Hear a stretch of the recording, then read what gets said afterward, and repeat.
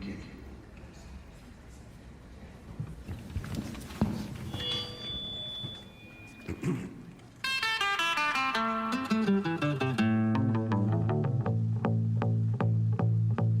Picture this, I'm a bag of dicks, put me to your lips. I am sick, I will punch a baby bear in his shit. Give me lip, I'ma send you to the yard. Get a stick, make a switch, I can end the conversation real quick. I am crack, I ain't lying, kick a lion in this crack. I'm the shit, I will fall off in your crib, take a shit. Hit your mama on the booty, kick your dog, fuck your bitch. That boy dressed up like he Santa and took pictures with your kids. We the best, we will cut a frowny face in your chest, little wench. I'm unmentionably fresh, I'm a mensch. Get correct, I will walk into a court while they wreck, screaming, yes, I am guilty, motherfuckers, I am death.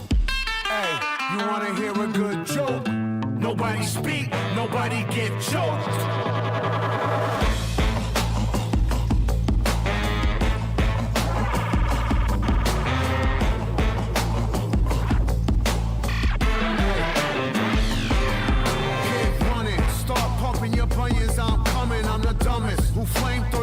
Shit, the Funyuns. Flame your crew quicker than Trump fucks his youngest. Now face the flame fuckers, your fame and fate's done with. I walk Charlie Brown, Peppermint, Patty, Linus, and Lucy. Put coke in the doobie, roll woolies to smoke with Snoopy. I still remain that dick grabbing slacker to spill the wookie. Cause the total of the toolie will murder you friggin' moolies.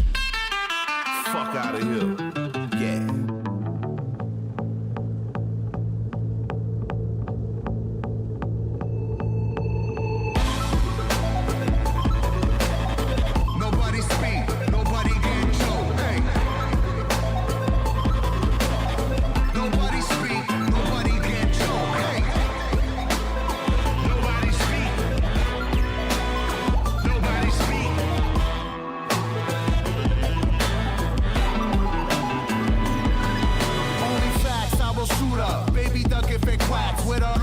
Top billing, come cops and villainous shots is blocked, shipped out and bought, and y'all feeling it. LP killing it, killer Mike killing shit. What more can I say? We top billing it, valiant without villainy, viciously found victory. Burnt towns and villages, burning, looting, and pillaging. Murderers try to hurt us, we curse them and all their children. I just want the bread and bologna bundles to tuck away. I don't work for free, I am barely giving a fuck away. So tell begging Johnny and Mommy to get the fuck away. Yo, here's a gun, son, now run, get it the gut away. Live to shoot another day.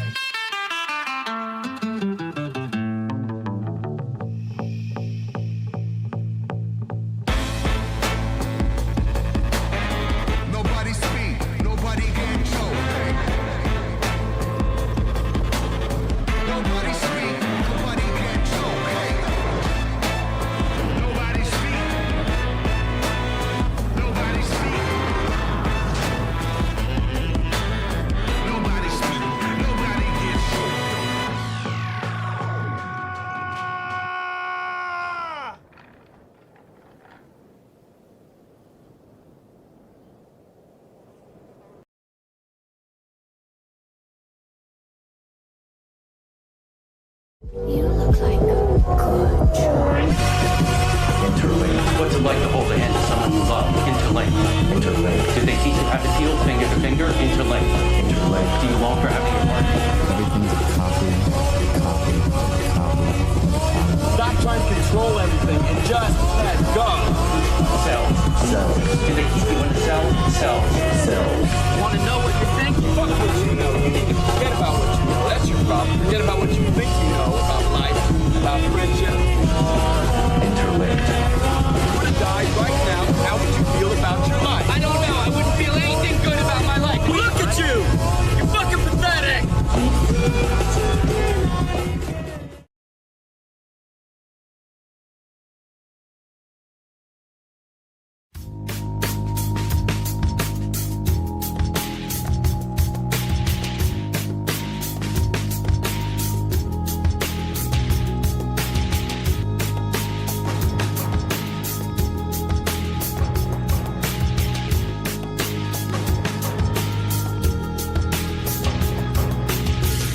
Congratulations on the mess you made of things. I'm trying to reconstruct the air and all that brings. And oxidation is the compromise you own. But this is beginning to feel like the dog wants a bone. Say,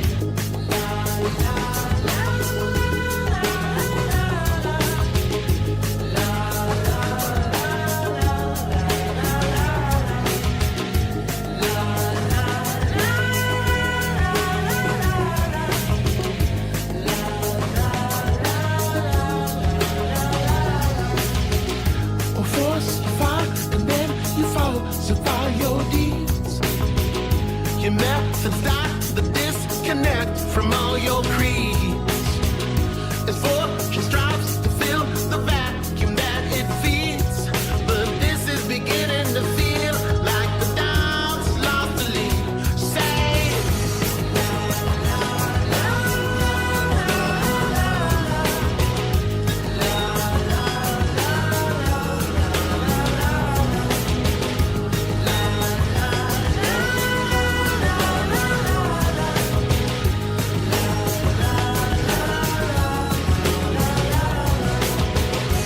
this is beginning to feel like the long-winded blues of the never. This is beginning to feel like it's curling up slowly and finding a throat to choke. This is beginning to feel like the long-winded blues of the never. Barely control locomotive, consuming the picture and blowing the crows to smoke. This is beginning to feel like the long-winded blues of the never. Static explosion devoted to crushing the broken and shoving the souls to ghost. Eternalized, objectified, set your sides so high. But this is beginning to feel like the boat busting loose from the lever. Never mind, death professor, your structure's fine. My dust is better, your victim flies so high. All to catch a bird's eye full of who's next. Never you mind, death professor, love is lies. My love is better, your victim flies so high. Eyes could be the diamond confused with who's next. Never you mind, death professor, your shots are fine. My strokes are better, your fiction flies so high. All could use a doctor who's sick, who's next. Never you mind, death professor, electrified. My love is better, it's crystallized so mine could be the diamond fused with who's next. This is beginning to feel like the dawn of the loser forever. This is beginning to feel like the dawn of the loser forever. This is beginning to feel like the dawn of the loser forever. This is beginning to feel like the dawn of the loser forever.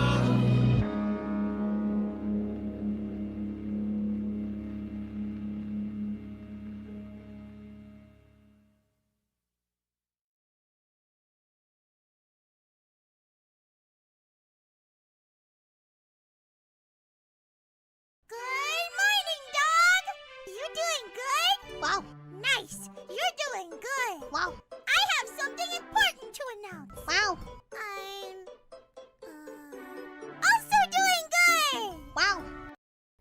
All right. There we go. Yeah, we're back. Mark 99, $2. Weird news, Dying Light 2 got an update, no joke. Yeah. Say what you want about Polish game companies, but they support their games for a long-ass time. Dying Light 1 was getting updates all the way up to when 2 came out. Yeah, Blue Point's dead, rip. Yeah, which is sad. I kind of like their Shadow of the Colossus remake. Ever more of Huriko Endo's manga All-Rounder Megaru? Yeah, I've been trying to find a site that still has it. The one I was using died.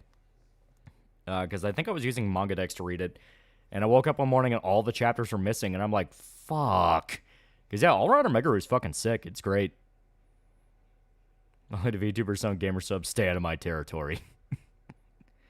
Those Requiem leaks, huh? I have been able to be very good and avoid all the leaks. I have not seen a single leak, and I'm happy. Recommended you to Nianus, a VTuber I watched. You found your content appealing. Yeah. Powers that be have sacrificed Prince Andrew. Didn't he, like, immediately leave the police station? They made a big deal about how he was arrested, but he just immediately walked out. Saw a vid about AAA injecting itself in the indie game hemisphere. More accurate title would be, hey, Tencent's getting into every big Western company. Yep. Manga Katana is heavily recommended. Also, recommend you to read Eden. It's an endless world. Your favorite girl type is right there. Okay, okay. See, the thing about the fighting game player who got detained by ICE? Yeah. And, you know, it is one of those things where you have to ask, like, is it really that hard to get a visa?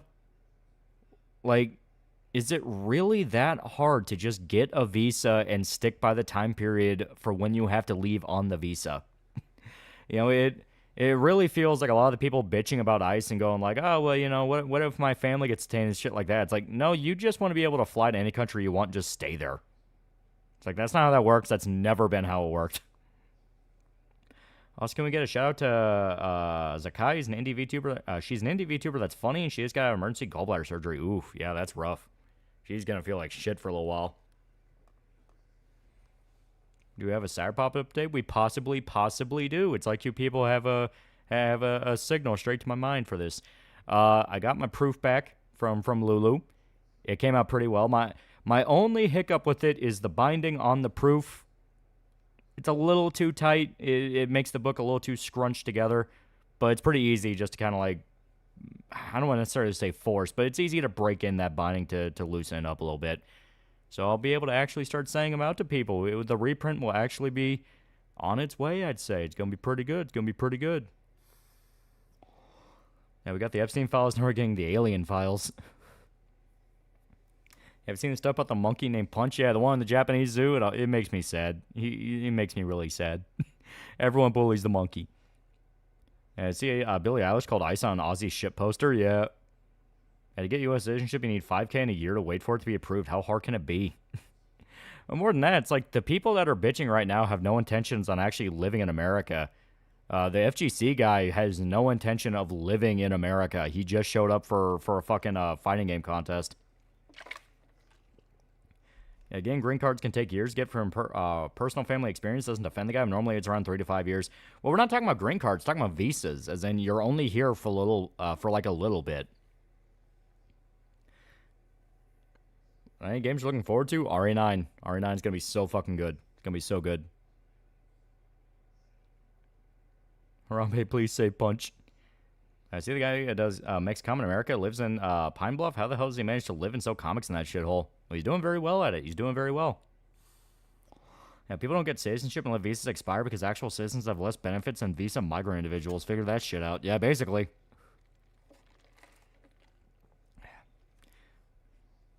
Yeah, those are faster and should be around for like a few weeks or like 6 weeks. Yeah. Yeah, Progmata Subreddit got shut down. Well, they got shut down because they kept looting the little girl in that game, and that's one of those where I'm like, listen, okay, if it, I am very laissez-faire when it comes to anime shit, but that little girl, realistic art style, and that no, that's riding too much of a line. Too much of a line. It's like, no, come on, man, don't be a dick. So guess what?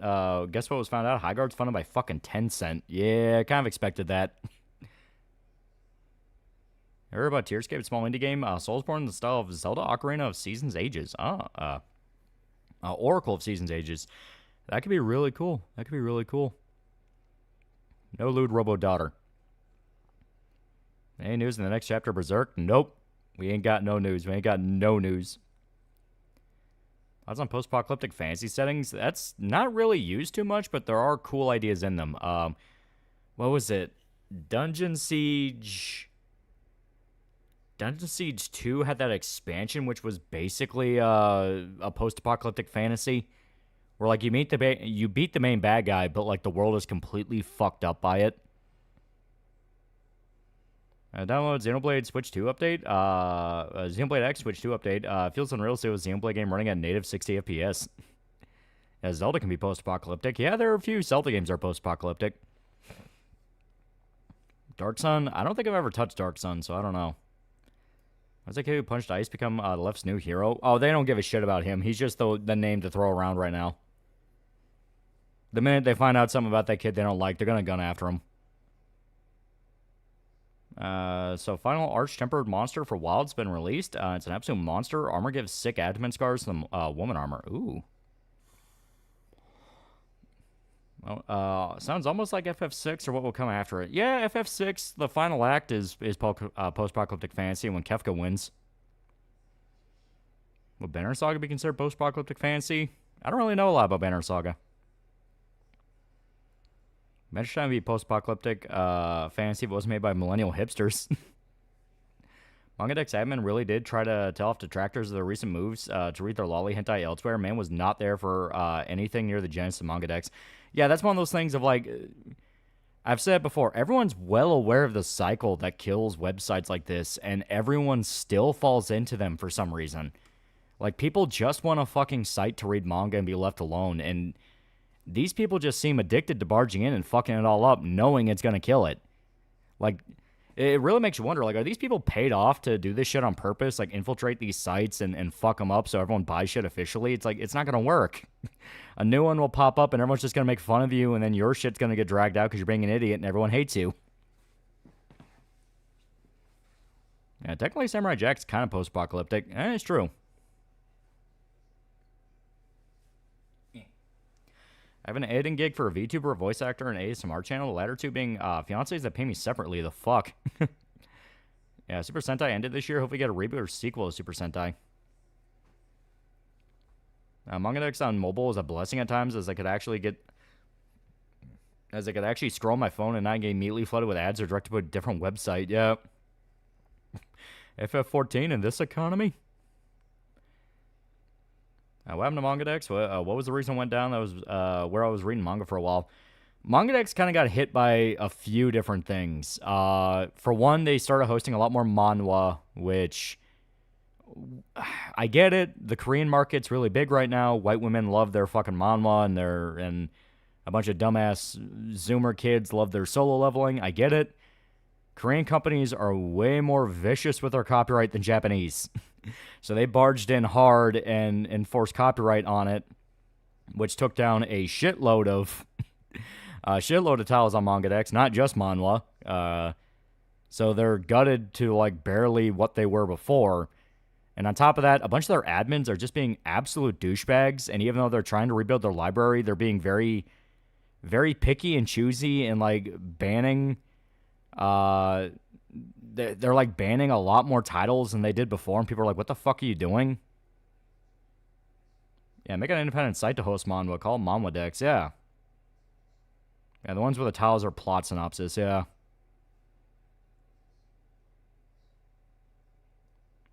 And see, only place talking Nostalgia Critic plushie where Doug was advertising it in a video, yeah. That's in Korgoth Barbaria. The pilot looked really fun. It looked really fun.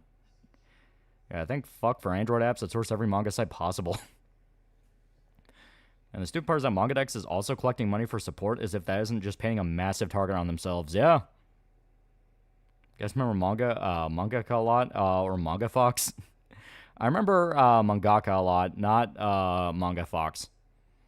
Junebug loves you for $2. Hey guys, how's it going? No site morale fragging. It's easier to look at manga and X hentai at this point, yeah. Yeah, South Korea is basically what people claim Japan is. Reincarnate as a hero in another world where I have constipation, really need to shit. I see people already doom posting on DOA 7. I know Koei Tecmo screwed up on DOA 6, but people need to come down. We only got a teaser.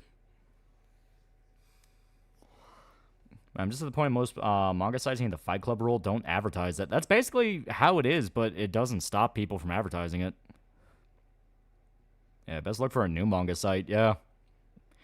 Yeah, the site used to be my go-to for they started having ads and then directing you to different websites, and it sucked, yeah. Yeah, we can't read Blackrock Shooter, Instant Soul, Mega Man, Megamax, or Heart Gear, but hey, we got soul leveling, I hate it here.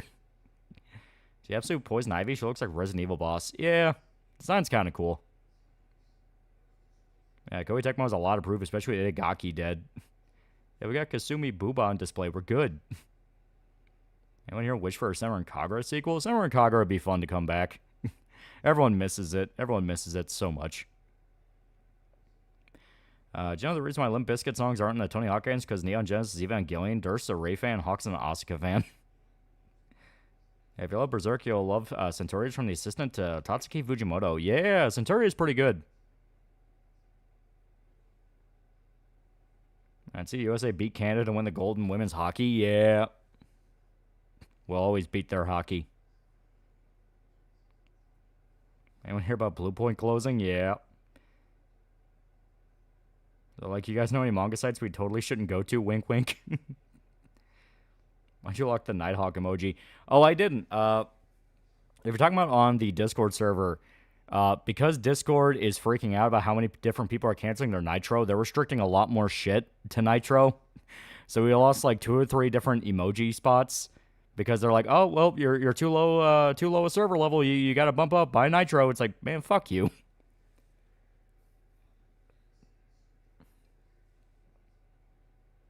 So Dame Mill's going to be Giant Joestar, apparently. Yep, reinforcing that you never watched Dub and JoJo and Dub.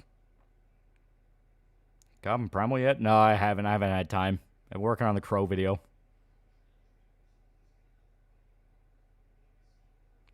I don't care about hockey. I want us to win against Canada because it's funny. It's like England losing in soccer.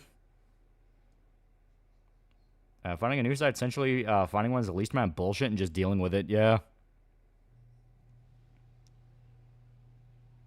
Alex and Nighthawk returns as a Nighthawk. I missed the comment writer Kuga emoji. Bring it back. This next review is the Crow zombie related? No. I'm moving on from the like Living Dead theme and getting more esoteric with each one. Some point you gotta go. Fuck it. We're going back to 15 years ago. Favorite part 7 stands? Part 7 stands. I love Civil War. Just the Civil War itself being a stand is fucking great.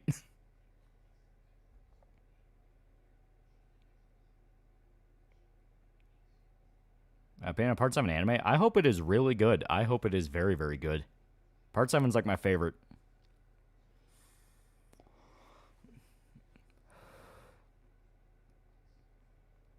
If Discord's all gone to shit, do you have a Discord alternative for your server? I am betting on nothing ever happens. We'll go through a month or two of suck, but they'll lurch back on a lot of the changes right as an alternative pops up. People do this all the time. They'll hype up alternatives, never actually use them, and then it dies after a month and everyone goes right back to Discord. In fact, Mills got away with trying to deal with kids and harassing him to stay quiet, all because he's gay. Still pissed me off. Yeah. Crow remake sucks ass. It sucks. Like, when I first watched it, I was like, man, that was not good at all. I rewatched it again for the video, and I got angry. Like, it found new and exciting ways to suck. Yeah, Sentai is laid to rest, and it's place where we see Project Red, new Space Sheriff Gavin, Super Space Sheriff Gavin and Fendi will be streaming internationally. Oh. I've watched any of the Kibakiji films. It's about a samurai werewolf traveling feudal Japan slaying yokai. I have not. That sounds fucking crazy. Did you partially base Sire Pop off Part 7? No. There's not a lot of JoJo at all in Sire Pop. I'd see Marty Supreme. I have not, but I heard it's very similar to Uncut Gems. At least from RE9, looks like the game are going to suck so fucking much. I don't believe anyone saying the game's going to suck. Everything I've seen looks hype. You got to remember, there's a lot of people right now that have a vested interest in making sure you're angry at every new game ever. Well, it was like I gave the movie a second chance. Just pissed me off even more. Yeah. Your thoughts on the robot videos posted by China? Posted by China. They're not real. China just lies. Every other month they claim they cure cancer.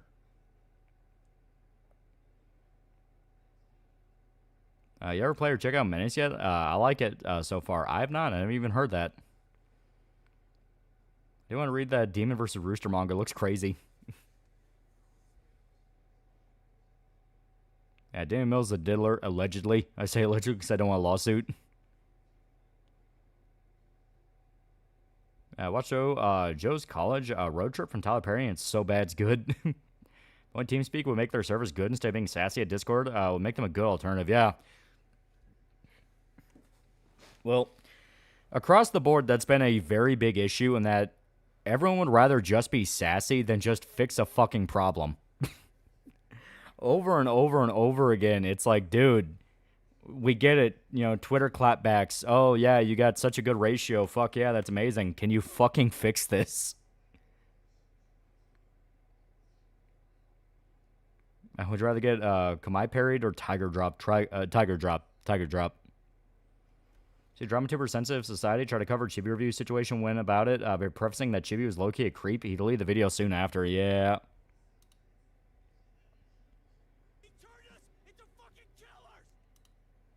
Southie $5. Leaks about Mr. X coming back and Leon dying are not well for it. I hope they're false or get misinterpreted or possibly taken out of context. Like I said, I just don't believe any leaks that are coming out. There's with the fact that everyone just keeps talking about leaks that are out, people are just gonna fuck with people. There was one that was posted earlier where like Leon marries Sherry. It's like, all right, if anyone believes that, you're an idiot. It's funny, but like, no, that's not true. What's annoying about Tyler Perry is the guy's actually talented. He can write and can actually act when he wants to, but he sticks with the easiest, safe shit he can make. Yeah.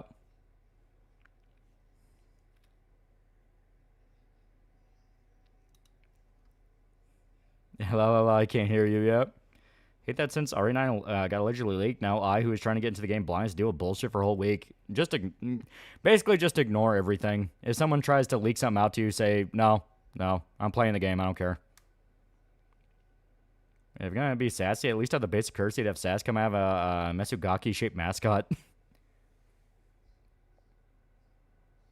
I'd see a gold medalist ice skater for Team USA's of Chinese descent refused to skate for the CCP after they went after her father. Oh. Sure, opinions on the campaigns of RE6, all of them are bad. All of them are bad, and they directly get in the way of what is actually good about RE6, which is that there's a pretty interesting mixture of melee and shooting that the game never lets you experiment with. Valor app seems to be doing pretty well. They have a contingency in case shit gets really bad. Complete decentralization for servers, but they're pretty early in development. Yeah, why do people want RE9 to be bad? And people shit on Jordan Paul Haro because support Trump paid condolences towards Charlie Kirk, yet those same people said nothing about Damon Mills. Yeah. If you think certain in life, Leon will never die, they will edge the relationship between Leon and Ada, death and taxes. Hey, Leon's campaign, actually, never mind. Yeah, 6 had cool stuff, but the campaign's really held back the game. Yeah, Mercenaries mode's the best part of it, because you're going to actually fuck around with the combat. Yeah, don't forget the dodging system that really only works in Mercenaries, yep. You have any hope for the upcoming 2D Legacy of Kain game? There's no way the writing's going to be anywhere near as good as the original Legacy of Kain games, but so long as it's fun. You have an optional boss fight against Claire's cat, Albert Whiskers.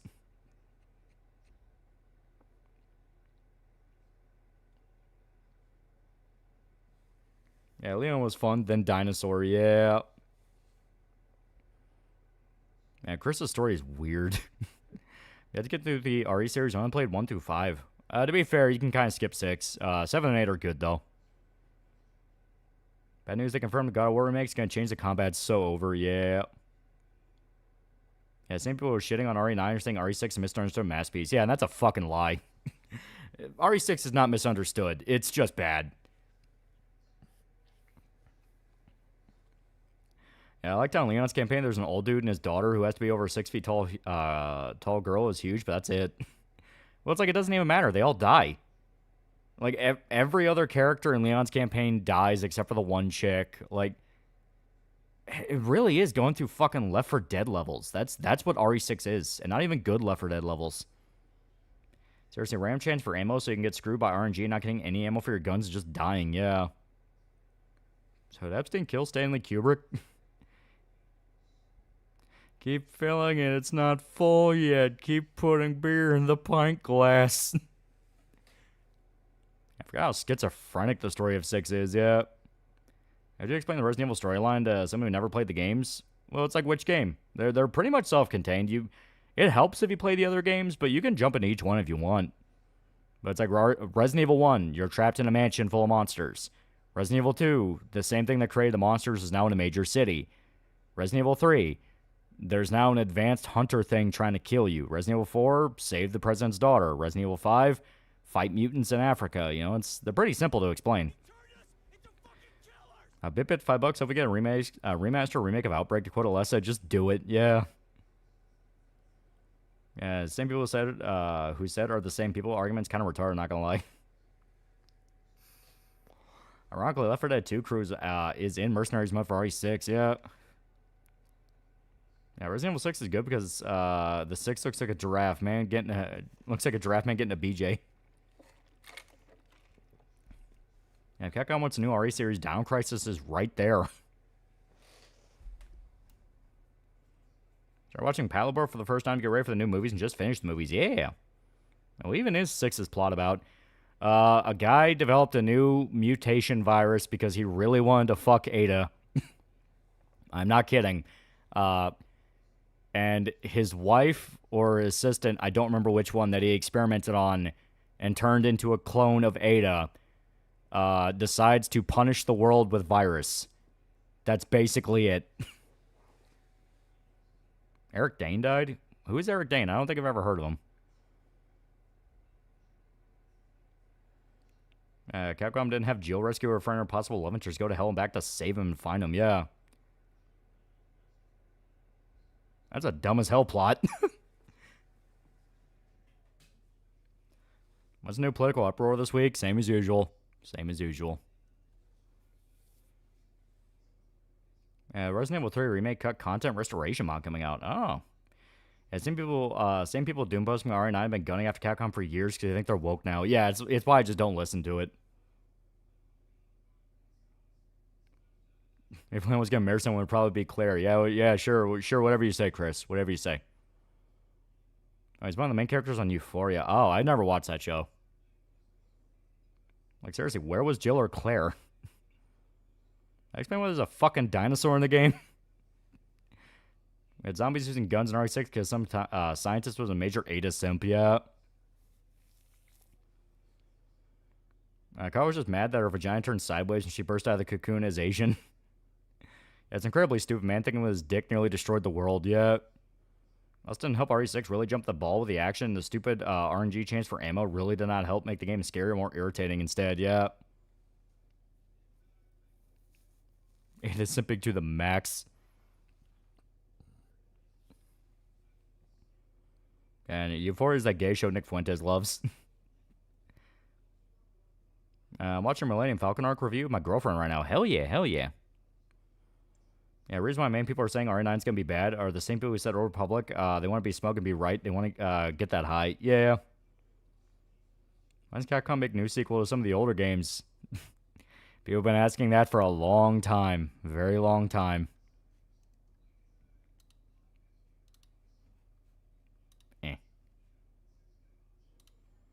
Here we go. There we go. I see some people are calling MK9 racist because of Striker, ignoring the fact that isn't Striker fucking Asian? You think Capcom will ever touch Dragon's Dogma again? Feels like they left 2 just to just die. They did, and that's what makes it sad. It's like it's sad because like if it was given a chance to have its Dark Arisen style DLC, like oh god, it'd be so good. It'd be so good.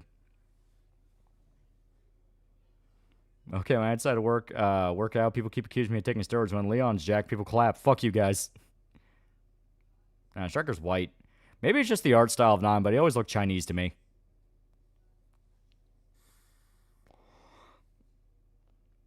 Mechanic on R9 when Grace gets Leon's gun.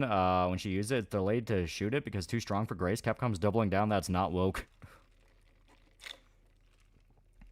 It's going to be annoying when all the people who wait to get their opinions from EFAP start shitting on Requiem and they inevitably declare it to be bad.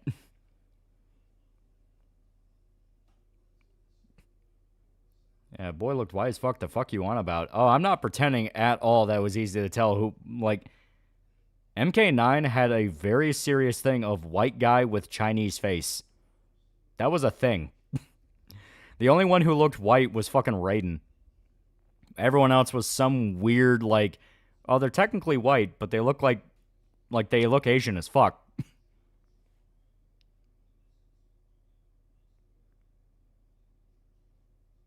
So the bad guy, his own wife turned into an Asian woman?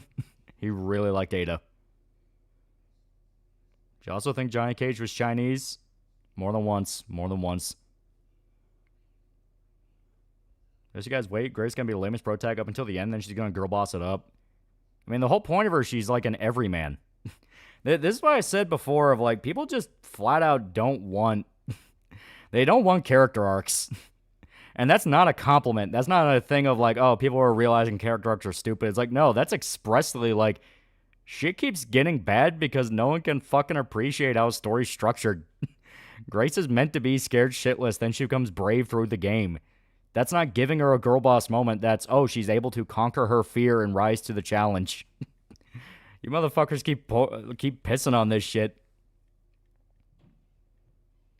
And people don't actually play the games in other series yet. But Striker saying police brutality coming up is just a dialogue line he'll say to anyone he's fighting. Yeah, that was his intro in MK9. It was fucking great. He had some pretty great fatalities, too. You read the manga? Suti Tebatai Gal Sawasan's a Gyaru manga with a Gyaru that likes fishing. Oh. Like the original Dr. Venture holding his eyes back in the villain meeting. It's basically Ethan Winters over again, yeah. Character arcs are overrated. A quote I've seen someone say unironically, and that's retarded. That's retarded. Like that unironically is one of those things of like, if you say that, you actually cannot give any opinion on media because that is dangerously stupid.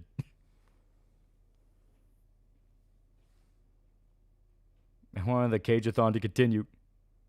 They're saying even Jax and Cyrax looks Asian. Jax especially looked Asian. You played System Shock? Oh, hell yeah. I tried to make Striker cool in MK9 succeed only to kill him off. Yeah, without a character arc, Guts would still be an asshole trying to get revenge on the Godhand by killing demons. Yeah. That's the Ultimate Spider-Man 2024 ending just came out, and I could appreciate it focusing on Peter's world instead of the world outside, although it was written by Hickman. I haven't read the ending yet.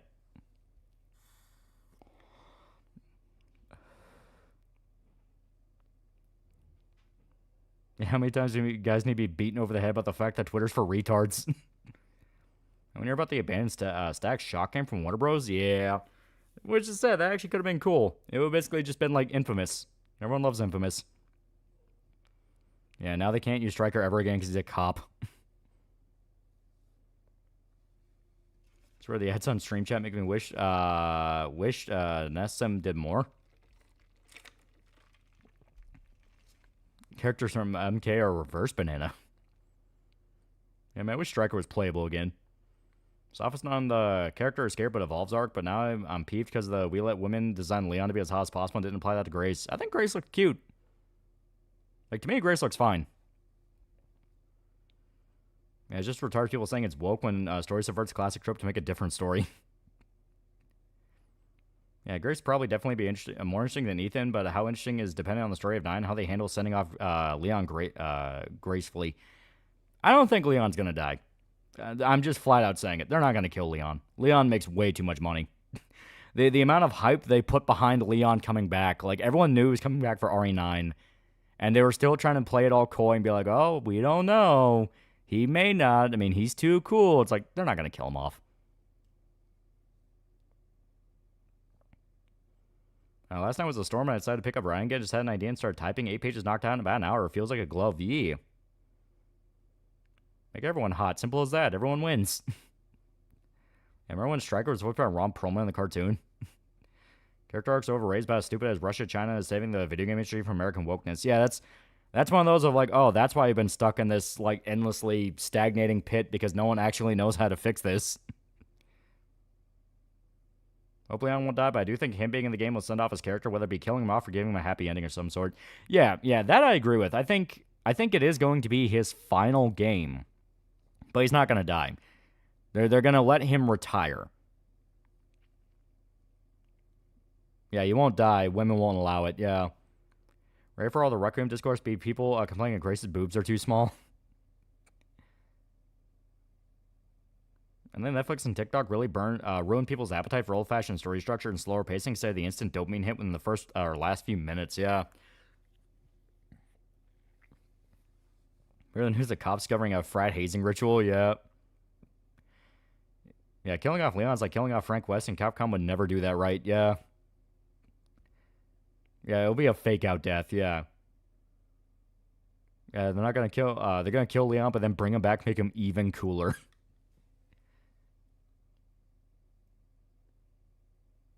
I hate it. Last time we saw Striker and MKX as Quan Chi's zombie minion. Yeah.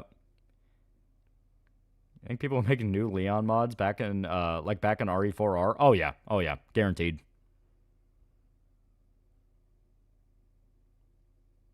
And that's the other complaint that I keep hearing is that one part where Leon let an innocent lady get killed. Which part is he even talking about there? Because they're talking about the gameplay demo that's going to be in gameplay, and it looked like it was a flashback to when Raccoon City was falling. So there's just too much chaos for him to keep up.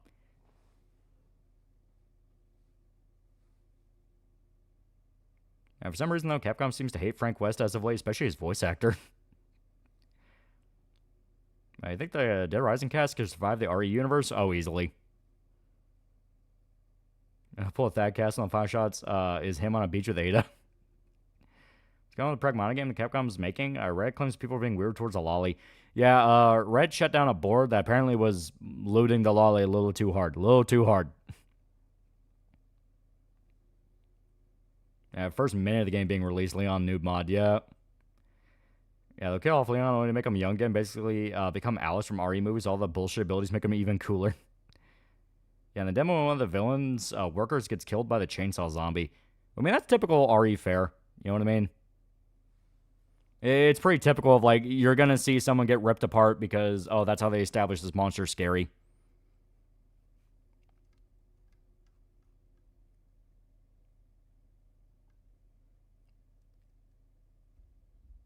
There we go. Please stop calling children lollies, not helping. Well, I mean, Pragmata, the thing is literally not a kid, it's a robot. But the point is, the design's a little too close. Don't do that. Could make Leon a Family Guy. Family Guy theme starts playing. Leon's gonna die, then the villain's gonna take his mask off. It was Leon all along. And Capcom will have to retire legacy characters at some point with them getting older. Well, depending on how 9 goes, that might be the plan. Leon's gonna die, but Ada will inject her husband with a virus that turns him into Leon. Yeah, they'll kill Leon, only show in postcards they have clones of Leon.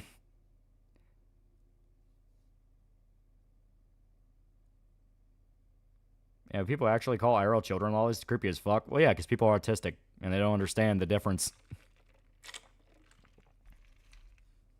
Yeah, someone died in a Resident Evil game? No, whatever. Well, I mean, the amount of times Leon has seen people die, it's like, you kind of just get used to it. Man, Grace be a new hero.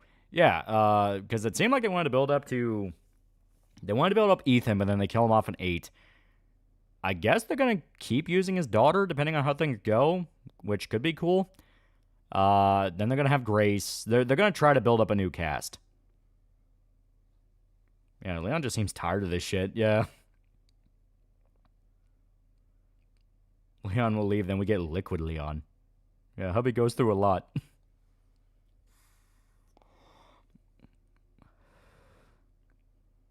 No, never retire. I want to see Chris and Leon running rascals and using walkers fight zombies. Yeah, Leon has seen some shit. How do you use Rose? She's too OP. Well, I mean, the fucking DLC of 8, you can basically limit her powers a little bit. That was kind of the whole setup there. You can find excuses.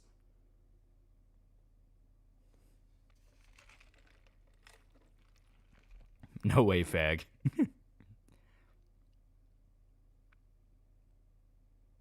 Yeah, Capcom's been trying to retire legacy characters for a while. RECAST's been mostly put out to pasture, yeah. And knowing Chris, he would do that.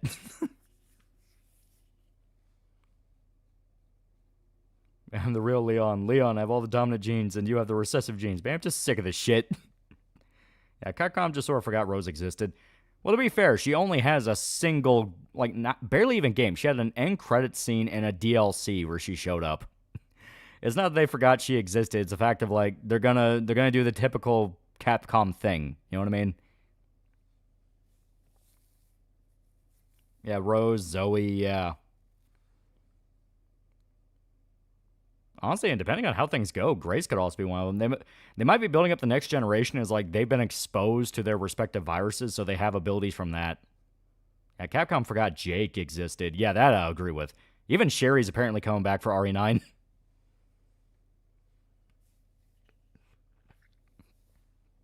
Yeah, Hunk's gonna be revealed as Leon's older brother. Watch. Yeah, it turns out the reason Leon didn't hook up with Aya is because she was an old hag. He prefers them young, nubile, and already trained to love him. Rose, what about Sherry? Oh, wait, yeah, RE6. No, apparently Sherry's gonna be RE9. And yeah, she's like in her fucking like 30s, 40s now. And again, was Jake ever necessary? Yeah, Leon dies. Turns out he's a long endurance obtaining nigga, and he's just one of many Leons that are in tubes hidden away below Raccoon City. Reference to COD AW Zombies. Yeah, Leon's coming back just for nostalgia. This feels like a definitive end to a story where four felt like a Mill story. Yeah. Yeah, Jake is literally just what if Nero was Dante, yeah. Yeah, Rose introduced the baby, so she's locked in the future for now, yeah. Leon's gonna inject everyone with the clone virus and create a Leon army. Leak, Leon, the end. And Studio Ghibli is apparently making a special to Howl's Moving Castle. Oh. Claire's gonna show up in RE9 and said, I should have listened to my brother. Yeah, the concept of child of Albert Wesker, and they fuck it up, yeah. What happened to Wesker's son that appeared in RE6? Oh, he's gone. Like, he just vanished. Yeah, finally new Esker Zoller movie's in production. He's one of the directors who deserves more praise. Oh, hell yeah. Read my chat wrong. Type Dante from the reboot. Man, give Chris an ending. He's old as shit. Chris is one where I could fully believe they're going to kill him off to get rid of him. Because that man, it'd be out of character for him to retire. He loves this shit. Why did Wesker have a photo of Rebecca in his desk? See, that would have been a clever way to tie Jake to the actual lore instead of just going like, oh, he's you know, Albert's son. It's like, yeah, his mom's Rebecca. It's like, there you go.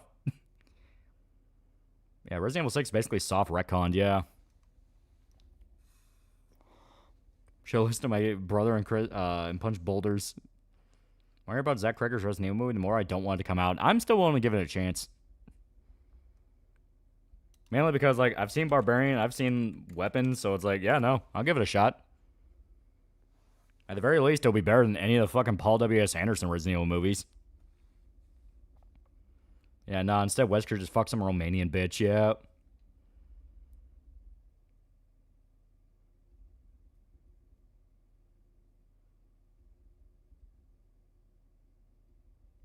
Yeah, how old was Rebecca when she joined Star? She was the youngest on the team. She was like fucking... She was young. She was like early 20s. Yeah, Jake's pretty much fighting monsters and just helping people from last I've seen. Yeah. Yeah, she was like 18 or something. Yeah, she was really young. Yeah, Chris needs to find someone to fuck his sister, continue the Redfield bloodline. Yeah, Rebecca's 18 when she joins. I'm going to call it, they're going to hint Wesker's still alive. I played the original Resident Evil 1 on the PS1, the remake on GameCube. Both are very fun. What if this Leon's actually just Jake, but double infected with the Leon genes and Raccoon City infection? The real Leon's out there destroying both Ada and Ashley's cheeks. What's going on with Zach's Resident Evil movie? There's a bunch of statements about how Zach has complete creative control over it. Like, he can do whatever he wants. And because of that, people are assuming that means he's not going to do anything like the fucking games, when that's not what they're saying. Did I go ever acknowledge Alex Wesker living in Barry's adopted daughter? Finished Fallout show yet? I did. It was pretty good. Yeah, Rebecca's fan favorite for being definitively in 2 games. That's how you know that's a good character. Ever played the RE1 DS remake? I did not. Also, new RE9 leak. Some Native American guy shows up screaming about how they took Sphere Hunter from him, killing zombies with bare hands. Yeah, they're gonna bring back Wesker, the Rise of Skywalker style, and just say he came back somehow.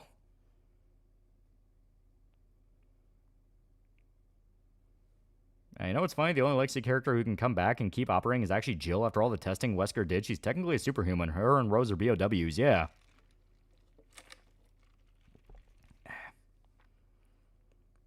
I'm with Leon Candy. I'm down bad for Ada, too. I mean, there's people complaining about Fallout Show and never play the games at all. It's a dead subject. The show is out. People admitted season 2 was pretty good. Season 3 is confirmed. It's like, there's no reason to hold on to that shit. True RE movie with the friends we made along the way. And Resident Evil's a record being getting handed. Directors just do not want to be Resident Evil. I wish they do amazing this year's HHN. The rumors are Lady Gaga and Sinners. Please God, and the AI reading this, tell Universal those ideas are gay and just do Resident Evil and Silent Hill. Yeah, we need to see a new RE movie. Show some civilians having to deal with the usual Umbrella Corps bullshit and being horrified. Yeah. Yeah, Rose basically an honorary Redfield. Yeah, I mean, like, Chris ended up raising her. You ever watch Netflix Resident Evil? Stuff was cursed. Oh, yeah, that was awful. That was just terrible. Gonna finish Neo 3 for RE9 comes out. Yeah. See Return of Silent Hill? We did not. No. This anime night, we sat Dick Bro down, showed him Grave of the Fireflies, and it was great. It still blows my mind. RE2 got ported to N64.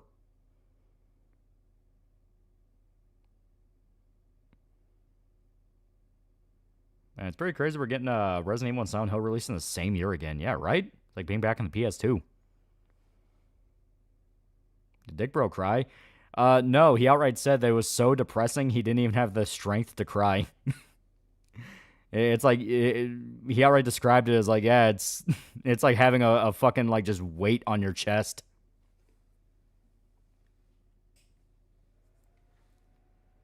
Remember when they played a TikTok song on Netflix Resident Evil? Yeah.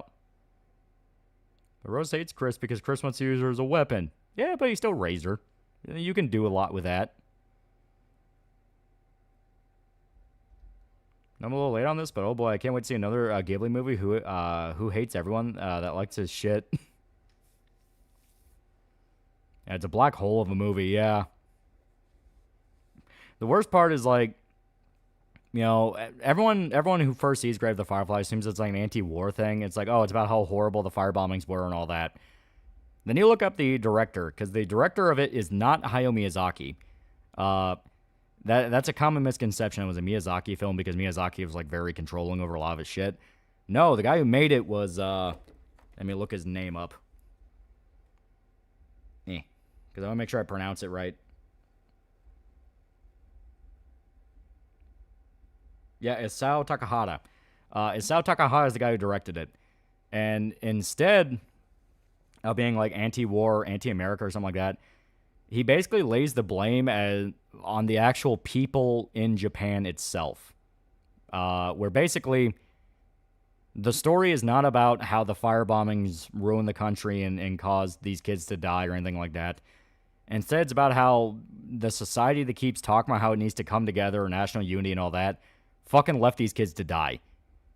Where it's like, you know, because if you've seen Grave of the Fireflies, you know what I'm talking about. Where anytime the kids blatantly needed help, they were just kind of cast aside.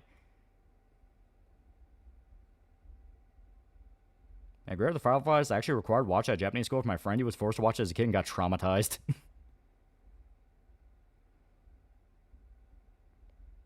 Yeah, firebombs in Japan versus Unit 731.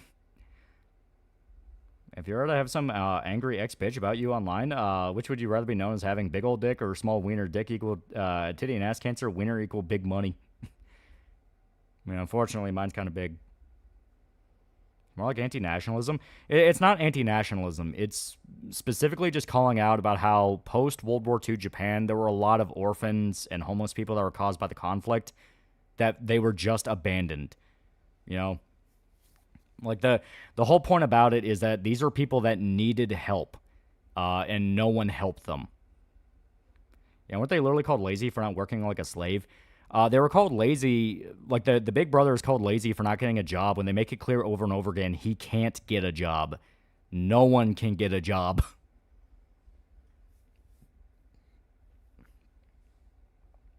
Yeah, what hits that message is the hardest when the two officials just ignore the kids as their skin and bones and already and unceremoniously toss their corpses into a pit. Yeah.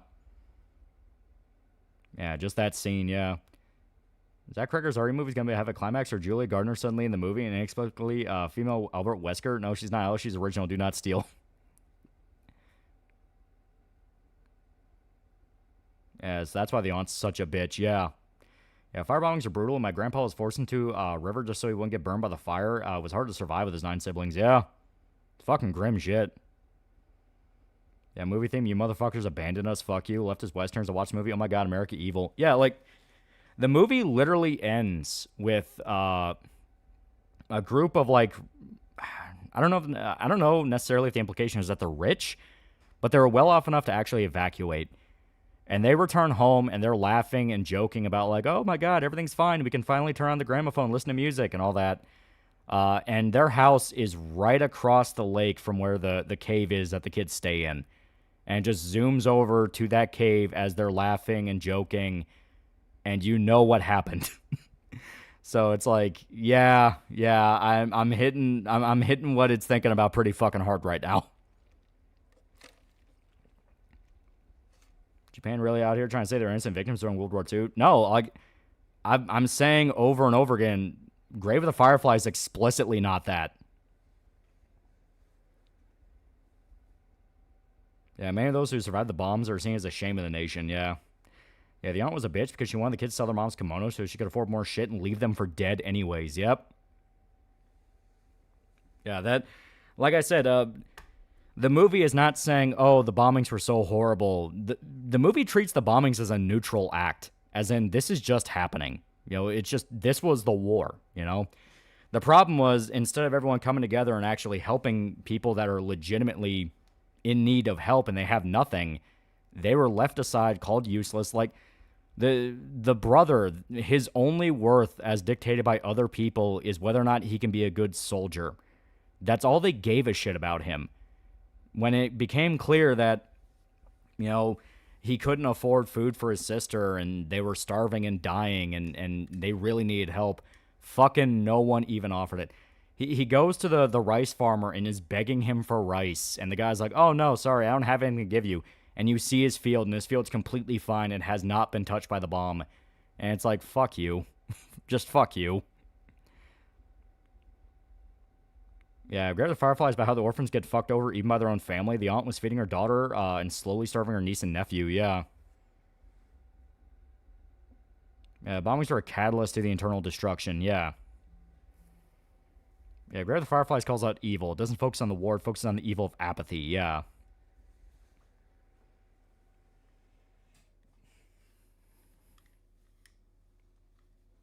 Yeah, leftists demonize the nuke so much as almost as if they want a land invasion, which would have led to so many more civilians being killed since Japan were arming civilians and training. Yeah, director literally said it wasn't a war bad film, more of the new generation is entitled film, yeah.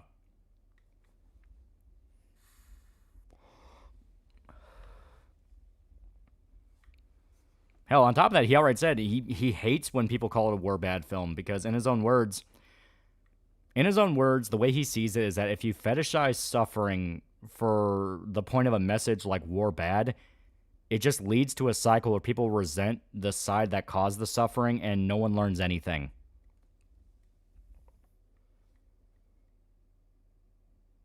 That's on Barefoot Gen. Barefoot Gen is really good. It is really good. Flashback to that one time America did try to help Japan for the bombing. Well, America actually helped out Japan a lot. Like, that's the ironic part about the whole thing. Like, if the kids were able to get to Tokyo or a place where they could at the very least get some consistent food, even if it wasn't, like, good food, but something to keep them alive, when America occupied Japan, there was a serious reconstruction. They could have gotten jobs. They could have gotten help, you know? Okay, what conversation I missed? We're talking about Grave of the Fireflies. Brother, we may finally achieve peace one day. Maybe not in our lifetimes, but another century or two. Ain't happening. Yeah, Barefoot Gen nuke scene was so fucked up, yeah. Couldn't the brother return to the end, or did he just refuse? He refused, but it's because the aunt was just a horrible person. She was awful. The reason Japanese people love Spam and instant ramen is because Americans gave them flour and Spam as part of their rations, yeah. Yeah, remember when they say the nuke was bad? Just say to them, we're still using Purple Hearts from proposed invasion of Tokyo because it would have been that horrible. Yep. Yeah, first phase of the occupation was quite literally feeding the starving population. Yeah. Yeah, POWs served burgers and shocked Americans not only had meat but could eat it daily. Yeah. America helped Japan rebuild, fed, and clothed, and provide medicine to civilians after the war. Yeah, even they were surprised America didn't punish them harshly. Yeah. Like I said, that's the deepest irony of it all. It's the fact of they were just too late. And people forget Japan was starving even during the war against China. Yeah. I know people still debate if a land invasion of Tokyo would have been devastating as people claim. Oh, yeah, people debate it, but the truth is it would have been horrible. It would have been the exact regime change we see today where everything's fucked, everything falls apart, and nothing's ever going to be fixed. Yeah, they made 500,000 Purple Hearts on expectation of the invasion casualties, yeah. Main thing I'm aware of is my mom played Grave of the Fireflies for the Barracks Fund morale booster. Yeah, for all that MacArthur did, he planned to help them, yeah. Yeah, Ex-Veto, the lesbian sword game, has about 100 players in the demo, yeah. Yeah, we're still using those Purple Hearts. And speaking of Japan World War II, there are still retards complaining about Japan's war crimes. Not to mention that Setsuko was already suffering from malnourishment, diarrhea, dehydration, anemia. She was already dead. Seeing her just keel over broke me, yeah. I watched a movie, I think, called Emperor that goes over the restoration post-World War II Japan. I have not, but that sounds really interesting. Yeah, thankfully MacArthur knew enough not to humiliate the Japanese after we beat them. Yep. Yeah, war was bad, but forgiving the enemy and providing humanitarian aid to the population was key in turning Japan into an ally. Yep. That's on Layers from Iwo Jima. Very, very good movie. Very good. Hell, I actually think it's better than Flags of Our Fathers. Akira Kurosawa described how every housewife and shopkeeper was making makeshift spears and weapons for the invasion, and when they surrendered, everyone went back to living their normal lives like nothing. Yeah. Yeah, there's a reason why the Marines were not allowed to take part in the reconstruction for good reason. Marines hated the Japs for what happened in the Pacific. Yeah. You know, it was specifically like, we don't need your mentality here. I'm curious if there are any American commanders that just want to humiliate Japan after the bombings. Oh, yeah, more than a few. MacArthur had to fight tooth and nail to keep them from killing the imperial family. Yeah, Imperial Japanese entire philosophy regarding honor and war dictated that the Japanese would fight until the literal last. If it weren't for the nukes, America would have driven them to extinction, yeah. And MacArthur did do a little humiliation. He made the Emperor take a picture with him. MacArthur was like 6 foot, and the Emperor was like 5 foot something to show he was just a normal man, yeah. I never understand why Fat Electrician shits on MacArthur, even though he was part of the reason Japan's such a great ally to the U.S. in the modern day. I love Fat Electricians rant about how everyone who believes Japan surrendered because the USSR's invasion of Manchuria is objectively retarded. Yeah, no, that's... People have the literal radio fucking recordings about how they outright said it was because of the nukes. Yeah, MacArthur has a wedding there, right? Yeah. Yeah, Australia humiliated the Japanese army long for the American involvement in World War II. Again, farmers with guns for Pacific's largest empire. Yeah, MacArthur was known as the American Shogun. And there were several generals who outright talked about how their goal was to make Japanese a language that was only spoken in hell. Yeah, and it's like, dude, we don't need that.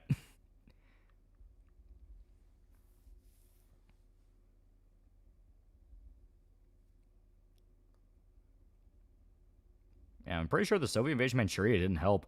The Soviet invasion of Manchuria was just kicking them out of China, you know? Like, that was just, okay, they're kicked out of China now. But that was after they were already shaken up by the nukes. Yeah, even after the nukes were dropped, the Empire had to convince the military to surrender. Yeah, that's where he had the coup attempt. MacArthur should have been given the go-ahead for his plans in North Korea, yeah. Yeah, Fat Electrician hates MacArthur because he believes MacArthur was fine with following orders when it came to saving himself, like with the Philippines, but with Korean War, disobeyed orders. I mean, Korean War was one of those where that was Cold War mentality starting to seep in, as in, you're allowed to fight, but you're not allowed to win. MacArthur saw what happened with Germany and said, we're not doing that with Japan. World War III would be even worse than Einstein said. Yeah. Yeah, people want to say it was actually Russia's invasion was the reason they surrendered. Those niggas coping that America defeated Japan. Yeah. What coup? The Kyoto incident. Yeah, civilian government thought America only had one nuke because they actually tried to make one and found out how hard it was. The army believed atomic weapons were impossible. Yeah. Also, Japan did not like the idea of communists deposing their emperor. That seems divinely ordained. Yeah. A lot of higher-ups in the Japanese war council were committing suicide to the Japanese honor when America came down to get some answers on what was going on with the government. Yeah. Yeah, MacArthur ended up being a glory hound on several occasions, led to him being becoming disliked by servicemen. Yeah, and I get that, but he was exactly the guy that was needed for that situation. I don't care what anyone says. Like, if it was anyone but MacArthur, Japan would not be Japan like we see it today. Yeah, MacArthur was told to get North Korea out of South Korea, but he pushed North Korea all the way up to the Chinese border, and that's why China got involved. Yeah. That's why the world claims America takes credit for other countries' victories when they seem to do that with American victories. Oh, yeah, they do it all the time. Like, that is a thing that people are realizing in recent years, and it's that all the cope about, like, oh, America didn't actually help win World War II comes from people that literally don't know what America did in World War II. There was a lot of shit America did. There's a reason I always describe over and over again that American World War II history comes down to these guys who were in the worst situation possible, and they should have died, and they held out for 7 months. Like, that happened over and over and over again in World War II, where it's like, they should be dead, and they just aren't. Yeah, America made everything for the Allies in World War II, yeah. Yeah, the Kyoto incident was the top brass. The Japanese military would take the emperor hostage and withhold recordings of emperor surrendering and continue the war, yeah. I'd say Mishima has attempted coup. I know that was like a separate one from the Kyoto one, and he killed himself after he got caught. Yeah, we literally built the Soviets industry, yeah. Yeah, Bloody Ridge, Henderson Airfield, Tarawa, yeah. Yeah, American soldiers were built different, quite literally. As for MacArthur, we'd be watching Almighty Little Girl. Yeah, Britain and Russia only survived as long as they did because of America. And never forget, America is the reason Russia didn't fall. It gave them so much foreign aid, they kept paying us back after the fall of the Soviet Union, yeah. Europeans are butthurt. America saved their ass. They delude themselves in believing it was Russia that stopped the Germans. Salty niggas can't admit they were being spanked. I feel like there needs to be a movie about the reconstruction efforts done by America to help Japan. It would be interesting, yeah. Yeah, a lot of history is getting exposed as fake nowadays. Like, we're being told what actually happened, yeah. Not even the vice president knew about the Manhattan Project, yeah. America was such a pushover, according to these idiots, that a Japanese admiral outright said that bombing Pearl Harbor would come back and royally screw them in the Axis powers, yeah. I think those who try to paint America as complete bystanders are trying to demoralize rather than sticking to reality. Oh yeah, it's just propaganda. It's just propaganda. Whatever happened to that anime that was going to talk about the Japanese girls who died or were mistreated by the Japanese government in World War II? The Japanese government shut it down? Are you talking about the Himayori students? No, that's Cocoon. That's out, like, right now. Once again, like, everyone says Japan doesn't like to admit to their war crimes. They are very open about what they did. They just don't let themselves flagellate over it.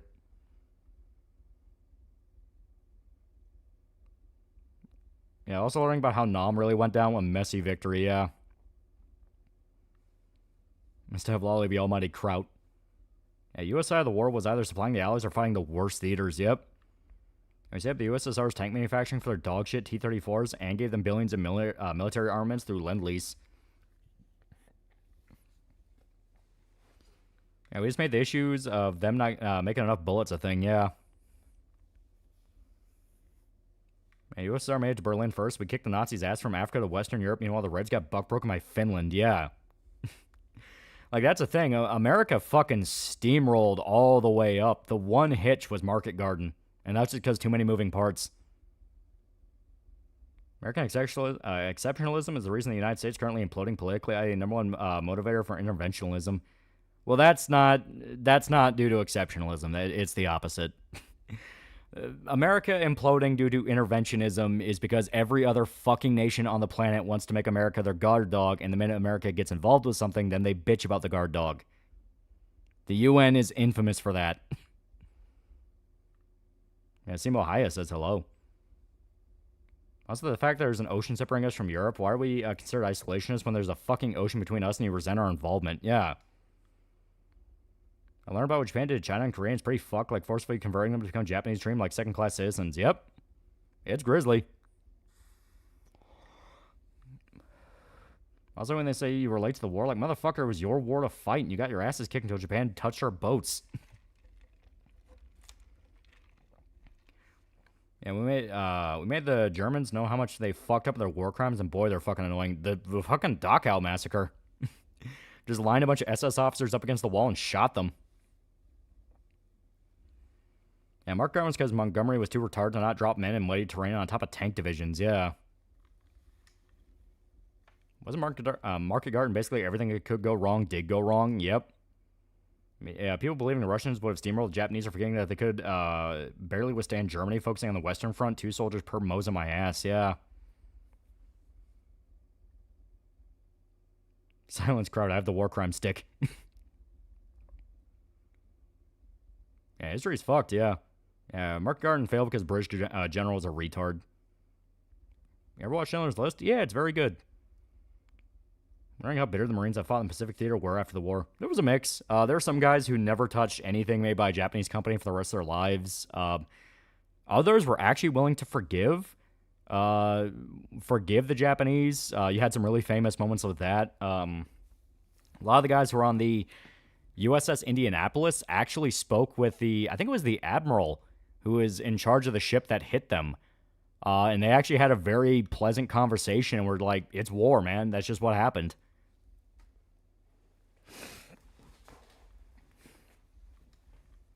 Now, also, never forget the USSR and Germany had a mineral agreement and territory split plan for Poland before they invaded. They happily worked together, yep. Yeah, majority of Marines took that hate to the grave, yeah.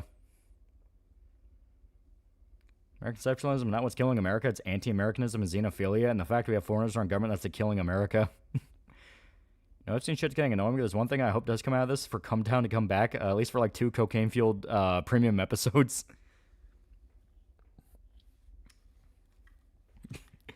I pray for the woke Epstein bit where everyone's raping kids in Epstein Island, but they have to do it wokely.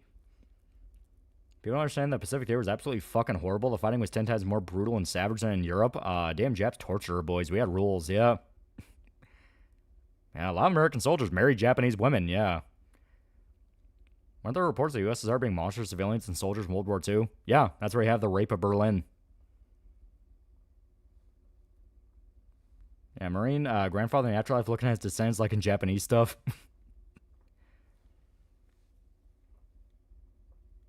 Yeah, Germans ran out of bullets for the Russians ran out of bodies. That's still Russian strategy, yeah. Remember Japanese internment camps were Roosevelt's idea, who admitted he was inspired by Stalinist gulags, and Roosevelt was as leftist as you can imagine. Yep. No one in America actually wanted the internment camps. And to this day, Okinawa was basically just a base for American soldiers to pork the local women. So a lot of people dancing on the grave of Blue Point Games to them, not like when they did with Shadow of the Colossus and Demon Souls. I like the Shadow of the Colossus remake. Bring back Stavi, post-Collargate where Stavi flip-flops and shits on Hassan, maybe. Yeah, I imagine that's where a lot of hafus in Japan came from. Oh, yeah. Yeah, Guadalcanal, Valley of Hunger, both sides started breaking out the people jerky, yeah. Wasn't Battle Royale low-key criticism of the respect what previous generation went through to younger generations from a guy who had to work ammo plants as a child? A little bit, yeah. Remember, FDR made the bomb, yeah. Yeah, FDR made the bomb, but it was Truman that dropped it, yeah. Yeah, Soviets did the same in Budapest. Yeah, Blue Point also did the remaster of Gravity Rush. Yeah, Blue Point didn't mess up Shadow of the Colossus. It was Demon Souls and I think Oblivion. Yeah, the run out of bullets for run out of bodies pretty much go-to communist strategy, yeah. It's also amazing that there are British people who claim America eluded the British Empire. The British Empire fell apart after the war because Britain was broken for so many years. And before FDR filleted Stalin, did the same for Hitler in the 30s, yeah. People jerky is a bad idea unless you want CJB-type prion disease. Don't Japanese men want a blonde, big boob girlfriend? A lot of Asians do. What's the on asking for help from America, then bitching about it? It's always confusing me considering they asked. It's just how the rest of the world is. Like I said, they treat America as their personal guard dog, then they get pissed off when the guard dog actually does guard dog shit.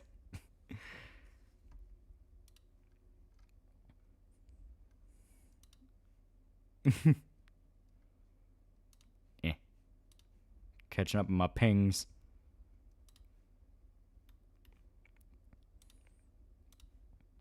There we go. I'd like to try a long pork at some point in my life. Perhaps some meat from the thigh. That's that fucking, that was that Japanese cannibal dude. Yeah, USSR went to World War II with the Navy and left from the Air Force claiming to be their Navy, yeah. I don't know the way how I see it. We're the reason why World War III is not going to happen. If guard dog jumps the fence, attacks passerby, is no longer a guard dog. No, but when you specifically tell the dog to jump the fence, then get pissed off at jump the fence, we get a little bit resentful of that. Any good World War II anime movies out this year? It's supposed to be Guernica Flames of Paradise? That should be really good. That's about Palelu. They're playing as the bunny or the guts LARP? That's a good question. We shall see. And British stopped being an empire because the amount of money they owe the U.S. for from the Lend-Leases, yeah. Yeah, Harry Truman drives his diesel truck into the White House lawn, cracks a Miller High Life while toting his unregistered AK as he stuffed the bomb to Enola Gay based, he claims. Yeah, crazy thing is most Purple Hearts issued today were made in the 40s for the anticipated invasion of Japan, yeah. Risen began reading Scud the Disposable Assassin. Pretty fun so far. Scud, the main character, is sort of basically a male version of Yuki Robot. Oh. I know the U.S. is Israel's guard dog. Good to hear the Korean casually admit it. No, it's the UN. Over and over and over again, America has tried to fucking help the world out with its problems, and then they get pissed at America for doing it. So we get to a point of like, then why are we helping you people at all? How much FF14 story have you not beaten? With our main character, we're in Endwalker, I believe. Yeah, US, please get involved in Kosovo. Why are you involved in Kosovo? Yeah. Please get involved in Somalia. Why are you getting involved in Somalia? It's like, fuck you people. Jesus Christ. Everyone likes to pretend to be America's friends till we're too loud, then they want to let the grown-ups do the talking. Yeah, exactly. Yeah, UN let actual genocides happen along with major mass rapes, yeah. Wondering what Emperor Tojo was like when he was alive. I'm also kind of curious. Well, Disney got in trouble when had to, by FDR's orders, let the director of Triumph with a Will around his studio, yeah. Yeah, I had a friend try to tell how much Japan would be happier without their emperor. Motherfucker does not know how much Japan loves the royal family. They're still pretty celebrated to this day. They're a lot like the English royal family, minus the Epstein connections and everyone despising the English royal family.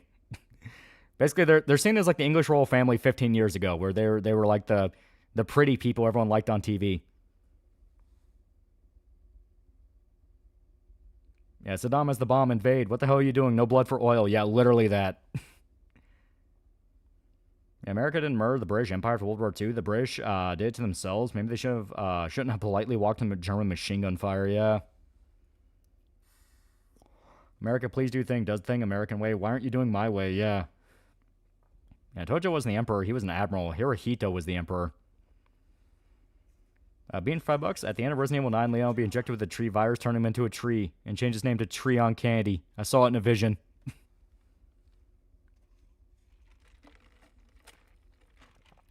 Yeah, U.S. refused to deploy troops to help Ukraine. UN got fucking pissed. Meanwhile, some Europeans depleted their entire arsenal, making up for the U.S. easing back on their obligation. Yeah. See, Dankula blamed Japan entering World War II and America messing with the Sino-UK agreement in 1923. Yeah, that's not exactly what happened. But for some reason, been on like a really big anti-America kick. And it's like, no. America got involved because they blockaded Japan because the rest of the world learned of what Japan was doing in Southeast Asia. Like, there was a lot of bad shit they were doing in Southeast Asia. So people are like, holy fuck, what is wrong with you? Stop that. And one thing led to another. Plus, they were allied with the Germans. The Germans wanted to destabilize America and the possibility they got involved in the war. That's where you had the You know, the possible invasion of Mexico they wanted to set up. Like, there was a whole lot of shit.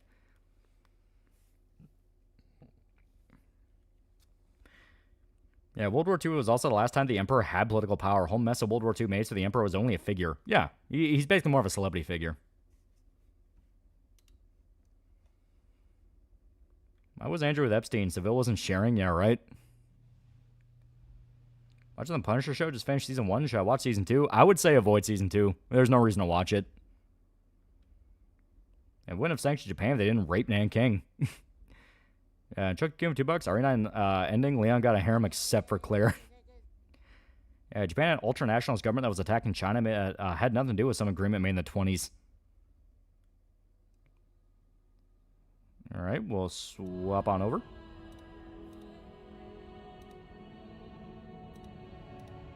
Danko might be entering a locale arc for the next few years. Divorce took a toll on him. He's basically using America as a scapegoat for all his problems. Yeah, it's like... Once again, it's that European mindset. I don't know what the fuck it is with Europeans. Like, they know America wants to help them out. They know America agrees with them. Like, we're in this together. This shit fucking sucks. We hate this. We need to work together and figure this out. And without fail, they would burn the world down than fucking help America. Yeah, Rip and Nanking was a good book, and the event sure was fucked up.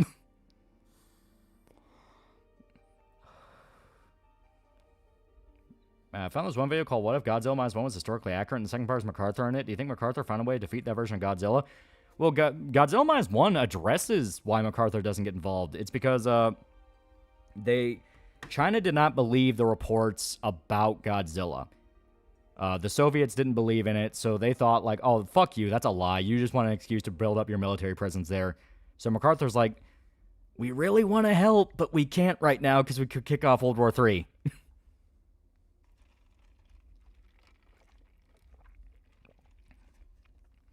How bad was the rape of Berlin?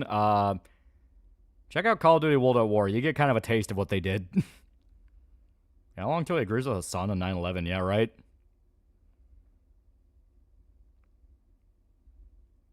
Yeah, the difference between happy vassals and resentful slaves. You're sovereign fucking countries. Like I said, European citizens are still stuck in the peasant mindset. It really is, yeah. It's like... Yeah, America was fighting the Soviets during Minus One. Yeah, it was like fresh after World War II. I mean, the Cold War was setting up.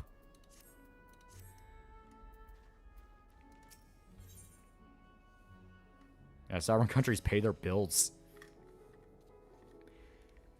Yeah, World War isn't even nearly as brutal in depicting the rape of Berlin, yeah.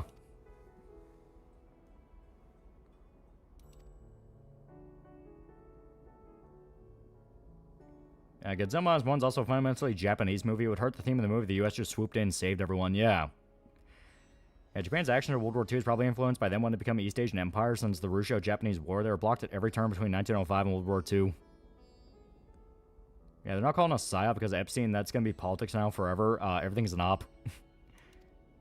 Yeah, Europeans still mad they lost their ability to play God, so blame America for all its shortcomings and sins, like inventing wokeness and Marxism. Neglecting the fact Marxism is a European ideology.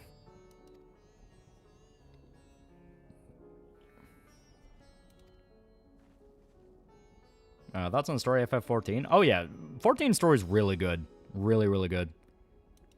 On the rape of Berlin, 100K, by some estimates, aged 8 to 80. Some trafficked back to Russia, where a few died in gulags. It wasn't just Germany. It's every country they liberated. Yeah. And during the rape of Berlin, a father was forced by Soviet soldiers to watch his daughter being raped and count the number of times they raped her. Yeah. Yeah, Japanese were quite literally imperialists. They claimed they were fighting against, yeah. Are you an Endwalker? Yeah, our main character were an Endwalker.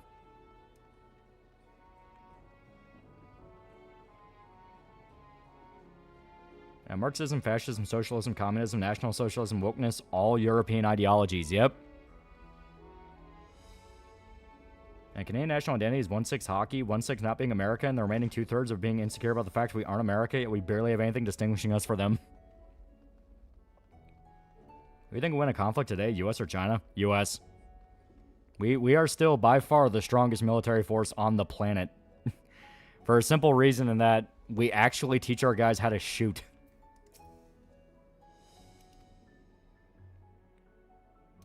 Right, Berlin was just, you freed us, Soviets. I wouldn't say free, more like under new management.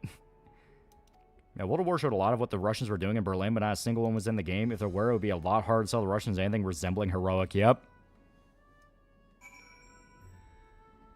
I'm not a huge sports guy when it comes to Kentucky. Ball, are you more of a University of Louisville or University of Kentucky supporter? If I remember right, my grandma really likes UK, so we, by extension, have to like UK.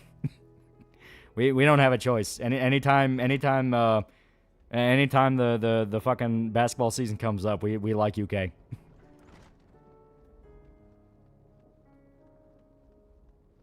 And we teach our guys how to shoot. We have plenty of active duty soldiers to experience some war, yeah. Yeah, majority of CCP officials' offspring are in the U.S. No way China will start a war, yeah. And China has one aircraft carrier, yeah. Jalen can't wait for the day when any of all noble families and bloodlines are gone. Same. And you poor bastard.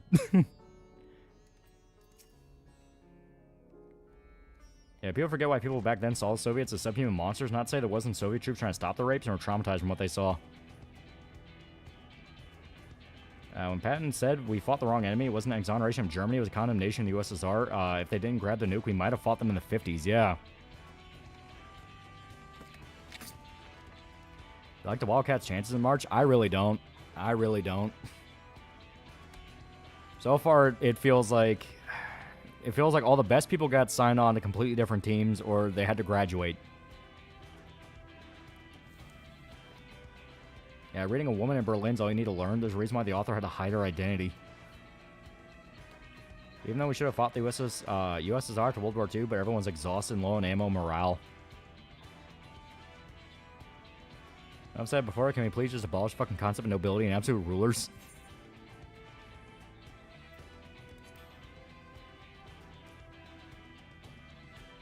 I've said before, can we... Oh, yeah. Speaking back to duty, I heard Canada was going to force out a good percentage of their army replacement with new immigrant soldiers. Yeah. Mike's also a bit low. Well, to be fair, I'm also kind of speaking a little bit.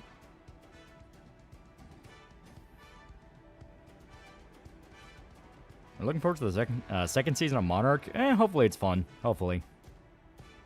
We got a fleet of fucking ice cream ships. Yep. They get national championship, Gator Aberdeen. That is true. Germany is horrifically raped as the Red Army marched towards Berlin, so German men are used to being cucks and watching their women and children being raped by foreign men. There was an interview with a Soviet soldier that was there during the rape of Berlin. It fucked him up so badly it began to break down mid-interview. That was decades after the fact. You ever play the Joe Must Die difficulty in RE7 End of Zoe DLC? It's actually pretty good. It is very hard, but it's fun as fuck. Yeah, I remember the Soviets only got the bomb because of a British butler with commie sympathies. Yep. Yeah, another bit of media influence. The father of the creator of Captain Harlock was so burnt out from being an admiral in the Navy, he hated blind loyalty to authority and passed that on. Yep. Yeah, by the time we got done with Japan, our economy was on the verge of collapse. We have 8% of the world's forest, but ran out of usable feet of wood. Industrial war's hungry. Yep.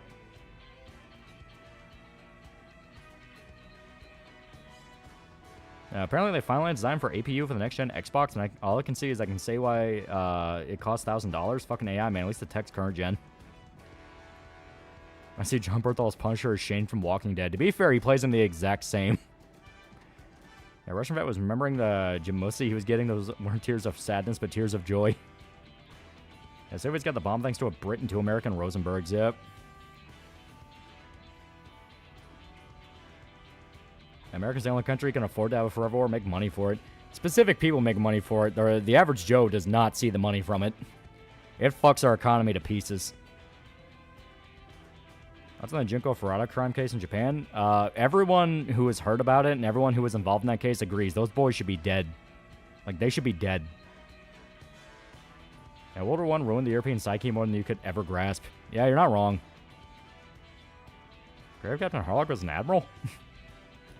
Ice cream ships cut down allied war crimes. That isn't a joke. They threatened to cut ice cream rations after an incident, and war crimes dropped drastically.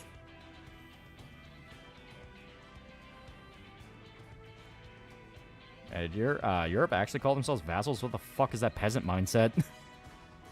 I think 2 of them are dead, yeah.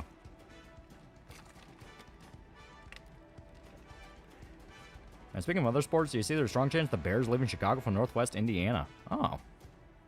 You have to ask Irishman about that. He knows more. And boys basically got off scot-free, yeah. The boys from the Junko case alive or finally God struck them to hell? Well, apparently 2 of them are dead from what a guy in chat said.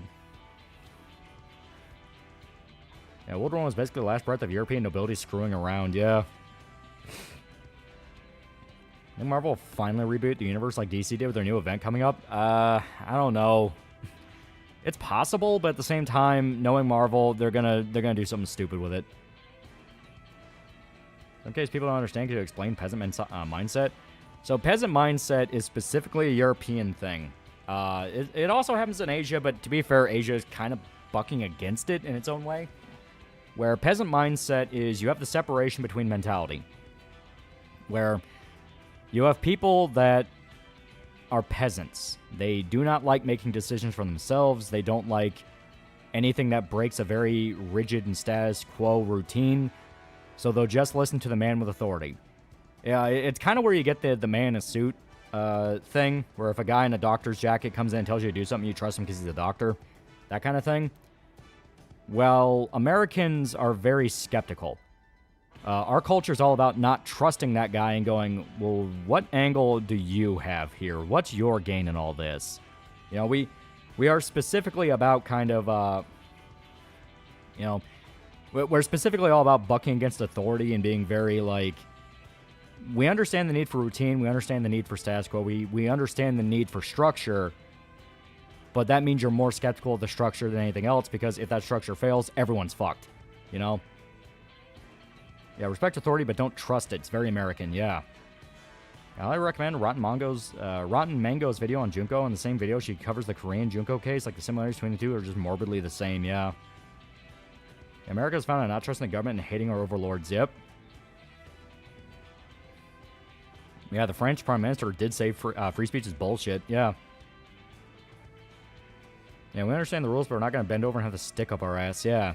And only recently is that mindset not only been called out, but specifically made fun of and basically like, oh, if you believe in that in any way, shape, or form, you're just an idiot or a conspiracy theorist or anything like that. It's like, no, this is really fucking important to believe in.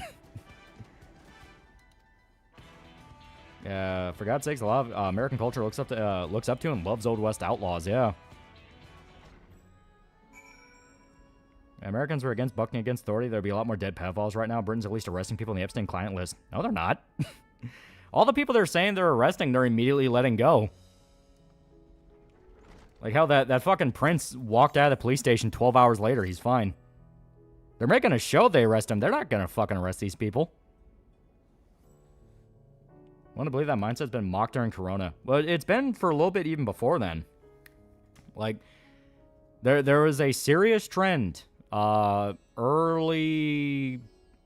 90s all the way to like 2000s, I would say. That's where it started. Maybe a little bit beforehand. Where they really fetishized the idea of Europe. Like, oh, Europe is such a beautiful thing. You know, we need to be more like Europe. You know, it's we don't do that in Europe type thing. And because of that mindset of just shut up and listen to authorities kind of bled into America in its own way. Ones who are making fun of that mindset are the same numbnuts who want to bring back monarchy. Yeah, monarchy's fucking retarded.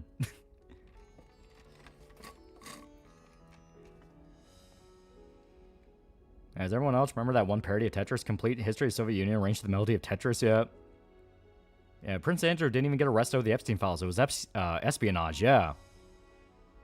I see Dank talked about Hiro Onada. Guess that's probably where he did his recent America Do All My Country's Things for Us. UK want to arrest 49 IQ rapist, stalker, migrants. Why would they ever put away their rulers? Yeah. Should be like Europe and have 50% taxes paying for subcar free healthcare. Yeah. That's on Florida. Chance to make repeat SEC and towel run this year. Hopefully it'll be fun. Florida winning would be hilarious.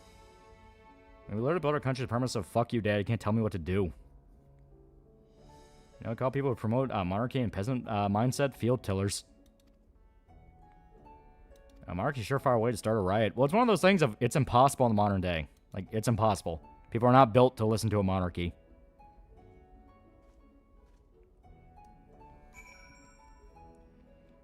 Man, people are calling the government for not doing shit about Epstein, yeah. The problem is anyone in any substantial position of power right now is only out for themselves. There's not a single person in any actual position that could change it that wants to actually help. That is the big issue. It's like anyone that's in a position where they could arrest anyone involved in Epstein, they just don't want to. Because there's too much money and just grifting off it. Like, pay attention to, like, every other fucking week, every other day, there's some guy going, guys, the new revelations from the Epstein releases will shock you. And it's like, are you going to arrest anybody? Are you going to tell us what's going on? Are you just going to name the fucking people involved in this shit? And nope, they never do. Americans' peasant mindset was instigated by communist subversives in the 60s developing their own authority in universities. Yep. Are there any true monarchies left in the modern day? No. All of them are whored out. It's all men in suits with line go up mentality. Trump actively impeded the public release of the Epstein files. Everyone did. Everyone in a position of power in government did not want those fucking files released. This is not a thing of your side bad, my side bad. They're all fucking in on it, and they don't give a shit about you. What exactly was Junko Ferrata case? A girl was kidnapped by a bunch of scumbags and raped and tortured for like a month straight. It was not pretty. Remember the same people pushing anti-free speech blindly, following big corporations and government, then whine when they don't like our in power, look at them hating Trump and all. People got pissed when I said no one's getting arrested over the Epstein files. Yeah. Censor the names of the offenders and not the names of the victims. Enough said. Yep. Still baffled they willingly called themselves vassals. Like, what the hell? No wonder they're blaming us for everything. Game of Thrones showed how bad monarchy is. Targaryen have more bad and mad kings than good ones. European fetishization really kicked in high gear after the Iraq war started. Well, at least Europeans don't slaughter brown people for oil was a common quote. Yep. I remember that. Ignoring the fact that there were European nations helping us out there. Garrett's $2. Your opinions on anarchy? There is no opinion. Like, it doesn't exist. No one can be an ideological anarchist because that's not what that means. Anarchy is just the apocalypse. It's the end of the world. Like, you don't control that.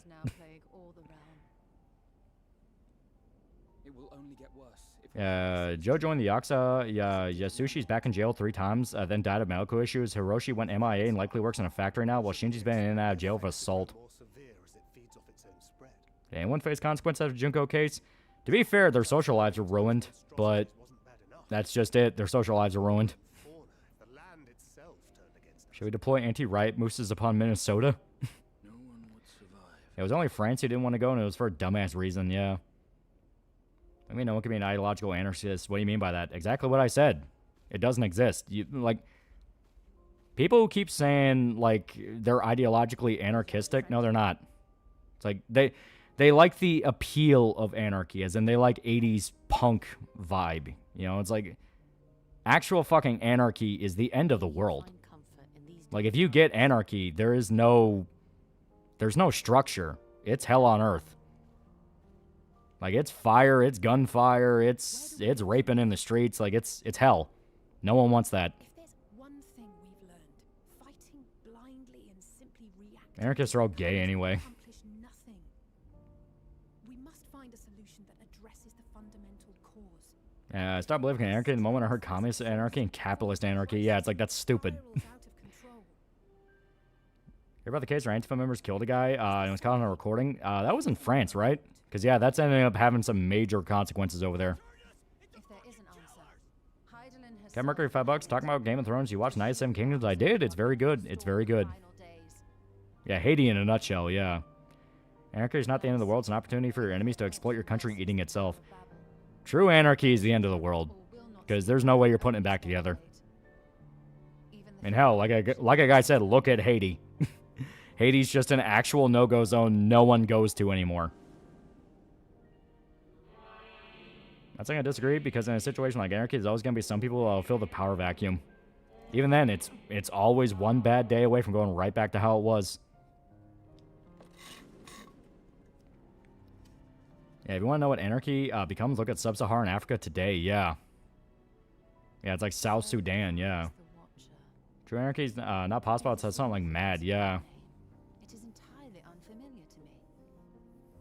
There's that one monger at the end of the world and how everyone reacts. Yeah, Haiti also has a really nasty habit of fucking eating people.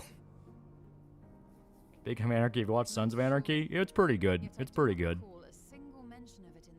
At the start of Anarchy, anarchists were just terrorists throwing dynamite at crowded streets. I played Saints Row Reboot. It's so bad. It's very, very bad. Anarchy is just absolute chaos. Nothing more. It's every man for himself. Yeah.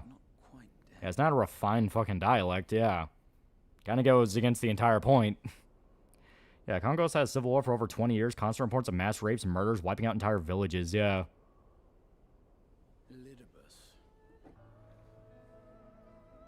I sealed him in the White Horse site at the Crystal Tower back on the 1st.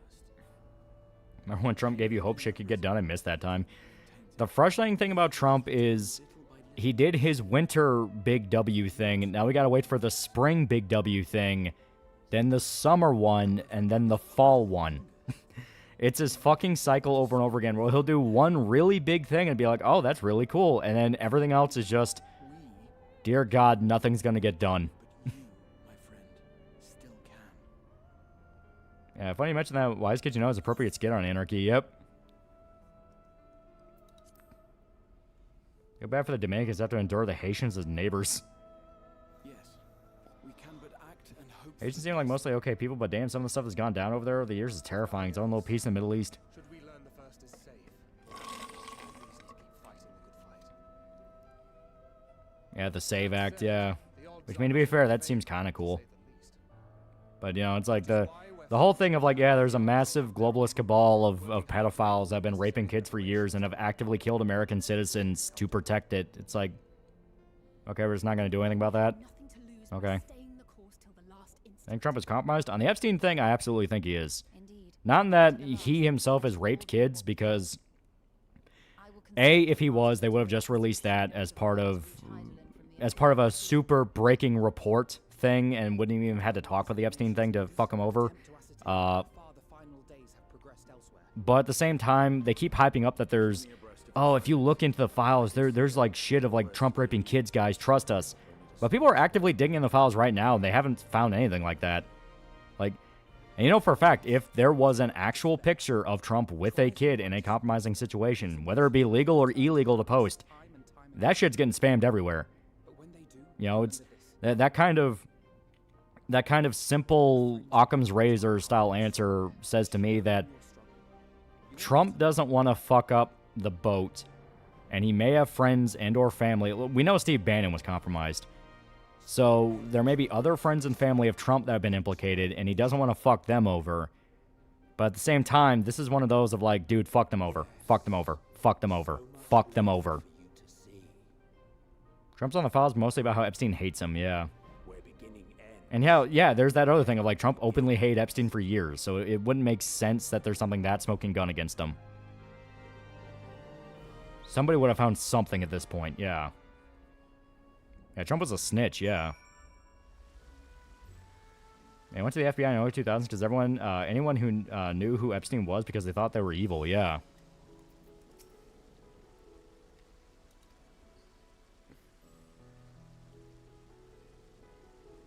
I keep posting pictures of Trump with his daughter. Community notes keep fucking him. Yeah, it's like, if that's all they have, it's like, okay, so Trump is not implicated in fucking a kid with Epstein, or at least there's nothing physical to prove that. But I definitely think his family's involved in some way. Yeah, Trump actively playing defense for child-eating pedophiles for no reason. It's like, these people are old and dead. Just fuck them over. Who cares about their legacy? Yeah, literally ate baby flesh and drank their blood. That originally was a joke. He's gotten more annoying, Dank or Muda. I mean, I don't know. I do not know. I've not watched Muda in a while, so I don't know what shenanigans he's gotten up to.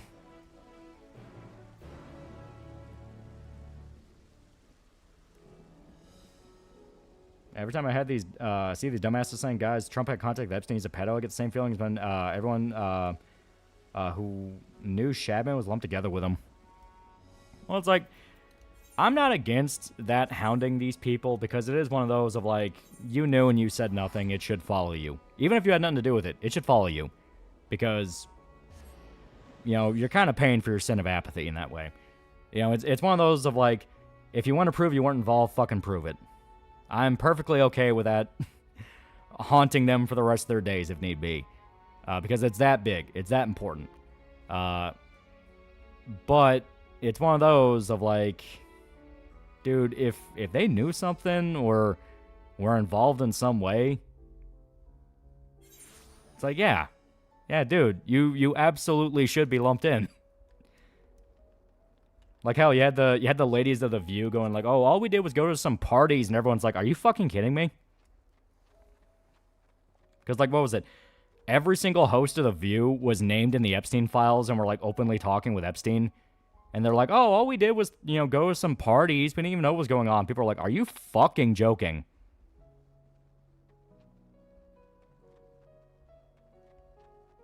Any chance of this stuff getting better in a lifetime? It will, but the question is how long. Yeah, Epstein kept mentioning the Goyim. Yeah, Epstein just seemed like a total chameleon. Like, he was partying with Muslims and partying with actual Jewish supremacists. He just seemed to have this weird ability to get in the party, to get in the pocket of fucking everybody. What are thoughts on Michael Tracy's take on Epstein? I don't know who Michael Tracy is. Haunting is good, but accusing wrong sin muddies the waters, and the monsters love that shit. No, it should follow everyone. Like, it's one of those of like, if you have even the slightest possibility of being named by that fucking list, you need to explain yourself right now. You know what I mean? It's like, innocent until proven guilty is a nice ideal. This is a situation where you people are too high up the ladder to assume you're innocent. Yeah, The View, the show the liberal grandmas watch? Yep. Is Ozzy in the files? I hope not. Yeah, remember what Whoopi said? What Polanski did wasn't rape, yeah.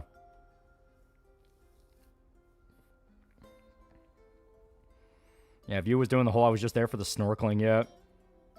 Yeah, given how strongly they protest, I honestly believe those witches in The View outright went to the islands. Yeah, once the boomers are gone, shit will get better, though how much is a dice roll? Yeah, Jay-Z fled the country. He's hiding something, yeah.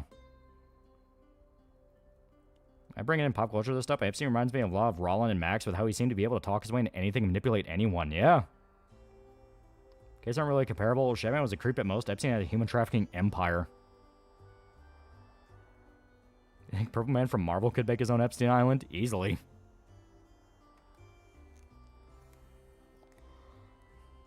Yeah, Epstein probably had to start working for MI6 to get the Saudis to buy British fighter jets in the 80s with a fake Austrian passport. Man was connected to everyone, yeah. Yeah, Jay-Z we knew before the files, yeah. Well, Jay-Z was connected to Diddy, if I remember right. I think Tom Hanks is guilty. From what I understand, he has actually been banned from the mainland of Greece. He's now stuck on like an offshore island that's technically in international waters. I just always Final Fantasy stream before we get into the world of issues and getting depressed or every state of affairs. I mean, that's every solo stream because people want to hear about it. What are you drinking? Just a Coke. No, now most of the ice is melted, so now it's more like Coke-flavored water. Apparently Diddy's been making toilet wine. Epstein was involved in Iran-Contra as a middleman. Reagan and Oliver North used him, yep.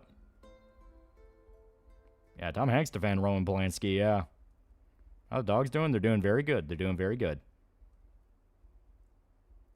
Yeah, editorial team at Marvel keeping one more day can end up in the files.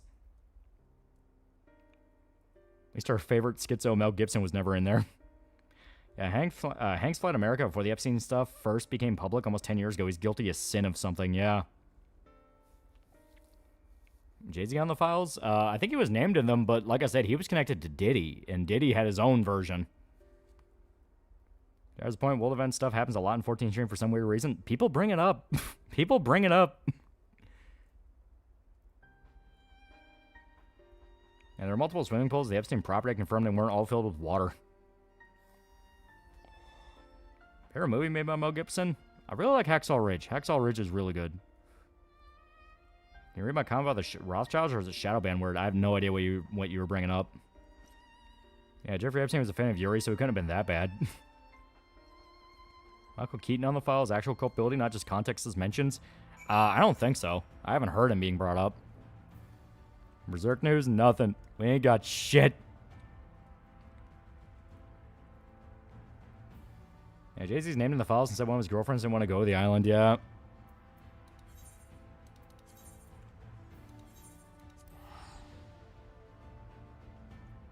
War event stuff's always happening, yeah.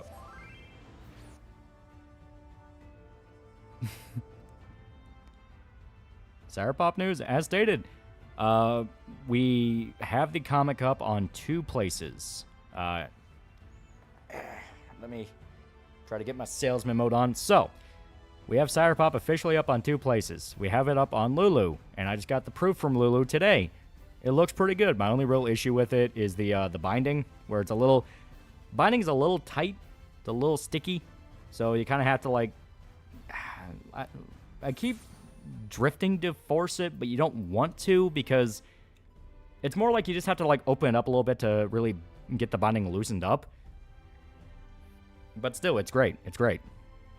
So because of that, I'll actually be able to start doing the reprints and send people over their copies. I will say there's 2 stipulations to it.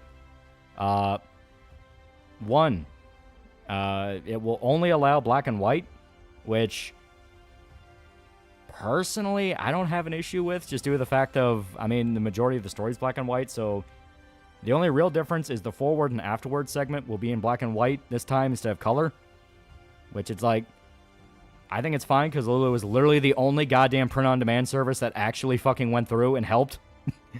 Everywhere else was just flat out refusing it for one reason or another, to the point it didn't make sense.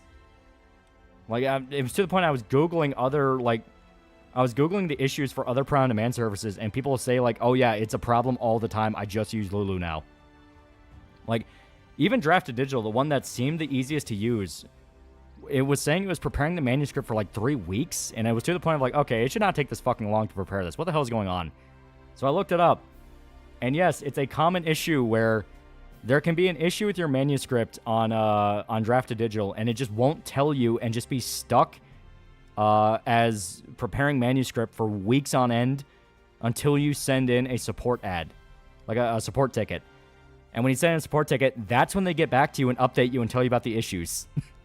And the issues didn't even make sense, where it's like, well, we see that you marked your book as black and white. We don't think that will fit. And it's like, what are you talking about? That's the only one you gave me. It's like, but we don't think it would fit. You should do this in color. It's like, you literally won't give me the option for color.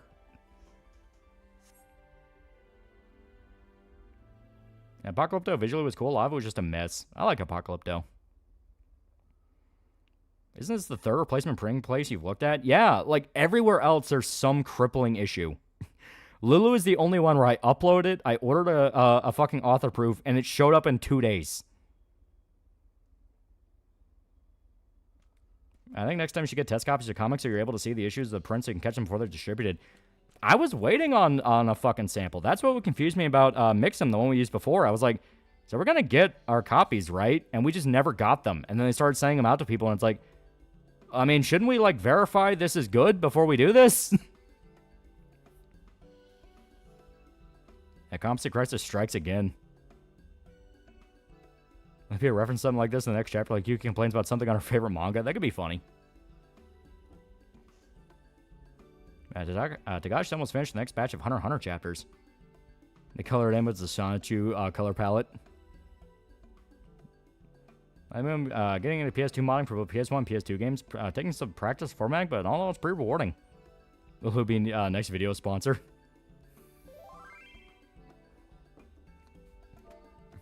I've become a painter since you've awayed. Apocalypse was very light on the historical accuracy aspect. I'm guessing there's competition how infuriating a printing place can be. Yeah.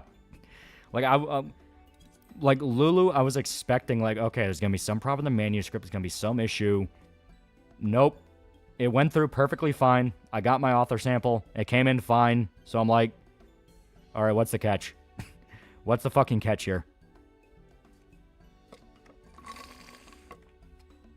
Any women culprits in Epstein files, celebrity and famous ones? Well, we talked about earlier, the women on The View all got outed. All of them. Like, all of them. I don't care for FF14. Worst theory of a dead man. Question. 77 French intellectuals and philosophers made a petition to lower the age of consent to below 12. If you had power in French government, what would you do? Just kill them. Just kill them. I see why Eric July still publishes comics so he doesn't have to deal with printing houses giving them this kind of some kind of issue. Yeah, it was amazing. Like every single option I was looking at, there was a crippling fucking problem. Like, yeah, and Jane Fonda, yeah.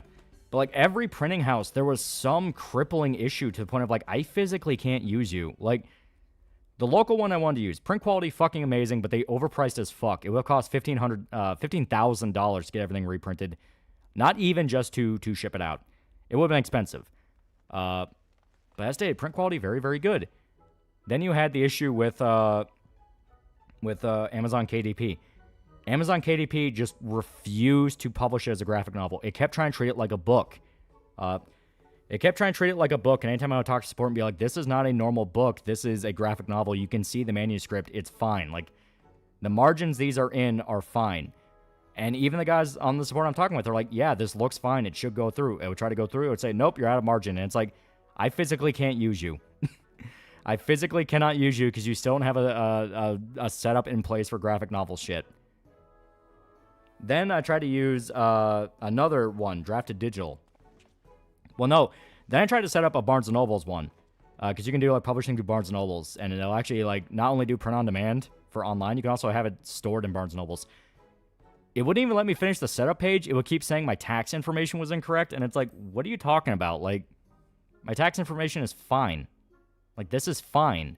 Why is it saying it's wrong? So I couldn't even finish the setup there.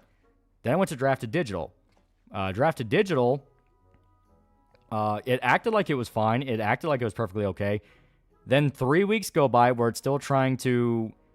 it's trying to basically prepare the manuscript, quote unquote. And I finally put it in a support ticket where I'm like, why is this saying prepare the manuscript? It's been 3 weeks. It should not take this long. Then they get back to me and it's like, yeah, you have all these issues. And I looked at the issues and it's like, okay, this is bullshit because my manuscript does not do that. So clearly it's just you don't want to stock it. So then I went to Lulu. Within 2 fucking days, it's up on Lulu and I had a proof ordered and now I have the proof. So it's like, okay, we should have went with Lulu. Okay, good to know. Lulu is the only thing worth a damn right now.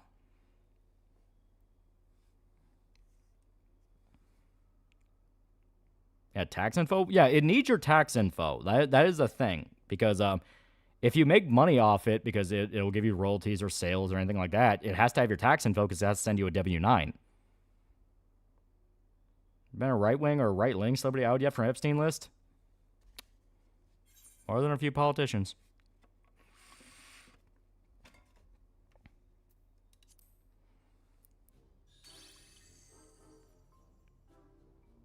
Yeah, that's weird because doesn't BPRE use Amazon for the comics? Yeah. I think they even have print on demand set up there. I have a challenge for you. Was one major issue Obama and Clinton handled correctly and benefited America during their respective presidencies? Obama, nothing. He was fucking useless. Clinton, to his credit, he got that one guy, the one pilot back from Somalia after the Battle of Mogadishu.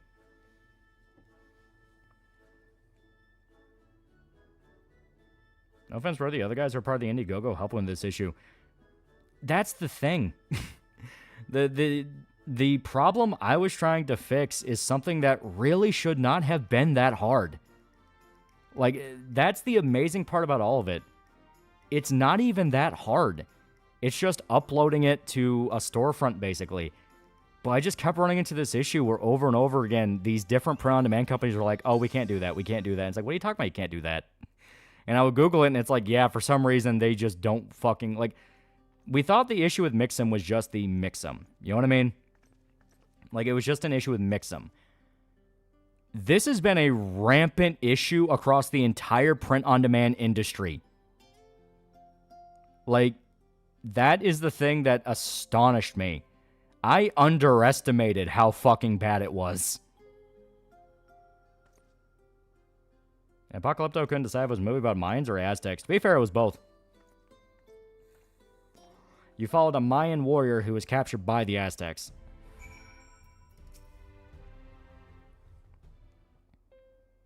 Yeah, I need to watch Black Hawk Down at some point. Since Reverend Kiss It, Jackson's dead, hope ADL is next. Yeah, look up who owns most shares of these companies, yeah. There's been issues with anything printing for years. Quality standards have just gone down, yeah. That's why it was shocked me. I was actually fucking paralyzed when I actually got my proof in from Lulu. And I looked at it and it's like, this is good. This is fine. There's gotta be a catch here. What's the fucking catch? I was legitimately waiting, like, okay, where's the rejection email? Where's the, oh, sorry, we can't stock this email? Like, for like a full hour, I was waiting for that, and it just never came. I was like, okay, I guess it's good. Mines didn't exist the same time as the Aztecs. Aztecs came later, but in the movie, they do, though.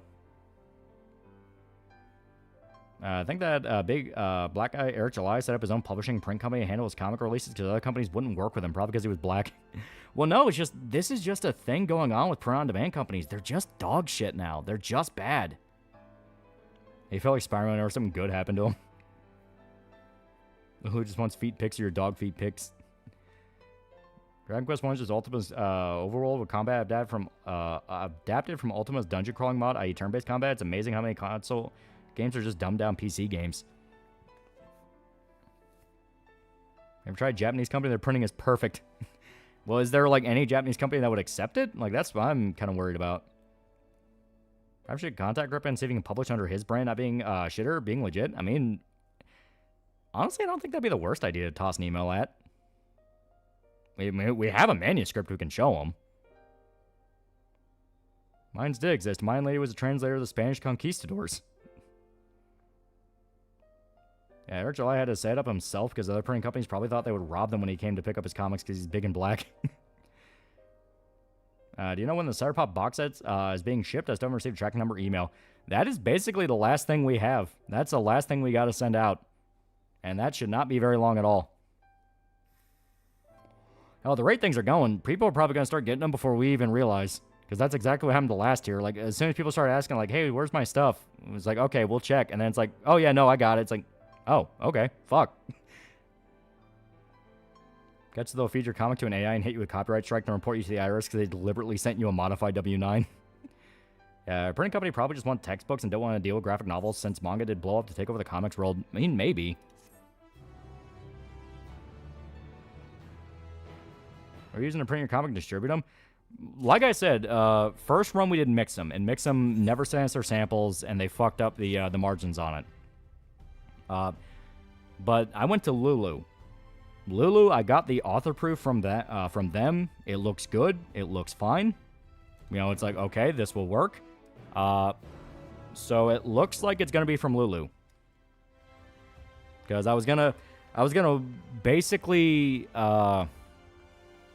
start setting up the reprints. I still gotta figure out exactly how to set up the reprint orders, but once I do, ideally, I can just basically buy it from Lulu as an author sample and send it out to people. I say author sample, like, because what I have is the proof, and the proof is not actually meant to be, you know, distributed or sold because it's a proof. It's just meant to be a proof of concept. But an author sample is essentially like sending it to like a publishing company or things like that, and obviously I can just send that to whoever I want, so we still have the order list. I can just send it out to people.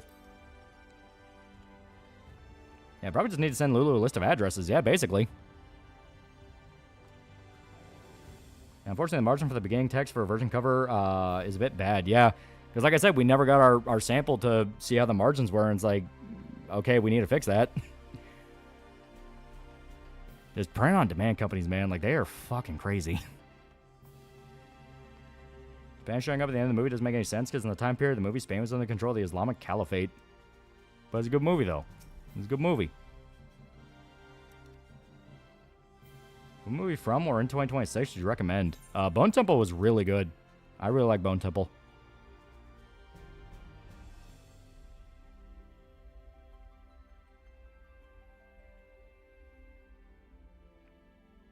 I'll show you pull it up on IGG. If Lulu does well, we'll definitely switch up all Grindstone projects. Well, I know how to get the order list on Indiegogo. It's just a matter of I got to figure out exactly how to do it from Lulu's side. You know, setting up the order and all that. Ideally, it should just be buy it, send it out to the address that's on the list. And good luck, have fun, don't die wasn't too bad. I've been hearing that's fun. Are you selling Cyber Pop after the backers get everything? As stated, we have it up on Lulu, which has a print on demand, so either we can buy it and send it out to people, or we can have it published on a Lulu storefront. And they have like a few different websites they source to. We can get the Amazon digital, like KDP Kindle thingy set up for that. That's fine. And then we have a listing on Global Comics, which is kind of like an online comic reader. We have a few different ways. And also, just kind of a nice little tease, nice little hint. Russian Comic Book Geek is well on his way to getting the motion comic project done. You know? Because we just paid Yuki's VA, and we just got to pay Rachel's, which I planned on doing pretty much right as soon as stream was over. I put it on print on demand. I'm going to set up the Kindle version so it looks good and reads really well. I've done that with other comics already. Yeah. Yeah, good luck, have fun, don't die was really good. I did see the twist coming pretty soon, though. On Inauguration Day 2025, say if Trump fumbles the rest of his presidency, releasing and pardoning J6 should be a thing that would always be grateful for. You'll stand by it. I mean, yeah, that was cool. But still, it's like, other shit can be bad.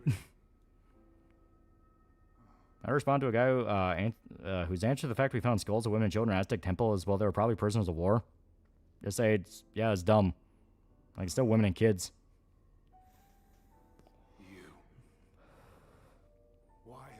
That'll be cool. Be sure to link our Russian Comic Book Geeks motion comic video when it goes live. Yeah. This game automatically thought of running up that hill. You ramp that flight of stairs. Example of a well-written tsundere character. I mean, Casca's pretty well written. Yeah, Phoenicia are literally the biblical Canaanites, and archaeologists now admit they practice mass child sacrifices of newborns.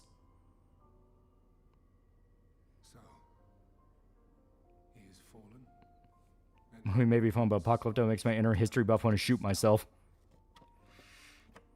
Yeah, Wayne Brothers confirmed that Scream 6 successful. We'll be getting Dopey Mask 2 and White Chicks 2. Which was better, Beavis and Butthead or Celebrity Deathmatch? I love Beavis and Butthead. It's still hilarious. I love the reboot seasons. Your second campaign for Part 2, would you consider a newcomer tier that contains a copy of Part 1? That actually wouldn't be a bad idea. That actually would not be a bad idea at all. Yeah, tsundere implies the full-on trope. Casca is too complex to be reduced to tsundere. Well, I mean, it's like... So long as it follows the basic archetype, I'll count a tsundere as a tsundere. But if you want to get, like, really technical with that, I guess Toradora still reigns supreme. You can probably name more badly written tsunderes than good ones. My cat really likes watching your streams, barges into my room when I'm watching, and he's watching intently just to let you know you're a cat approved. Cats love me. Old Holio was fucking hilarious. Yeah, I fucking loved Old Holio.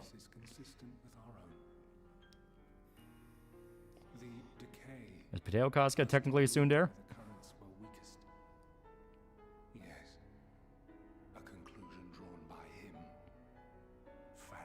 Yeah, women are nuts. Yeah. Yeah, I love Celebrity Deathmatch. Michael Jackson episode was great. Celebrity Deathmatch was funny as fuck, but Beavis and Butthead has some moments that are still hilarious. Could say you're a pussy magnet. I just have a talent with cats. You know, there are times where I go to a buddy's house and it's like, oh yeah, that cat fucking hates you, and I'll bend down, I'll pet him, and he likes me. Your P.O. Box still the same. Might send you a package of snacks. Chocolates might have a higher alcohol than American standards. Hell yeah, that'd be great. Pico for $2. You hear something about Philly and rebranding? I haven't heard that, no. I wouldn't mind a few more seasons of New Beavis and Butthead. Apparently Paramount a while ago, so they want to remaster every classic episode of the music segments, and I mean every episode. That'd be dope. I assumed a girl from Uncle from Another World, straight baddie. She's pretty hilarious, yeah. I do love Uncle from Another World. That's like, dear God, that show is like fucking perfect. It is so goddamn funny. Even feral cats. I have had barn cats rub my leg because they like me. Because I went to when I went to my cousin's place up in Michigan, where they own a horse farm, they have a barn cat, and the barn cat's like, oh yeah, that one's an asshole. Yeah, she hates everybody, and she She was crawling around my leg, and she was expecting pats. Cats love me. was their chief? You make for a cool uncle. At this point, I'm pretty much a cool uncle. Was Hermes? No season 2 yet. That was Michigan. It was nice when I went. A lot of flat land and fucks in my head. Little of the lives the 14 led Barn cats are entirely different kinds of cats. Molly Pussy Magnet confirmed. would tell even less. Nary a You consider Meryl a tsundere? She definitely has moments, yeah. Fair episode from the new Beavis and Butthead. The old Beavis and Butthead part are funny. I still fucking love when Beavis gets a job as a like a live-in home assistant, and it's to Butthead. And Butthead says, yeah, I tricked the government to think I'm some fat ass who can't take care of himself. Like, I laugh my ass off of that. By the way, Yuki Kyoto picture I drew is dead. My cat and Sokata tortoise killed it, so now it only exists on the Sire Pop channel. Keep hearing about Uncle from Another World is a joke. The fact he was a good guy but so ugly, people assumed he was evil. He is a complete dumbass. He thinks he had a typical isekai experience where he saved the world and was a big hero, and then you actually watch his stories, and he was a complete retard. It is funny as fuck. There are so many moments that I was, like, dying laughing. They're more of a dog person. Why do cats like you? I like cats and dogs. I like any animal. Animals are cool. I'll go for a newcomer tier because I want a copy of 1, but the shipping was the same as the comic. That way I only have to pay the shipping once. That's actually not a bad idea. We actually should set that up. Yeah, Beavis and Butthead writing their own Dr. Seuss book was funny. Butthead self-inserts cuck Beavis' self-insert. Yeah. I love the one where they kept kicking each other in the nads. Where it's like, oh yeah, that's like a vasectomy, right? I work as an in-home service provider for my mom. I get paid to take care of my mom by the state. All I get's pussy and bitches. Eugenics was shown to win. Gender girl shows up. Insert Hoffman moment from Happiness. In all likelihood, none will be able to see or hear. Yeah, best thing is he had 3 wives and doesn't even realize it. Yet even should you manage This guy, God talking to Uncle in Chinese was funny, yeah. unable to effect meaningful change. Yeah, but having a heart attack was a funny one. Liked how after he got a pacemaker and had a magnet shutting it down. Yeah, I love that. I love them like going to the meeting to tear down their apartment complex. That one was great. And Beavis goes on like what a 3-hour speech about how he just wants to set everything on fire. I watched first episode, but I like that he was distraught when he learns Sega doesn't make consoles anymore. Yeah, it's funny as fuck. Are you two whacking off in my tool shed? Will you still entrust your life to your foe and make the journey? So I think one of my favorite South Park episodes when the boys wrote their own book because they fucking hated Catcher in the Rye. Yeah. Yeah, old Butthead becoming a beast so they literally couldn't physically remove him was hilarious. Yeah, that one's great too. Yeah, heart attack bit straight up a callback to the choking episode. Yeah, Beavis and Butthead's type of humor you don't see anymore. The shocking part is you had the reboot seasons come out and they were exactly as funny as the old show. Like, everyone talks about like Mike Judge loves King of the Hill and that's kind of like one of his big things. But like, Beavis and Butthead is one where that dude's consistently funny with it. Like, I mean, hell, making Beavis and Butthead in their fucking 40s was genius because they just never changed. I'm the great old Holio. I have no bunghole. Give me all your pharmaceuticals. Yeah, Squirty McBoogerballs, yeah. The poop that took a pee. Gondares are best. I was catching the right band again. A guy who read it claimed that it influenced him to kill John Lennon. In truth, he was a fucking schizo. I think Mike Judge can get away with a little bit more dark humor nowadays, yeah. Science Fair episode of Beavis and Butthead's funny as shit, yeah. The best part is neither of them still never scored, yeah. It's basically gonna be you and Shota in 16 years. Yeah, I mean, Easy Guy Oji-san in the Easy Guy world, humans were considered ugly beasts. Only one tsundere liked him, but he thought she was mean. He was Easy Guy for the tsundere, became a trope, massive fumble. What'd you think of Daria? I never really watched Daria when it was a thing. It was just kind of not really my thing. Yeah, Butters inadvertently got the Kardashians killed. This is a good ending. Yeah, Mark David Chapman was his name, yeah. Of all the reason to kill John Lennon, he picked that one?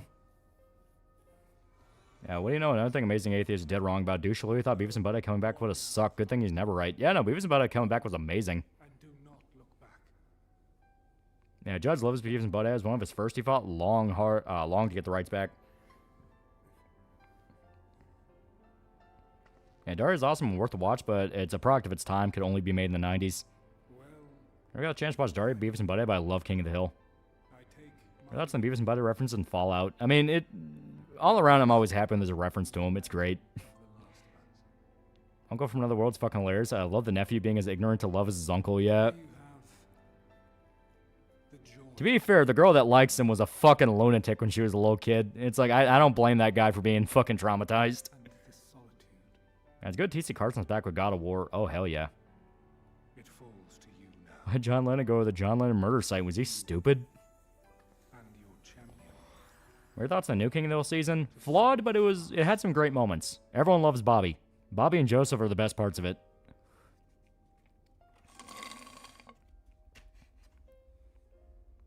Yeah, Chapman also believed the blue people from the Yellow Submarine talked him into it. Yeah. Mike Judge also made the movie Office Space, and Office Space is fucking godlike. That Office Space, Idiocracy, like he made some great shit. Remember the one episode where Beavis and Butthead met two girls at the stadium and desperately tried to get tickets? They could have scored. Daria basically influenced my two cousins. They dressed like her for years. I've seen Scarlett L. Vandemine, the princess who runs hands with everyone. I have not. I still think the anti-Beavis and Butthead media storm was partially secretly funded to get Mike Judge give away complete creative control. I definitely wonder. Paul's dead. Talking about Paul from the Beatles? Is he dead? Because I know more than a few of them are dead. John's dead. I think Ringo died. I think Paul's been dead for a while. Like, if I remember right, he died a little while ago. Wait, no, Ringo's still alive. He was doing concerts. Yeah, George and John are dead, yeah. Yeah, Ringo's still alive, yeah. Yeah, because he was doing concerts just last year.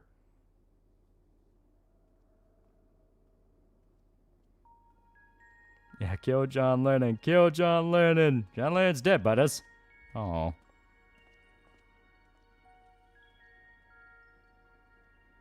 Yeah, I think Ringo's still kicking. Ringo was advertising concerts like fucking last year. That motherfucker's never gonna die. Look, some of the episodes, some of the shows influenced my humor. Ed and Eddie, King of the Hill, Simpsons, Futurama, Mad, along with a few others. Oh, I can get a Beatles reunion, 2 more bullets. Yeah, Schizo's think Paul died in the 60s. I think UK's baseball team would do this year. I don't really follow their baseball, so I don't know how good they are.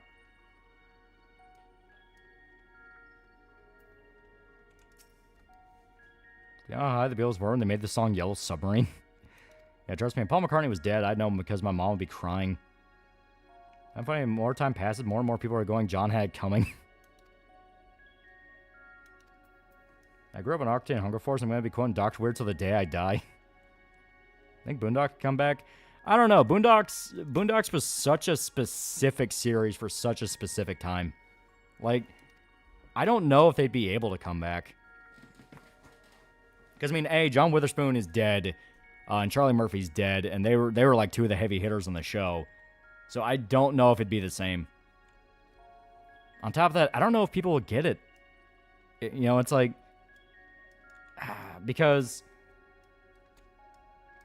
You know, Boondocks was a very special thing in that it was both a celebration and deep criticism of black culture. You know, like, whenever it criticized something that affected black people, it was not wrong.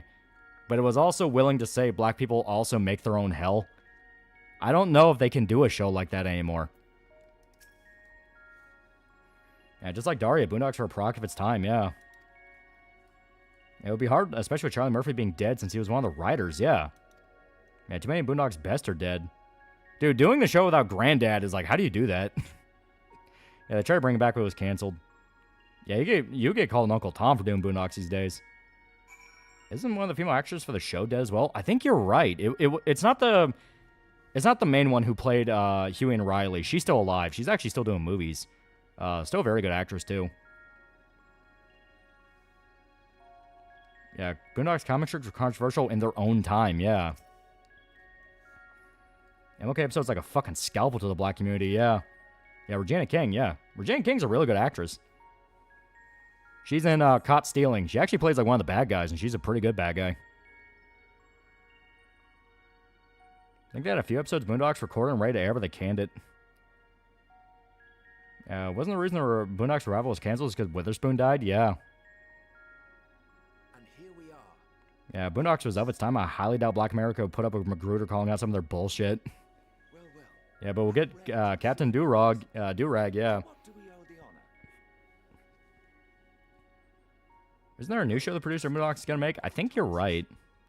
Yeah, Huey Riley is still alive, but many of the cast are dead, and Tara Strong isn't well liked anymore because of that Jew thing, yeah.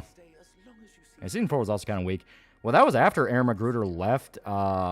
He left the show, and they tried to do it without him, but you could tell it's like, okay, it's not the same thing anymore. Yeah, Regina King also played Craig's sister in the first Friday, yeah. Yeah, John Witherspoon's son auditioned for the dad's role. He sounds so much like him, but the studios never called him back. Yeah, Boondocks Black Dynamite animation was legendary. Yeah, Black Dynamite was a great show. The other thing is the resurgence of anti-black racism only partly resulting from anti-white racism. Yeah, people are still referencing Boondocks moments to current nonsense. Well, the football team, or is it mostly basketball? A little bit of the football team, but it's more of what I hear from my grandma. Because she loves their football and their basketball. Yeah, Charlie Murphy and no John Witherspoon equals no Boondocks, yep. Yeah, do what you can line from Boondocks gets me, yeah. Yeah, speech during the R. Kelly episode's still relevant. Yeah, season 4 was shit. It had like a few episodes that were good.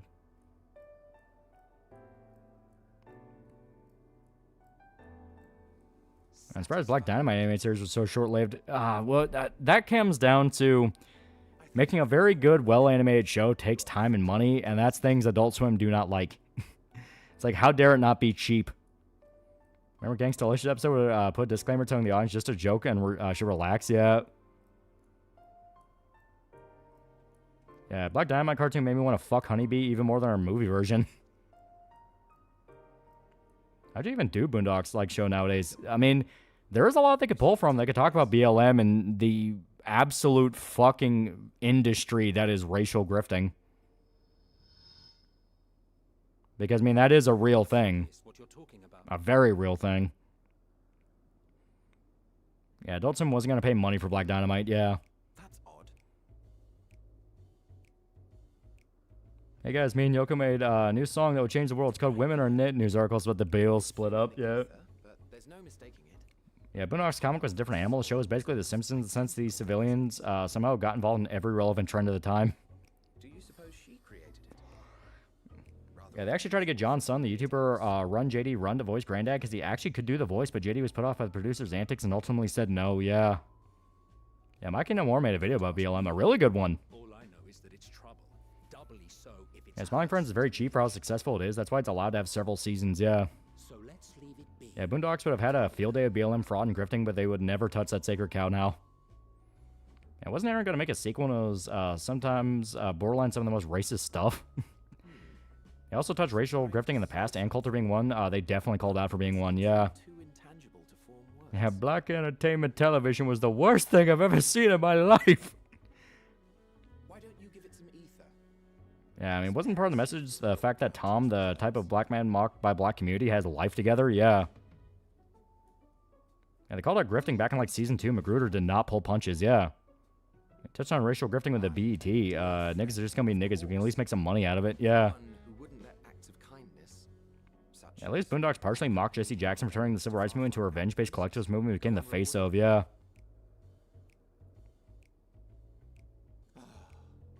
Oh, it even made fun of Django in a lot of ways. Because you had the whole Catcher Freeman episode. Where it's like, oh yeah, you have Granddad's version. And it's literally just Django. Where Catcher Freeman is like being a badass and like liberating slaves and all that. And the reality is like, no, he was a house nigger. But he was actually like trying to get his other slaves out.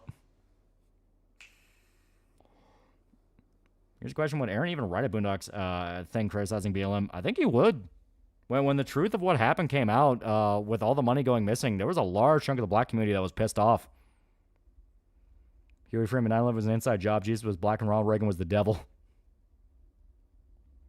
Looked away from the stream for a while. Is that Zemnis? Yeah, it's basically Zemnis. Don't worry about him.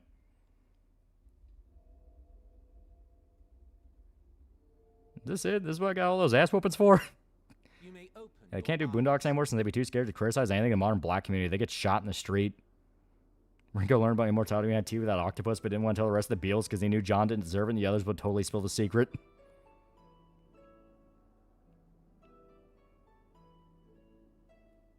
Yeah, it wasn't Catcher Freeman, it's Catch-Up Freeman. He was a slave catcher. Yeah, might get more mounts. He's working on his next project. I think it's the Ralph Mail. Yeah, White Heaven is also a thing. Yeah, true story is him trying to sell his script to his father, and when the other side was winning, he quickly switched sides. Yeah. No, this will suffice, I'm sure. Yeah, Eric wants to uplift the black community, but also recognize the black community spent a lot of its goodwill. Well, yeah, from my understanding, Aaron Magruder, from my understanding, he's actually kind of a fan of like Thomas Sowell, and Thomas Sowell talks about that a lot. Where it's like, the biggest issue the black community faces is burning out all the goodwill people have towards them due to issues like slavery. Where it's like, listen, what happened to us was horrifying, you know, slavery, Jim Crow, segregation, all that. But we're reaching a point where people don't give a shit. And we're just flat out exploiting it. Like, you can't do that forever. It's gonna burn you. Yeah, Aaron did a speech once about black fatigue, and most of the crowd looked at him with disgust. Yeah. Yeah, eco for $10. For me, I don't give a shit about scamming a bunch of white guilt losers out of their money. I'm still pissed about all the murders and race riots that went on for 6 months straight to this day. Yeah. Allow me to ask a different question. Aaron called out black fatigue 20 years ago. Yeah. What brings you here?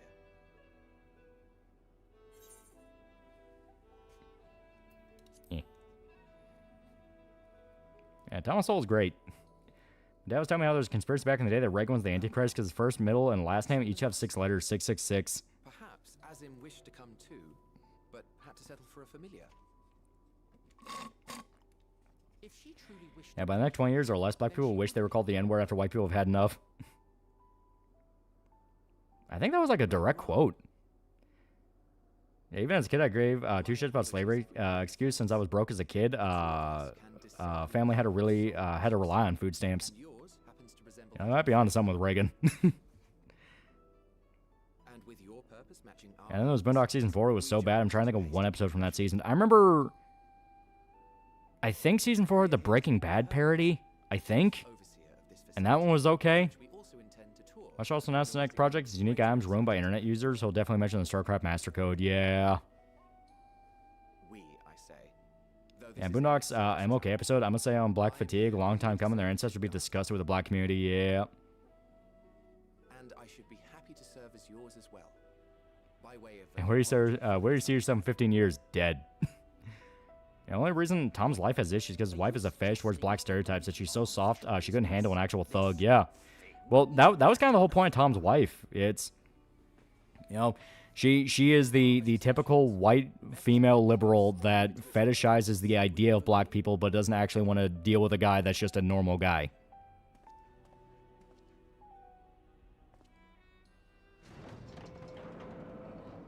Besides, Like Joe said in one stream, eventually he's going to loop back around and calling people slurs openly again. Yep. Didn't mind Ed once or a second. Dude, I fucking loved Ed and Rummy. They were fucking hilarious.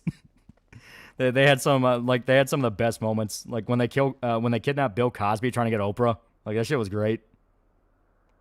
Hey, she's loyal to Tom. He won, yeah. Thanks to the money going to BLM's own pockets and Mike Brown's own mother put them on blast for not investing into the community. Yeah. I ain't walking to the moon. I'm walking to the liquor stall. I think pauses in season 4. The episode was good, mostly because it was an episode ripping on Tyler Perry. To be fair, I think you're right. I think the Tyler Perry episode was in season 4, and that was like one of the better episodes, period. But that was either season 4 or that might have been like fucking season 1. Yeah, what is that new series Boondock's Career is making? I don't know. I haven't heard a lot about him. Yeah, pause season 3. Okay, so yeah, that was when it was still really good. We have visitors. Yeah, Sarah honestly doesn't deserve Tom. One day that boy's gonna be president of the United States and he'll still be a fucking idiot. Yeah. Yeah, with season 3 and banned on TV, yeah. Yeah, we're always saying that now. More people are supporting the idea of just saying slurs and being fatigued whenever another riot happens over a tragedy pushed by the media. Yeah, Tom's wife ran to Usher, yeah. Black people can fix that while not kowtowing to white people or some reacting to white guilt with new black anti-black racism. Well, like I said, it is a growing sentiment where for years over and over again, you know, they've been sold this promise of like, oh, we'll get you out of the ghetto, we'll do this, you know, we'll do that. You know, well, we'll get you all these benefits, all these promises.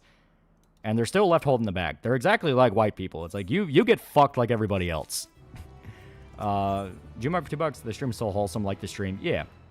But, you know, like, they get fucked like anybody else. Whenever the psycho criminals get out and they do what psycho criminals do when you let them out with no punishment, they kill more people and hurt more people. They're affected by that, too. So it's this thing where there is a growing sentiment of, like, I feel like everyone's lying to us. So and especially doesn't help that they're importing a bunch of H-1Bs and a bunch of migrants who are also fucking up communities, because guess what? Indian culture and Arabic culture is very, very different from American black culture, and they don't like you. Hell, when the shit in Minnesota was popping off and people were trying to, you know, basically interview a bunch of black people asking them, like, hey, how do you feel about the Somalians? Do you feel bad for them? It's like, fuck no, they scam us. They scam us, they treat us like shit, they don't like us, like, we don't fucking like them either. It's like, bit by bit. One thing after another. A little bit more pricks in the balloon. A little bit more pain, having to feel the same pain.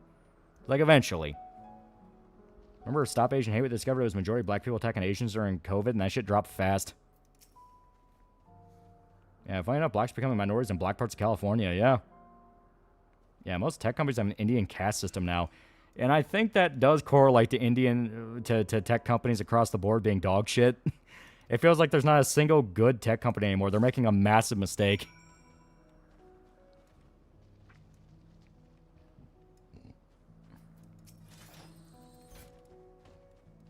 I would say there's some of the shows influence your sense of humor. I mean, I really like Prime Adult Swim, South Park, you know, things like that. A lot of white people don't understand being black and being African are different, and both sides hate the white people that can't tell the difference. Yeah, black people know black people scam them. Look at black-owned restaurants, yeah.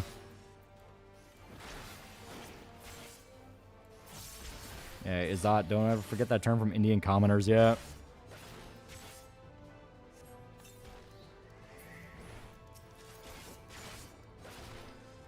Isn't Indian culture part of some hidden reputation where they show off and look as impressive as they could and explicitly make sure they refuse to be wrong? Yeah. I think Samuel Jackson, a white thug, is one of the best, most memorable moments in the Boondocks. Yeah, it's like the two blackest dudes played the white guys because Charlie Murphy played his buddy.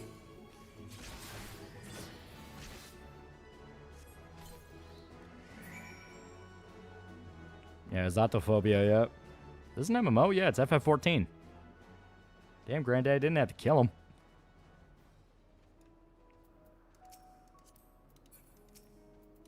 Damn it. There we go. Dude, get out of the way.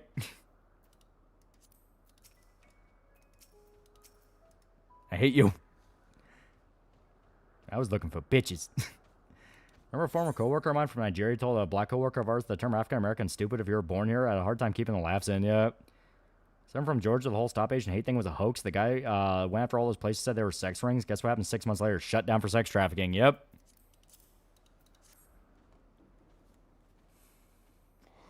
Not playing as our dark-skinned tomboy bunny tonight. Now we're going to make a little bit more progress in Endwalker. A little bit. And Stop Asian Hate was fucking stupid. Bunch of liberal Asians complaining old Asians were being targeted and blamed whitey. Then they went home and spread their legs for their white husbands.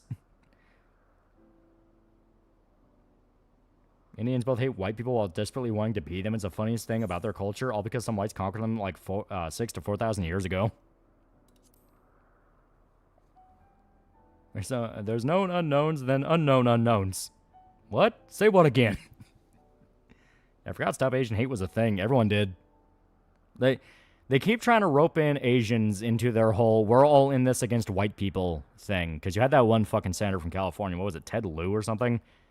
It might not have been Ted Lieu. But like, an Asian senator who was like, oh, you know, Asians are also part of the white man's oppression. We need to stand up against them. It's this thing where they're trying to get every race to hate white people so they can kick off, essentially, you know, just full-on division and steamroll tactics. But the thing is, everyone knows it's bullshit. The only people who fall for it are dumbass liberal college kids.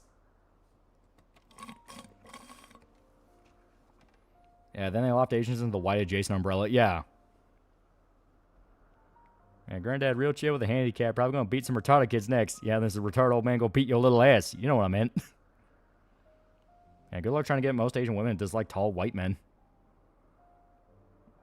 I thought they all said us Asians are apparently white adjacent, or is that thing when convenient? It's a thing when convenient. That's the thing. It's over and over again, the standards they put out don't actually exist. They are not real standards. They blatantly break them first chance they get, and they, if anything, laugh at you for thinking they'd follow them. Where it's like, yeah, they're being hypocritical. What are you going to do about it? And it's like, well, that just kind of proves their point.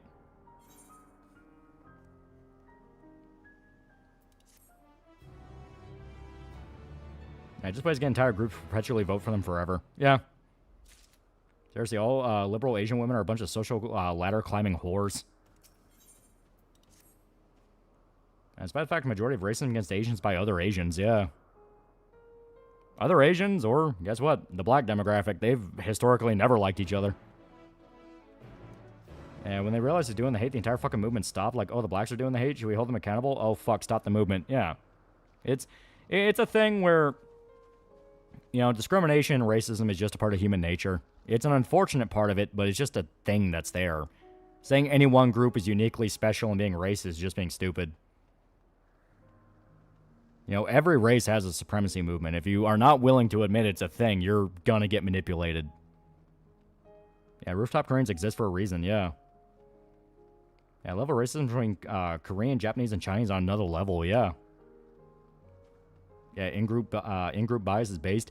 It's not based, because like I said, it's just a way to get you manipulated, but it just exists. There's no opinion to have on it. It's just there. You know, it's like having an opinion on gravity. Sure, you can bitch about gravity all you want, but it exists. Yeah, there's no such thing as racial unity, not even amongst white people. Anyone who says otherwise is a snake oil salesman. Yeah. The only people you can have any sort of unity with is people that you know. There's always one guy who thinks he's the top guy. Yep. You can tell someone doesn't care about unity if they make it about a group instead of a larger problem. Violence is a larger problem, for example. A Tyler Perry episode that ends with a dude just administering dude. I just want some ass was funny as hell. Yeah. I was finding leftists completely fumbled trying to get all Hispanics to become Democrat. A shocker. People that are majority Catholic don't like abortion.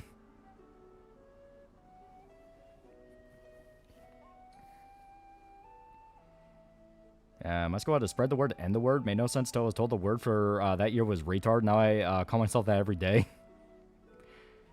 Yeah, situation to the racist tendency is to have people realize how similar we are. Working class are the easiest to do that. They all break their backs for ungrateful masters.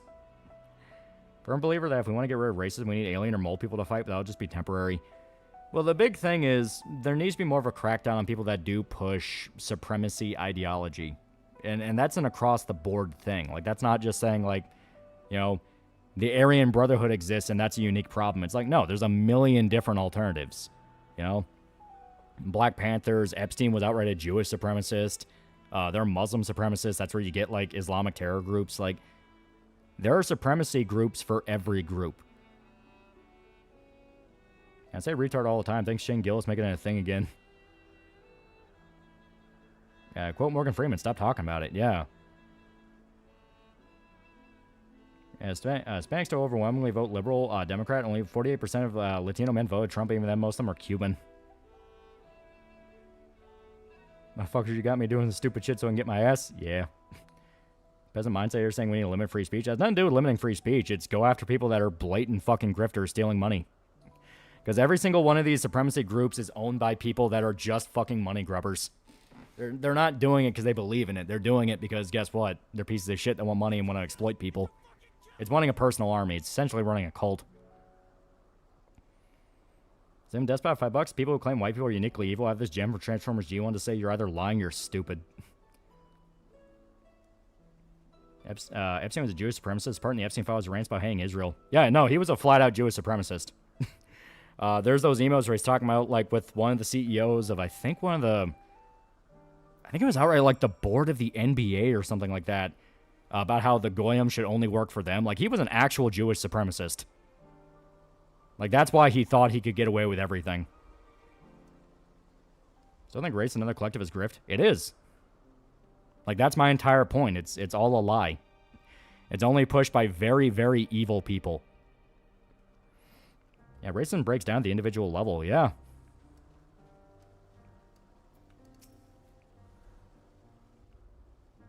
Yeah, wasn't it the FDA? No, because I remember it specifically being involved with basketball, because they were at a basketball event together. Why the nation we all come from? Because he's a fucking lunatic. How many times the word goy or goyim in the Epstein files? Yeah, like, dude was a Jewish supremacist. He legitimately was a Jewish supremacist. Yeah, he wanted to genetically modify pigs to be halal, yeah. Different. You're different too. Race real, though? People want to believe race some stupid social contract bullshit? Well, I mean, it's real in the sense that people are going to look differently and have different medical issues. I mean, sickle cell anemia is unique to black groups, but it doesn't mean anything in a social sense. Like, you can be friends with black people, you can be friends with Asians. Like, we're supposed to be interacting with other cultures. We should still have our culture, so that way the experience is unique between us, but we're supposed to be interacting. Can you hear me? Yeah, race grifting is most notorious with blacks because guys like Al Sharpton and Jesse Jackson. Yep. I wish only to hear your Yeah, Israel and Judaism are linked, but not 100% the same. They're Jews who hate Israel, yeah. May we please be friends? She's got wings in her hair. Neat, yeah. I'm drawing some designs for Netflix DMC. I suppose the show was actually good. Not preachy propaganda. Shankar's a stupid person, yeah. Yeah, smallest minority is the individual, yep. I see you found him. Rainspan fast on a dreidel with this one. How the hell do you act like a Talmudic schizo and hate our home nation? Hell, most Jews hate the Talmud, don't consider it divine. Because that's it. Epstein was just a fucking crazy person. Too long indeed for close collaborators. On this blessed occasion, I bring not only myself. Yeah, but people are fucking backwards retarded. They think when a Chinese couple have a child and the nurse brings out a black kid, they should accept it without question. Yeah, it's one of those of just letting retardation get in the way of common sense. I have to constantly wrangle my uncles who still have that delusion our country would be a superpower if we weren't scammed by bigger countries. No, I mean, that one's true. That one's true. Unless you're not talking about America. If you're not talking about America, then yeah, no, probably it's their fault. Epstein was obsessed with spraying a seed as he thought he was genetically superior. Yeah, like, Epstein's whole thing is he just genuinely thought he was, like, a superior being, and he would always find some reason to believe that. Like, because he was Jewish, he thought he was superior because he was Jewish. He thought he was, because he was rich, he was superior because he was an elite. You know, he was rich and had power. You know, it's like, he had a god complex. But moving along to more agreeable company, this one we chance to. I feel like I should make my own weird West thing and just have a bunch of American cryptids and folk creatures. Don't get me wrong, though. Everyone should be treated equally until you give them a reason to treat you differently. I mean, yeah, like I said, that's... Don't let retardation get in the way of common sense. That's basically what it means. It's like, if someone does something everyone agrees is fucked up, they don't get an excuse. Like, you fucked up. Why does Epstein sound like a lolcow? Talking about Romania, Texas is bigger than Romania. I love my country, but motherfucker, we had riches and we sold it. It sucked, but it happened. Okay, then yeah, it's your fault. It's never America's fault. We're cool. If I may make an observation. Epstein could pull the strings on multiple people you see on TV. Yeah. He was into eugenics. Yeah, like that's in the files. He's into eugenics. Nor do I believe you've made a submission to the bureau. Who was it that covered himself in blood and spread fake stories when MLK got shot? Jackson or Sharpton? I think Sharpton. I judged it too early. She's a pet project of mine, still undergoing preliminary testing. Nick Mullen was right pointing out Epstein's hair lip, making him look like one of the cats from the musical. Epstein was an Epstein supremacist. He wanted to create a super race with his own DNA, yeah. Being an authority on flying life forms, I appreciate that you are exacting in your work. I beat DMC 1 and 2 recently. I like Dante's design in 2, even if his personality is way too different. I heard the main people behind still gave a shit. Yeah. If we have finished with the perfunctory chit-chat, I would discuss official matters. By my coming, I trust you all. Anyway, Jeffrey lame. And good news, Urban Spook and Posture made up. Oh. I have an inkling, yes. So he's into eugenics behind an egg-shaped penis. Yeah. A lot of people with god complexes that claim they're part of a master race are never the best example of that race. You know, because it comes down to talking the talk or walking the walk. Like, a motherfucker that's actually, like, a really good example of a race just does shit. You know? Like, you can have, like those old Japanese warlords that could conquer entire regions with barely any men. And yet they would always win a battle because they were just fucking good at it. European knights who could do the exact same shit. You know, you could have explorers or scientists that are able to get people to the fucking moon or find a completely different nation than anyone discovered. Like, frankly, the best example of a race is a guy that's a little bit retarded, but he's got that spark. He's got that spark where it's like, I'm gonna fucking do shit. The fashion has been to imbue aquatic creatures with the power of flight, ever since the words of Metron created a sky-swimming fish. Jewish people are very religious, tend to believe they're superior and God's chosen, so they act any way they want to anyone without recourse. I mean, that's true of like anyone who's crazy enough. And they could conceivably climb a tree. Epstein was basically Horatio from Inland Space 2. Yeah, retard with a heart of gold. Yep. If someone claims they're something, they're not. Yeah. I love when a special operations dude looks like a dweeb. What is that thing? An axolotl? Yeah, he's really cute. Constructive autism. Yeah, he's a little retarded, but he's got that dog in him. What are we supposed to do with this lot? Epstein believed in eugenics. Think him and Movie Bob could get along. Especially when you consider Epstein's father was a Fed, which helped Epstein get to a position in the federal government, introduced the Mossad by Maxwell's father. Yeah, it's like... Say we want about the guy, he was basically the fucking Forrest Gump of pedophiles. He could just stumble into anything.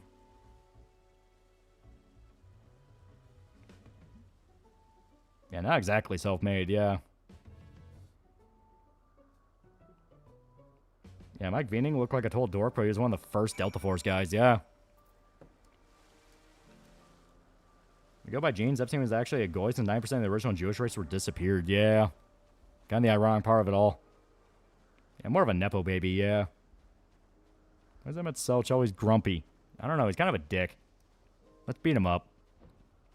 He's a cute little guy doing his best. I can't wait to one day hear the news of a Secret Service agent finding a T-Rex in China.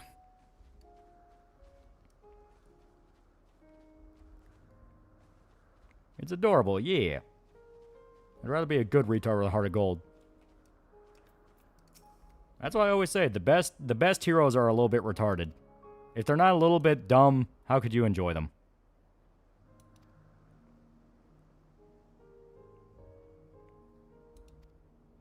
Also, yeah, you posted the DMC 1 and 2. I read that. A guy thought he was perfect, had an egg-shaped penis. Yeah, Tyler Olivier video on the Jewish town welfare and had an Orthodox say his town's true Jewish and Israel are not true Jews, racist to each other. Literally Duncan the Tall. Yeah. Night of the Seven Kingdoms is so fucking good, because Duncan is the exact protagonist I like. It's like he's a little bit dumb, but god damn it, when it matters, he fucking steps up. Was Epstein the mastermind of the operation or just a mole man? Perhaps even a diddle man, if you will. I think both. I think he was in charge of the operation, but the operation was always intended by other people. Because when you look at the sheer scale of what he was doing, he worked for everybody. Like, he worked for Russia, he worked for China, he worked for America, he worked for England / EU at large, he worked for Israel, he worked for Muslims, he worked for fucking everybody. Fucking every country's listed at least once. Yeah, Fern's definitely a bit retarded. That makes sense. I heard the Dunk and Egg books are more traditional heroic stories and less cynical than George's other stuff. Yeah. What we're saying is we gotta go full retard with our side quest. Please jump a ravine with a scooter. And it'll be the best part. It'll be the best part. That's the part in Terror Story. I'm gonna get heat for this, but just saying, Erica's kind of deserved it. Yeah, Jeffrey definitely had a handler. Would you accept the Coke bottle penis if offered? Yeah, trained by a former Israeli prime minister, yeah. Curious, can fantasy races in a Weird West genre setting and have it be Weird West? I mean, no reason not to. The whole point of Weird West is fantasy. Yeah, Epstein was photographed with Castro. He's with everybody, yeah.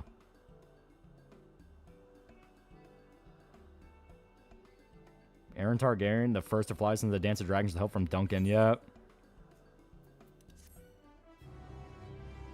Yeah, books have its cynical moments, but never from Duncan Egg doubting themselves. Yes, but never cynical, yeah. Well, that's why I really like Knight of the Seven Kingdoms so far, because the entire point is, what makes Dunk interesting is that he contrasts how cynical the world itself is. He is the one guy that's not cynical in the face of everything. He's a genuine guy trying to, stick to his beliefs in a world where everyone's so beaten down and already used to how it is. That's why he stands out so much to them, to where they're like, okay, this motherfucker's important. Yeah, DMC Buffoon here, bad internet, I apologize. Monsters Beyond Comprehension start invading, send the retard, doesn't get able to stab it. That's basically Evil Dead. Can Weird West have Dracula riding a Tyrannosaurus Rex? I mean, I'm not the fucking arbiter of what's in Weird West. I've asked, what's your thoughts on Moist Critical? I missed when you just played video games. Which country do you think killed him, or was it a mutual agreement to kill him? I think it was mutual. Fucking everyone wanted him dead.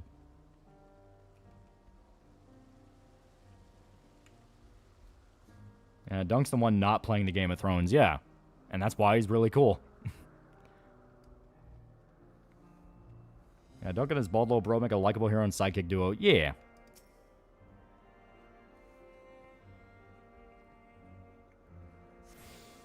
Yeah, Sir Dunk in the books is taller than the mountain actor. He's like 6'11". Yeah, he's fucking huge. Why are you people fixated on Epstein's wiener? If I'm not mistaken, Duncan's mentioning Game of Thrones when Joffrey's paging through the Kingsguard book and remarks 16 whole pages worth of events. Yeah, he gets a lot of pages. Because they make it a point that, like, the Kingsguard are all written in a book detailing what they did. And usually they get, like, a page at most. Duncan was important enough to have multiple. Stop raping, sir. Yeah. Egg dying at the tragedy of Summerhill, supposedly the point where the tone of setting shifts between Dunk and Egg and Game of Thrones, yeah. Or the digital ID system Discord's using is tied to a government surveillance system, and under the sky's blue, grass is green, yep. I was spoiled on the Dunk Get Up scene, but it was hype as fuck, yeah. I would say the best kind of Outlaws and Wild West stories. I mean, you can have a pretty solid variety. You can have, like, the well-spoken philosopher ones, the absolute lunatic ones, so long as they're fun to watch. Yeah, 4 pages for Sir Dunk, yep. Yeah, I do like that Knight of the Seven Kingdoms set in the margins of the setting, showing the little guys in the setting going about their business as the big guys get on with their bullshit, yeah. Yeah, Duncan had 4 pages in Barristan, the Bold had a paragraph, yeah. Very Gaming in Clinton years is one of the most schizophrenic reviewed things I've seen. Kadakers made a whole video on it. Yeah, I'm aware. That was basically like the... that was the beginnings of what would eventually evolve into Retsu Prey. Because that was making fun of shit like that. And it had some fucking wild-ass takes. You have an HBO subscription or are you pirating it? I have it through Amazon. Yeah, Outlaw Josie Wales and Tuco from Good, the Bad, and the Ugly, yeah. Yeah, Duncan was so fucking cool. He forced Game of Thrones to bend to his will and become a heroic story that's because that's how powerful he is, yeah. Here's the funny thing. You can bypass the Discord system having your birthday says one makes you 18 plus. This discovered today, so who knows if they'll catch on or not. Yeah, Red Dead 1 I got for trying to be a good guy, and Red Dead 2 I act insane. Yeah, Game of Clinton years pretty much proto-AVGN. I need to watch Knight of the Seven Kingdoms because I missed one when Game of Thrones was good, yeah. Yeah, didn't Movie Bob also do gaming or movies in the 90s? I don't know. I never really watched Movie Bob. Gotta head out, night all, and take care, yeah. In Yeah, Red Alarm is one of the best games in the Virtual Boy there is. Yeah. The convocation is giving the recommendation due consideration. I think we got the dick scene from episode 2. I'm talking about like when Dunk is talking about his master and his master wakes up like drunk after fucking a whore and has to take a piss. I thought it was funny. And above all else, to ascertain Looks like Xehanort. Got Mercury $5. Dunk had 3 more pages than Jaime Lannister, hence richer than a Lannister. Yeah. More pages than a guy that fucking killed his king. Yeah, Henry of Scouts a bit retarded, but we love him. And I did love all the shit post of like of how similar Dunk is to Henry. I thought it was great. I downloaded Dragon Ball Xenoverse 2, and I'm modding it where my character can transform into Daima Super Saiyan 4. Absolutely love Daima's 4 design in its peak, but I always love GT Super Saiyan 4. They are both really good.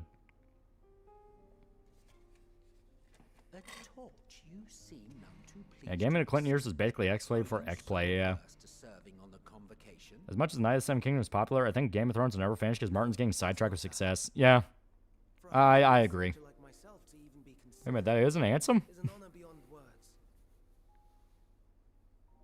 Terry was concerned by the penis size. Its size disturbed her. I'm surprised Georgie Porgy was grown in a tube. Does this not mean that he will return to the star? Yeah, Super Saiyan 4 is the best form, hands down. It is really cool. Well, Dunk too, if he time traveled to the main story of Game of Thrones, he would fuck shit up. I am of the firm belief of that. He would solve so many problems. It's like, fuck the whole, oh, he'll mean well, but then get killed off because some dumb conspiracy thing. No, he would fuck things up. Is that what you say here in Elpis? You know what? I love my whole outsider that no one expected ends up changing the face of the fucking world type characters. Yeah, Super Saiyan 4 is better than God. I don't care if I get heat for that. No, I agree. I think it looks dope. I love the whole mixture of like monkey and human design.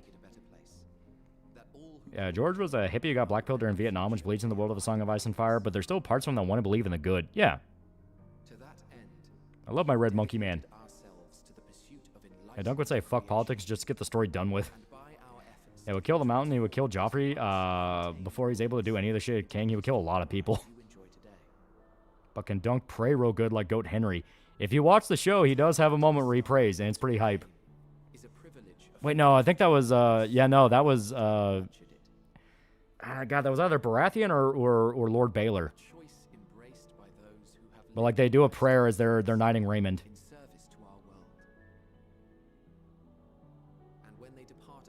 Yeah, Dunk would have gotten rid of the Red Witch and got Stannis on the throne yesterday. Yeah, the best ending in Game of Thrones, George writes a final climactic battle. The White Walker's just as Jon Snow's about to get killed. Brandon wakes up in a bed with all the cast around him. There he goes. I had such a weird dream, and you were there, and you were there. Then we all would laugh and cue credits. I read the Song of Ice and Fire. They're not nihilistic and cynical as people think. Tragic, sure, but not nihilistic. Yeah, no, like, the problem with Game of Thrones as it is that George has too big of a scale of what he wants to do, and on top of that, he is only just now realizing he might have killed a few too many people off for shock value. So he's kind of in a corner where he doesn't really know how to make the story fit.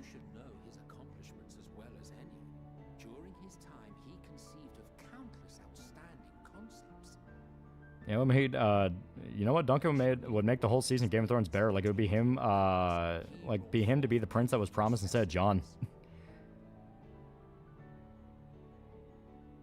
My favorite gaming in Clinton years quote, "We beat the game unexpectedly."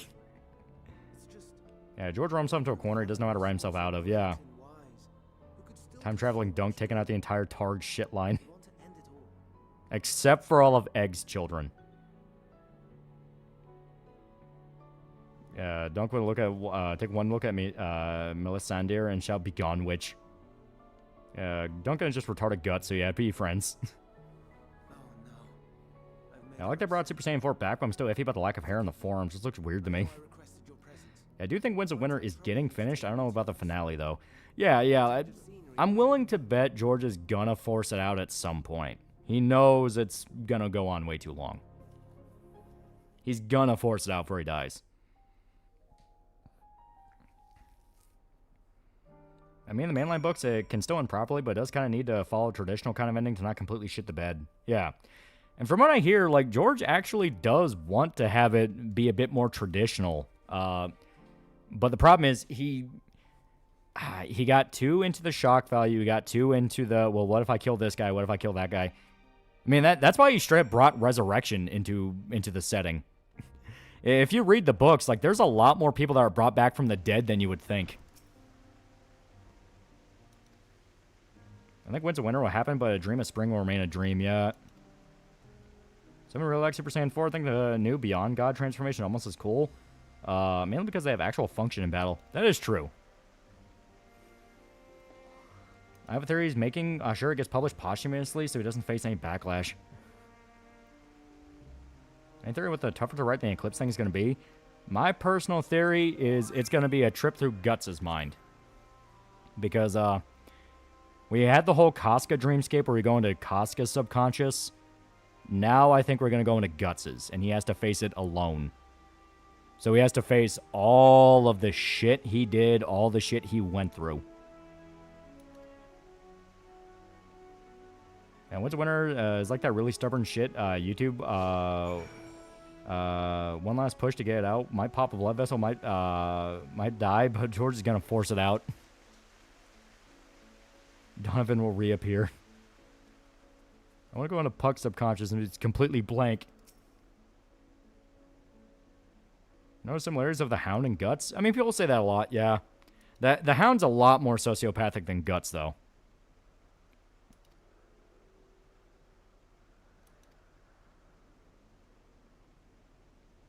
Well, it was hinted that Jon Snow was always needed to die, but then get resurrected to unlock his insane Targaryen murder mode. Basically, Guts getting a well-deserved therapy session gets desperately needed, yeah. There, it's all just Puck shitposting. Next, Berserk's next arc is messed up in the Eclipse. Not so much messed up, but basically, there were statements coming out from Koji Mori saying that the reason it's taking so long to get new chapters is they really want to get this next segment right, because, in their own words, it's exactly as important, if not more so, than the Eclipse.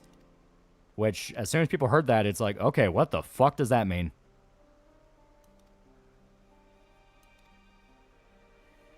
George's never going to finish the book's manga reader first time.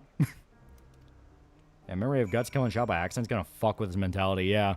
It makes you wonder, like, if it is what I think it is, and it's going to be him going through all the shit he did, like, is it going to be everything? Yeah, Koji Mori said it's on par with the Eclipse in terms of story. Also, read my last statement, coward. I didn't see what your last statement was. Oh, yeah, GT Super Saiyan 4, matching red hair and red eyes. The fit, the bulky frame and primal power, damn. Though I have one issue. Why did Toriyama design the wrist like that?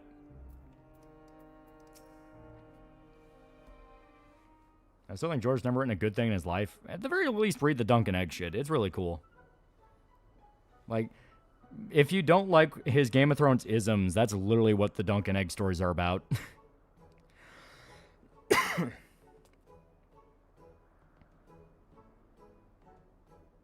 Yeah, I think the Hound is just pure id. Only his base desires and aren't willed to see them out.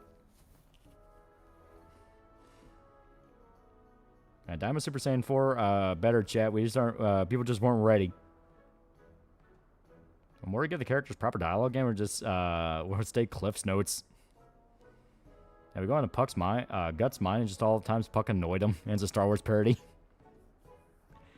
Even if that's true, Koji probably shouldn't have said that. It's quite the expectation to meet. I mean, I'm confident in it. Shio Gaga's been doing pretty damn good. And Duncan Egg's Game of Thrones, people who don't like Game of Thrones.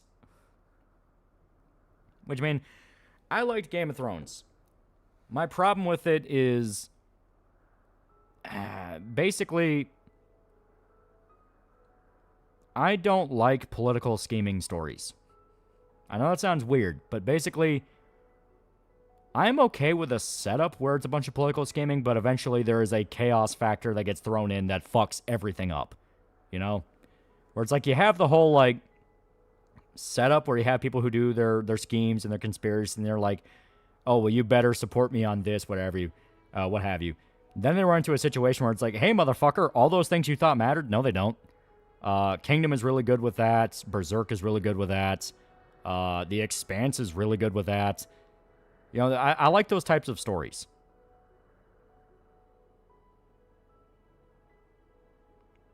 Golden Age is all political scheming till Monkey Man, Giant Naked Man. Well, it's political scheming TM until you really think about what's happening, and the whole point is Guts and Griffith just steamroll them. They steamroll the political conspiracy types by just going like, dude, we can just kill you. I trust Koji Mori. He's not going to let his best friend's magnum opus and literal life's work be for naught. Yeah. And if they ever make JoJo Lion, I want them to be able to get the rights to Wonder of You song if it's even possible. Oh, cool. A shoe bill.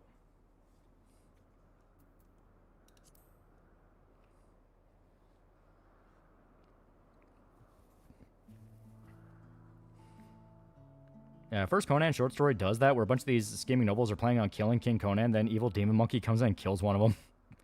But I think the political scheme in KCD, it can play out pretty much exactly what I'm talking about, where they have this like in-depth scheme in mind, and then Henry gets involved, and everything goes fucking tits up. Yeah, you like it when a wild card slams the table, yeah. And scheming nobles think themselves superior to a fucking monster just barges in, yeah. Hey, your plans don't work because my retard big sword wielding friend, yeah.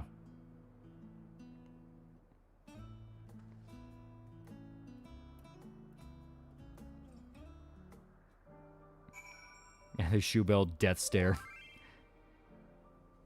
Poor girl, talking to us the mind of an 8-year-old. Just want to keep in that mind with what comes next. Don't worry about it, it'll be fine.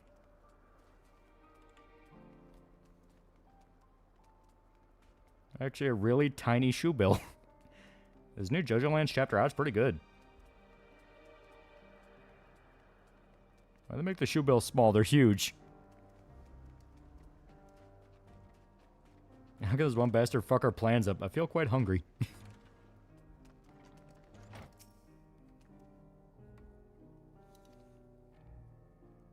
I might have to get the right since stand user is literally listening to Wonder of You in his introduction. Yeah. If you ever head pat a vulture, they do seem cute in a weird way.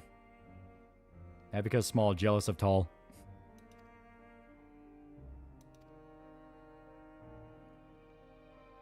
So like what happens to Shinra post disc 1. Yeah. I watched the FF14 streams in a long while. Surprised to see you already an Endwalker. Yeah. If Guts and Griffith was sent to Game of Thrones, how fast would Griffith take over the throne? How many dragons would Guts slay? Oh, it would be chaos. So I mean, more Azimuth, tiny alien creator, the Omnitrix, talks Mike gangsta and calls the pure breeds aliens bitchless. Infiltrating Sigismund Camp was probably my favorite moral bit in KC2. Doing good guy stuff is technically detrimental to the pro-Wenceslas faction. Yeah. You're pretty clever. However, I have a guy with a sword bigger than you can run through all of you with a smile on his face. Well, to me, it's interesting, you know? You know, it's kind of a play on the underdog type story in that everyone thought he was just a pawn. Then you find out, like, nope. A little bit more than that. Yeah, Griffith's just better schemer than Littlefinger. He's also really fucking good with a sword. US Lady became the first US Lady to win Olympic gold medal for America in figure skating.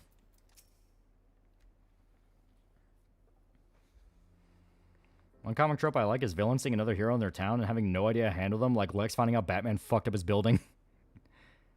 I'm more of a curiosity, would you ever do a raid night stream for FF14, like fucking around blind or not with harder content? It could be fun.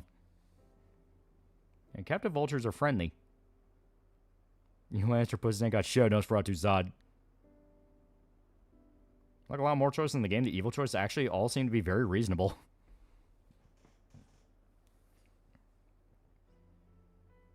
A Big Bungie had nothing to do a video about, so he made a video flagging about drawn Lolly. I see Turkey Tom video didn't pan out. Tom beat the allegations. Also, I think Griffith would be confused why everyone's having a panic attack on the fact he has white hair. Yeah, Guts never overheard Griffith. How different would Midland be? Just Vampire the Masquerade LaCroix, yeah. Got to the 7th Anthony and Palatra, then I died, and I want to die in real life. I think Vultures are pretty even-tempered since nothing really actively preys on them. They only eat the dead, so they can't really fight anything other than other vultures. Remember Rickard bitch-slapping Griffith? That was funny. What's your favorite quote or moment from Trailer Park Boys? They had some pretty fucking good ones. I am the liquor is still one I quote at least once a week. That one's fucking great. like, I am the Licker Randy. Who'd have a better time in 40k universe, Guts or Doomslayer? Doomslayer, he's like actually broken. Reboot lower Doomslayer's fucking OP. I don't know if I asked before, do you plan on doing a stream of Vampire the Masquerade Bloodlines, or you do one already? We did a short one, but yeah, maybe to go through it again. That'd be fun. Like running Molotov Village, draw off the enemy's perfectly common tactic, but it would also be you doing to them what happened to Scallots. Yeah.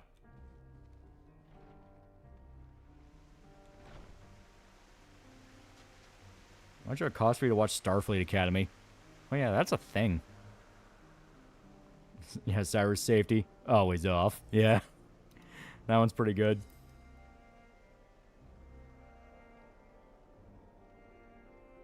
YouTube banned me from some of your streams because I won't upload my ID to confirm my age, and I'm 27. What about a stream for Bloodlines 2? Doomslayer killed the actual god and ate his soul. Also, demon energy can stay in his life, so the warp is just a giant feast. Yeah. How would you see Big getting along with Guts? Not very. The problem with schemers, they can't be found out. Once they have a target on their head, unless they're a skilled fighter, they're fucked without someone guarding them that they can trust. Portal of 1,000 World by Dave Duncan does that pretty well. Brick Shithouse, Great Attendant, named Brother Horse and Fantasy China spoils the plans of so many scheming bastards just by being a bro.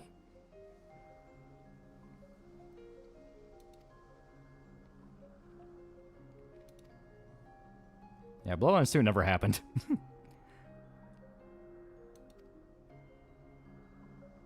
How God's doing The Witcher? You do pretty well there. You put two gruff assholes in the same room, they're gonna be gruff assholes. The Uma Valentine's Day event, it was pretty cute. It was pretty cute. And Ricky's getting money to buy a ring, and he just throws the washer through the glass door to steal it is my favorite. Yeah.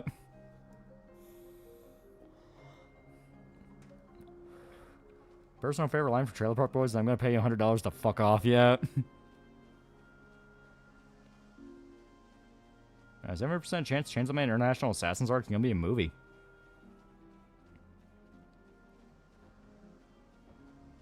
Turn Guts into a Witcher so he could always have a challenge for his sword. Well, he doesn't need it. Like, he's branded. And being branded actually puts Guts in, like, a weird position where he can affect the supernatural.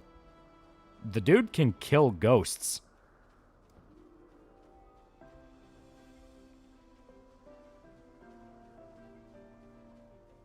I should do a stream with Irishman and Weebro again. I can't wait to derail every conversation so you were always talking about Ben 10. Yeah, Julian falls down the stair not spilling a drop of alcohol yet. Yeah, Oricon labeled Chainsaw Man International Assassins as a movie. Oh. Why you dressed like a goddamn bumblebee, and why you dressed like an Indianapolis Jones? One of my favorite quotes yet. Also, you can kill monsters without silver. Just silver makes it easier and stops regeneration, but peasants are able to kill dragons all the time, and they make it a point in the books, yeah. It'd be cool. Bloodlines 2 did happen, but sadly, that's just not in the cards. Yeah, Dragon Slayer can chop through the astral plane, yeah.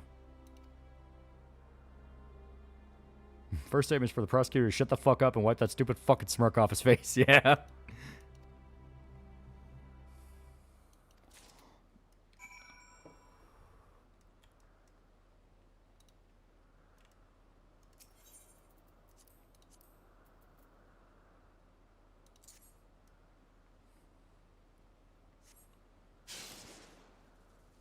There we go.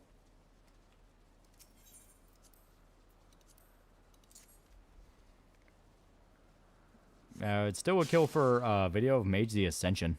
Video game of Mage the Ascension, yeah. Just go completely nuts with the powers. Yeah, that'd be dope. Did not like that?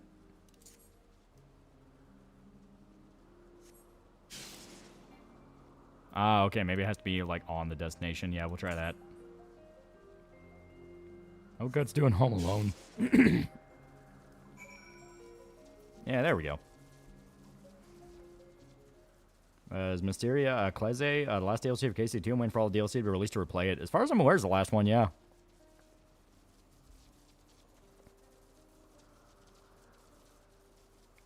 By the way, I found some books today. Gunsmith Cat's Burst says Omnibus is coming out now.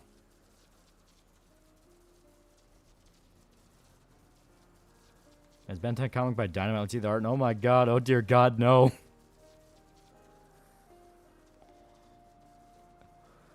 Yeah, Dragonslayer is bathed in so much demonic blood, it literally exists in both the physical and astral planes, yeah. This game's got pretty good music, yeah. Says guts can kill ghosts with a several 100-pound sword moving very fast. We have less ghosts now because they were hit by cars.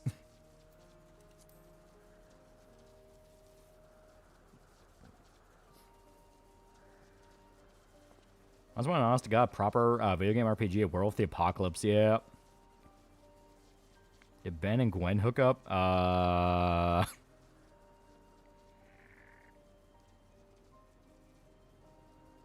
Fortunately, the Dam Busters Dead Island 2 official does not have drivable cars at Giggersville. Dead Island 2, yeah. So Master and Commander really enjoyed it. Would rather have 5 of those in one Pirates movie than the other way around. And Ben and Gwen are a popular ship despite the fact they're cousins. Well, wasn't she meant to be, like, his love interest at first? Because her being his cousin was written in, like, very last minute. 'Cause that's what I heard. That, like, Gwen at first was meant to be, like, a friend of his that went with them, and they were going to get together, and they wrote them as cousins at, like, the very last second. Don't forget KST3, there's time skip so Henry can be knighted by the king already. Maybe get those 2 estates that Hans promised him.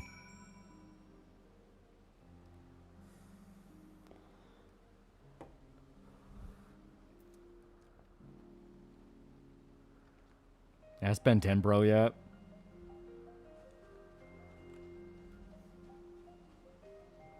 Your card can only wipe out ghosts if you view oil as ancient dinosaur demon blood. Even then, this means EVs don't do shit. Yeah, the original idea was Gwen was going to have her be a childhood friend that would later become a love interest. Yeah.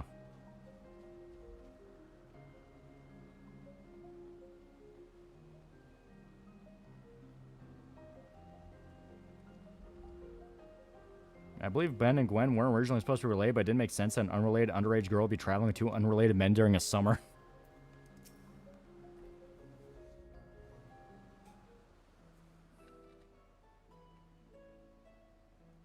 Yeah, so they made them cousins, yeah.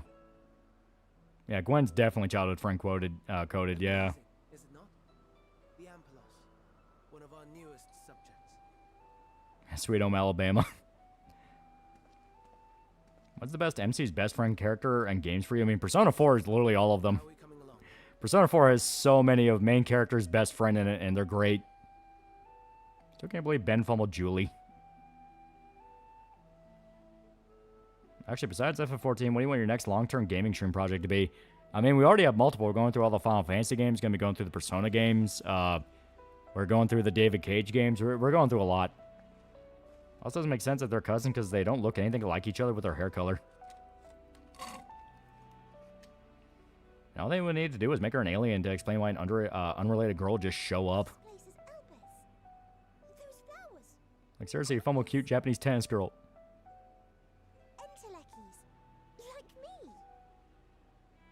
I haven't played Persona 4. Have you done FF6 yet? Not yet. We've done 7, 8, 9, 10, 12. We're going through 13. And then we're going to go through the other 13 games. And then 15, then 16. Then we're going to go back to 1 and get up to 6. You did end up getting the hot Brazilian girl.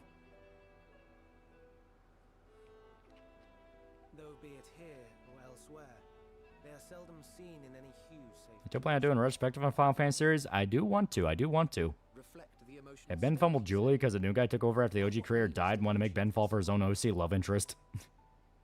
I don't have a problem with cousinships in fiction, cartoon, and anime, but in real life that shit needs to be stopped. Incest to that degree is way too high, makes retard babies. For Aaron Friday today. Oh, you didn't hear. We're not getting an episode because of the Olympics. Yeah, there was that native girl. Yeah. What FF did you miss? What do you mean? Because if you're talking about 11, 11's an MMO, so that one is like weird. That one's in a that one's in a position where like the only way to play that is like private servers, and it's another MMO on top of us doing an MMO, which is way too long. Where's your playlist FF8 streams? It should be set up. If not, I can just quickly whip that up.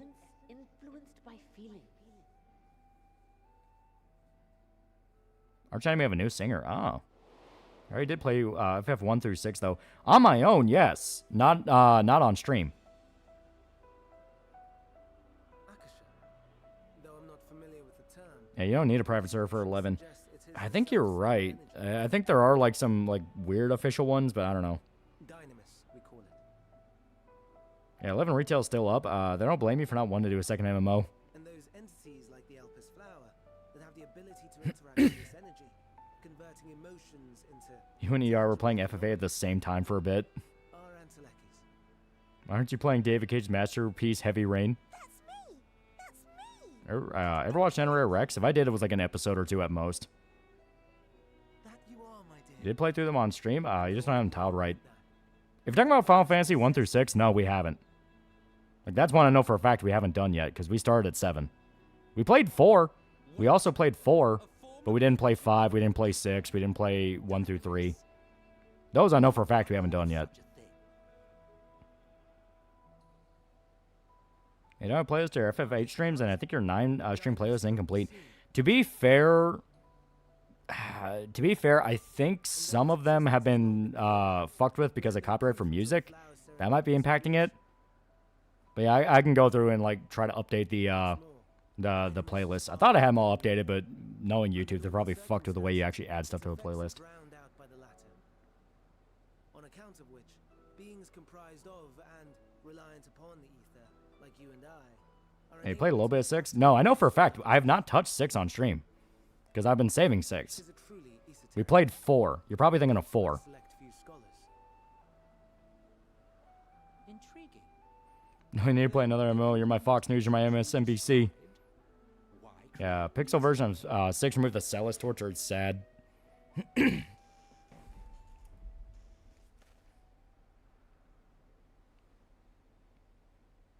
star, Aetheris, is a Favorite Ben 10 alien mine? Swampfire. I like the weird digital ghost one. He was cool. Check a few days ago, I don't see any FF8 playlist or any of them on your main Final Fantasy playlist. Now, I know for a fact I set up an 8 one. Like I said, I have to go through and make sure it's actually set right. It could have set it to private. Yeah, upgrade? I think it was upgrade, yeah. We're playing FF3 DS, motherfucker. Put up the insane difficulty curve and cry about it.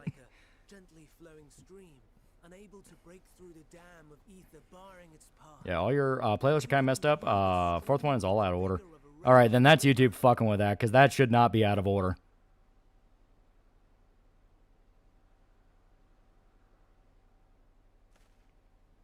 Like 4 in particular, I know for a fact, because that one was super short. It was like, what, 3 parts? 3, 4 parts?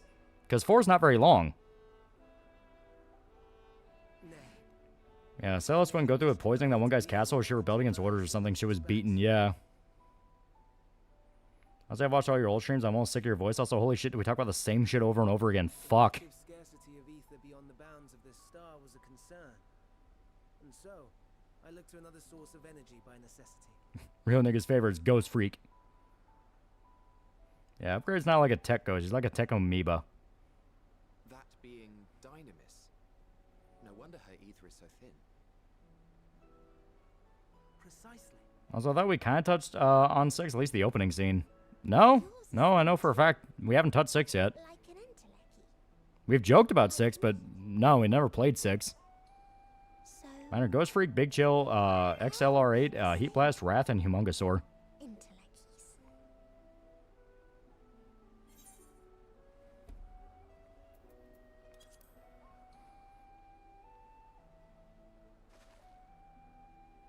That sounds more akin to the desperate. Now, you played 6? No, I know for a fact I've not touched 6 on stream. Like, I know for a fact we've not done 6. Because I've been saving 6 for a special day. It would, however, make it easier for you to interact with Dynamis. Have you played any of the Ben 10 games? No. And limited though its influence may be, Imagine a world where 6 just ends before the world of ruin, yeah. and defeat. Think you have? No, I'm telling you, you're thinking of 4. Like, you are thinking of 4, because we specifically only went back and played 4 of the Pixel games. Well, 4, the Pixel one. We never touched 5, we never touched 6.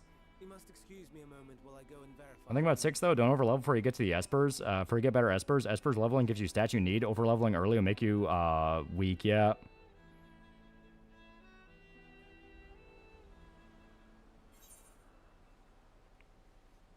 It's that especially they already passed because you played 6. It's like, no, we have not played 6.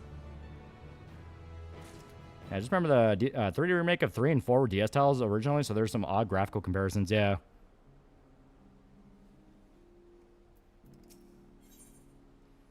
Ain't that Ultimate Alien showed all of his aliens that he scanned, including the ones we never saw him turn into, but didn't turn into that season.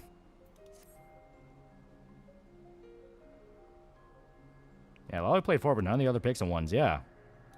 Because we were going to go through the Pixel ones after we caught up to the modern ones.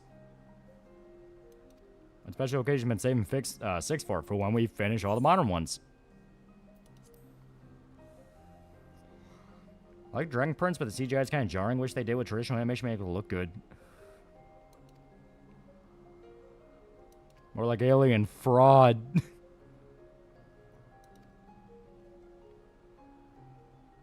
What versions of the old FFs do you plan on playing? That will kind of depend on game to game.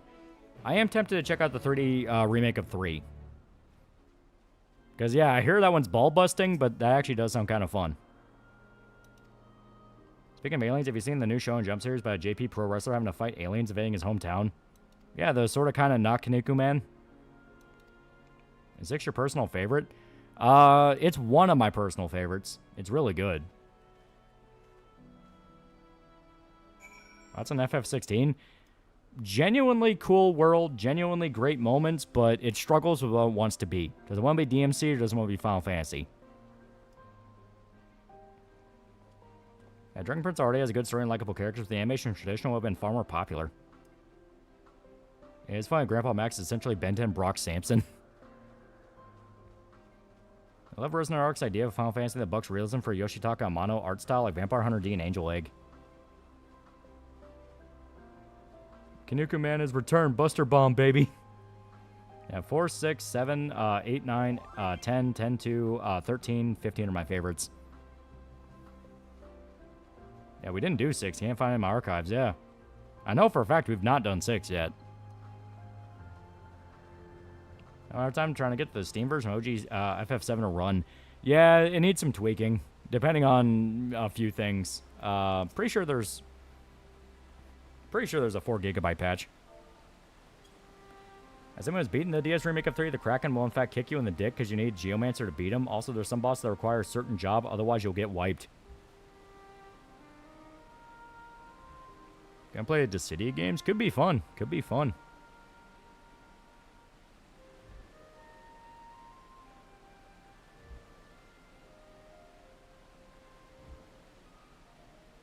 Game is paced well to Hugo, then slows the fuck down. And it's sad because the actual Hugo fight is fucking cool.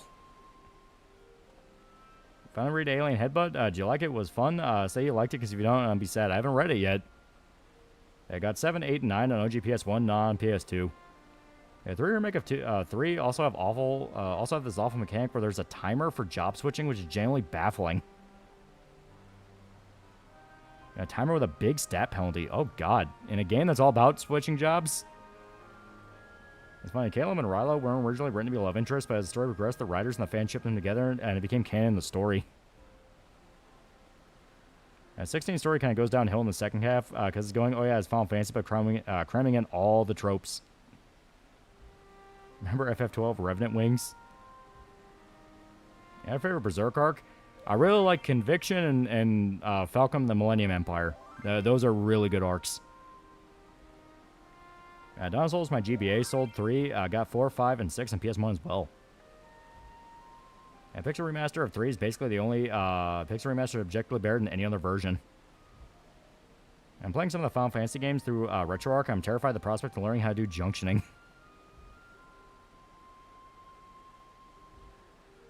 I feel Golden Age is the best Berserk arc. It is really good. I love FF1 to 10, except maybe 3. 3 is not bad, but it definitely has issues. Because I think that's the one where, like, there was always some gimmick with the dungeon where you had to shrink, you had to turn into a frog, you had to do all these gimmicks that severely limited what your combat capability really was. It was either 3 or 5. I remember it was either 3 or 5 where it had a lot of those dungeons and it pissed me off. It might have been 5 because it was like right after 4. I was like, man, 4 was fucking good. Yeah, it's not a timer you have to beat battles with it. Ah. Yeah, it was 3. Yeah, it was.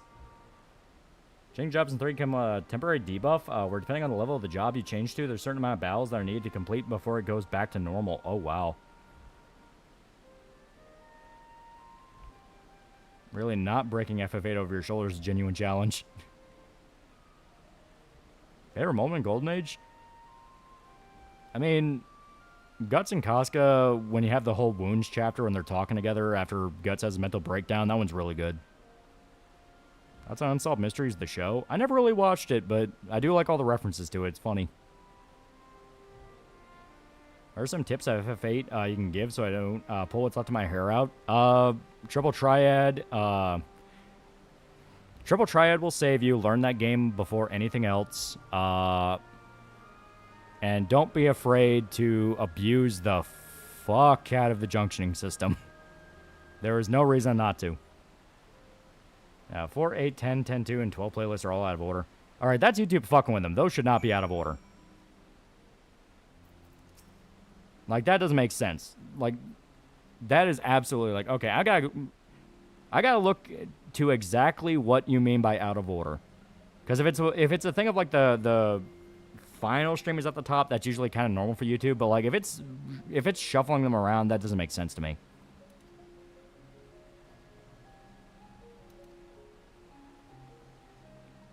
Is there a controversy going on with FF14? Or I mishear about it? I don't know what you're talking about. See, people keep moving the goalpost on when it comes to Kiwami 3 remake. Now it's bad because only sold 94k copies in Japan. Might be the lowest, but still. Yeah, kill Squall early on so he doesn't get XP. Unsolving Mysteries is 24-hour streams on YouTube. Granted, they loop a season per day, but you can watch it.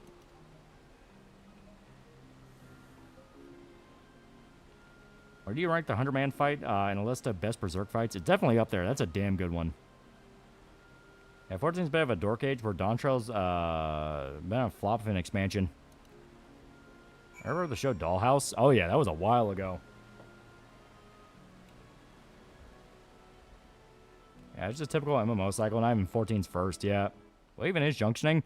So the way that summons worked in FF8, where they tied a lot more to like your actual character stats, where you're not leveling up the characters, you're leveling up the idolins that are connected to them. And once they level up, they actually affected character stats. And there's a lot of different ways you could fuck with their stats. So really, it's not about leveling your character up. It's more of leveling up the idolins that are connected to them. Jimbug loves you, $5. Was watching Blue Mountain State. If you watched that, and if so, what are your thoughts on that? Also, start Fuga, and I won't use the Soul Cannon. Yeah, Blue Mountain State's hilarious. It is funny as fuck. Yeah, GF's Guardian Force. Yeah, they call them Guardian Force, but it's the fucking idolins. It's your summons. Yeah, they're basically personas, yeah.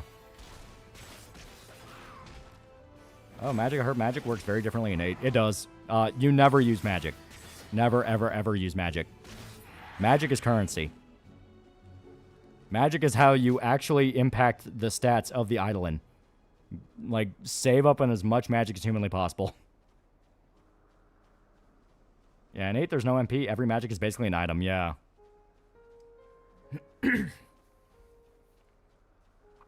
Yeah, magic is stats. You watch Terminator, the Sarah Connor Chronicles? I remember liking it. I thought it was pretty good. Hype for Resident Evil Requiem? Very. Stefan Hilaire, same actor plays Thad from Blue Mountain State, plays Reacher, yeah. When I cast spells, though, the summons have baked-in spells. You use those spells. You never actually use spells. Yeah, some of the second-tier magic is for casting. Some. Apparently, GTA 6 price is leaked on CD Key. US price $124. UK is $89. Man, fuck you.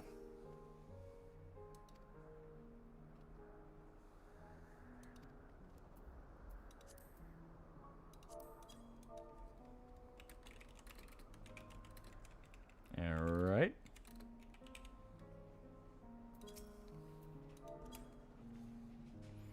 The actor that plays Thad's insane. Yeah. Yeah, rip Terminator 0. We finally get a good Terminator and no one watched it. Yeah. It was hype too. It was really hype. Kind of disturbing once you understood the implications of the dollhouse. Basically brainwashing women for the elite. Yeah. Not gonna lie, try not to cast magic and 8's gonna fuck with me. Just use the summon magic. You can summon the actual Eidolons, and then they will have baked-in spells and magic, and it is usually way more effective than just a spell.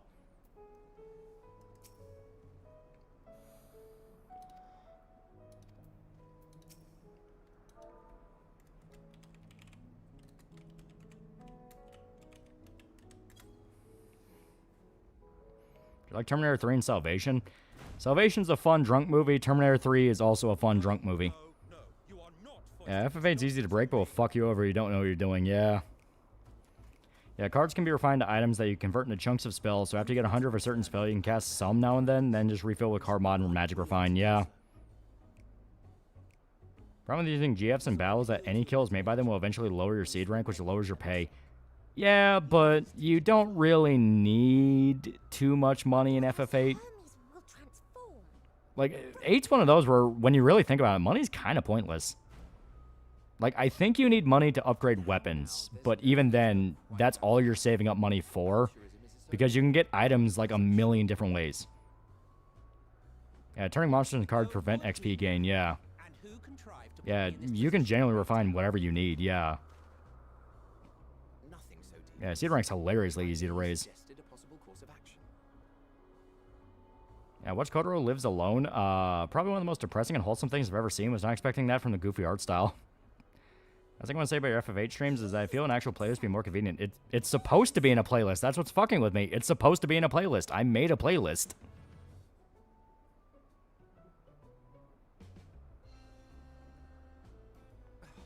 I'm still working on my 100% file of that game. I love 8. Yeah. Yeah, I'm not paying 150 for a game that's bloated as hell and have shitty gunplay. Yeah. Yeah, Terminator 0's out. Why did no one tell me? Why did the marketing tell me? Yeah, Terminator 0's been out for like 2 years. Yeah, Salvation felt like a decades-long wait. Finally coming to a close. You'd see flashbacks to the Machine War. Now you get the whole film devoted to it.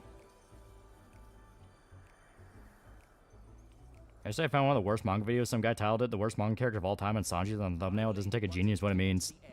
Everyone hates my boy Sanji. Even One Piece started hating my boy Sanji, and I feel bad. Isn't Terminator 0 only on Netflix? Yeah. Also, kind of stopped FF7 and play 8 one time. Well, let's relax and enjoy this. I did, but I don't remember the context around that. I think it was an April Fool's one to, like, fuck with people. Because it's like, I think we were, like, right about to beat 7 and I jumped to 8. Did you know the Fuga series take place started on PS1? Mr. Aaron talked about it. It was way more lighthearted. You were wondering why Emmett Selk joined the convocation. Yeah, Rockstar peaked with San Andreas. San Andreas and Vice City back to back. Then you had 4, and 4 was great. 2 years? That was announced like last year. But I declined the offer. For though my vision Yeah, Sanji's hated by the animators. You still haven't gone back to beat the weapons. I think chat's fucking you because I'm on YouTube mobile and there is a playlist. Yeah. Couldn't transform even if I had a mind to do so. In fact, here, I'm even gonna look it up. What good is the ability to perceive a problem? Yeah, try being a Frankie, bro. To be fair, fuck Frankie. I'm sorry, Frankie. It's not personal. I just gotta get the rage out because I keep shitting on Sanji and someone's gotta pay for it. The latter to an extraordinary degree. If there is a mage more powerful, I do not know of them. Yeah, Sanji's the best. Even post time skip started doing really cool shit. Yeah. Yeah. Thus did I yeah, Final Fantasy VIII. Yeah. And I wasn't the only one. Far from it. Yeah, take it down, Zoro. Yeah, there is a Final Fantasy VIII play. Yeah. People the world over, to whom he had previously lent Yeah, what'd Zoro do? Oh, how surprised he was. Yeah, seriously, Frankie's the egghead guy and they fuck him hard. For anyone. Modest to a fault. Yeah, I don't know why I didn't see the playlist on my end. Every bit of acclaim he received. I recently rewatched Angel Cop and holy shit what a trip that was. Pretty funny how the heroine doesn't give a shit about the hero cop till he gets cyberized and gains like 2 feet in height. A singular soul who can't help What's up, sweep? himself in the business of others. Where she walks, Frankie can't catch a break. I miss you, Kazuki Yao. Come on, Frankie. We only bully you because we know you can tank it. Sanji's too much of a bitch. You gotta take the hits for him. Much of his grumbling stems from genuine concern. When our friend calls, Yeah, I forget Vice City Stories, Liberty City Stories, and Chinatown Wars. Those were fun, yeah. and in the course of doing You know what I really fucking hate, though? Usopp. Suiga King was way better replacement. Yeah, Sniper King. There is an FFA playlist. I don't know what everyone's seeing. Yeah, that's why I'm confused. Like, there is a playlist. I know for a fact I made a playlist. to help them realize their dreams. I'm a chopper stan. This will be my greatest contribution to our world. And when they have fulfilled their respective purposes, Imagine finding Rob Lucci for more than 5 minutes. so too shall I have fulfilled mine. That's on Boa Hancock. She is very hot. We may return to Fucking crazy, but hot. Hold on, I'm gonna link it in the YouTube chat. Yeah. my innermost secrets. Like I said, I knew I wasn't crazy. I can only assume it is due to the color of your soul. One Piece talk brings up my most liberal anime point. I don't like supporting One Piece thanks to Oda back in Nobuhiro Watsuki. Yeah, but like I said, that's kind of true of any industry. There's always going to be that one guy no one should be friends with, but for some reason they're ride or die for that nigga. And Alaska Saga all over again. And be fair, Frankie sometimes gets a little too attached to the ship. I ain't letting him alone with the engine. He might get funny ideas. Ah, yes. He's only crazy unless you bring up Luffy, and then she becomes love crazy. Latest One Piece chapter is pretty cool. I also hope that we're finally at the flashback arc. Go and signal to Emmett Selk. I would say it's Spoon's best Final Fantasy video. His task is at an end. I don't agree with a lot of his Final Fantasy takes, but his 10-2 video is pretty good. Well, I already knew you have a playlist because because I watch your FF4 streams all the time. YouTube deletes half my comments. I don't even use slurs, most of them. Fuck YouTube. A word for a guy wearing a dress gets my comic banned. Has beat DQ7. Very good game. Yeah. Finally got... We finally got Dick Bro to start Dragon Quest. He started with, I think, Dragon Quest 3 Remake? I think it was Dragon Quest 3 Remake. And he really likes it so far.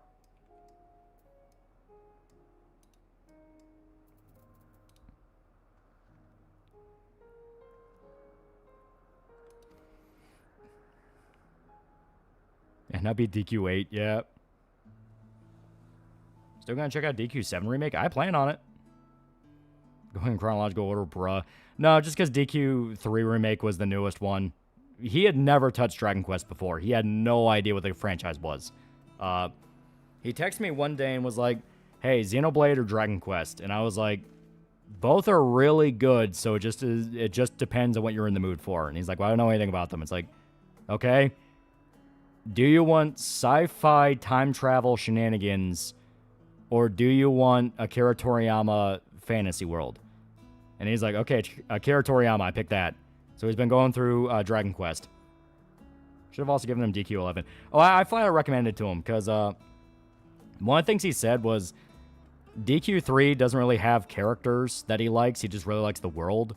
Which, I mean, to be fair, DQ3 is when it was still in that era of, like, everyone's just kind of meant to be an archetype, so I got what he I understood what he meant. So I told him, like, hey, if you want a really good Dragon Quest game with really good characters, play 11. And he was open to the idea. Why didn't I just play the BBS secret ending for, again for the cutscene? Because the in-game version of it just doesn't hit the same. Yeah, I want another one like DQ9, yeah. Yeah, it's still funny, Bo Hancock simping for Luffy's genetic. Her clone got infatuated with Luffy. Yeah, DQ3 is more like Ultima, yeah. Once you get to Beyond Two Souls, you gotta attempt to fail the prompts or whether or not the game lets you.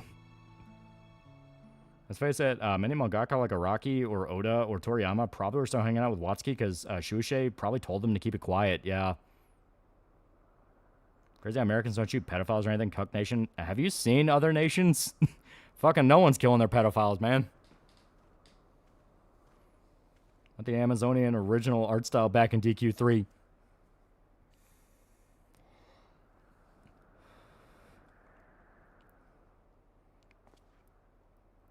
Yeah, DQ3 is basically like a wizardry game, yeah. But he had never touched Dragon Quest, so it's like, check out 3, it's fine. Anyone got love for the DS version of 5? I've never played 5. But I hear 5 was like one of the really good ones. Yeah, female DQ3 warrior in bikini armor. Grah. Yeah, DQ3 isn't the first in the Erdrick saga. It's DQ11, then 3, then 1, then 2, then 7. And when I try, I'm labeled a monster. Fucking hate the world. What's I know about when people call Oda sus because how he draws women? Yeah, DQ5 is the gold standard for DQ. That's the lineage one, right? Because that's what I was hearing about and I thought it sounded kind of cool, where you go through like an entire lineage of heroes. Yeah, 5 is a Japanese meme game. Yeah, people fucking love 5. Listen, Eurotrash or Jeet. Yeah, 5 you can marry and take your wife and child to battle. Oh. Here's how Europeans allow women and children to be raided and arrested. People who ask questions. Yeah, Nazis, aliens, the spirit Longinus. This can't be real, right? Rumor spread. Fuck. Somebody told me people are facing consequences for the Epstein files in every country, but the U.S. thing I spent 2 seconds Googling it and saw was bullshit. Yeah. Like I said before, you literally just have to wait for the people to die. Yeah, you need to play 5. It's good. You can group monsters in your team. Like I said, I keep hearing 5 is really good. Yeah, your party will be your saber-toothed tiger, your wife, and your 2 kids.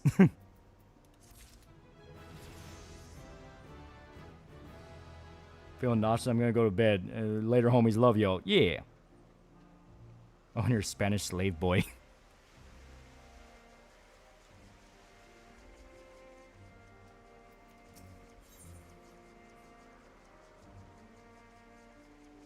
R5 is the best one in the series, by the way. Are 1, 2, and 3's HD 2D remakes worth it? I still haven't touched the 2 one. If I was where you and your family can bond over fucking up the enemy, yeah.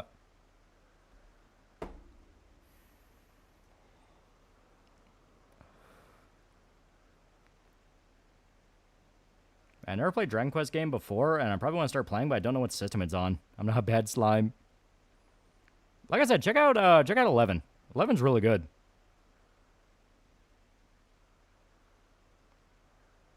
It'd be fun after whatever site you used to read manga comes back online to have a One Piece manga reading stream. That could be fun.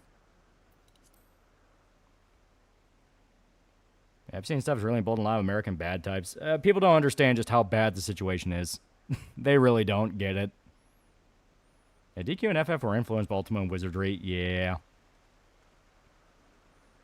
So we'll stay away from 3 remake because of the bullshit and disrespectful changes they did. It was a pretty heavy slap in the face. Because man's like, Toriyama just died. Even the people that, even like the guys involved in Dragon Quest, like Hori and his buddy, even they're like, this is fucked up. We don't want to do this. Seen the trailer for Pressure, D-Day movie, Brandon Fraser, General Eisenhower. Yeah, it actually looks really cool. Miss watching Shiori's past life sim for Eric.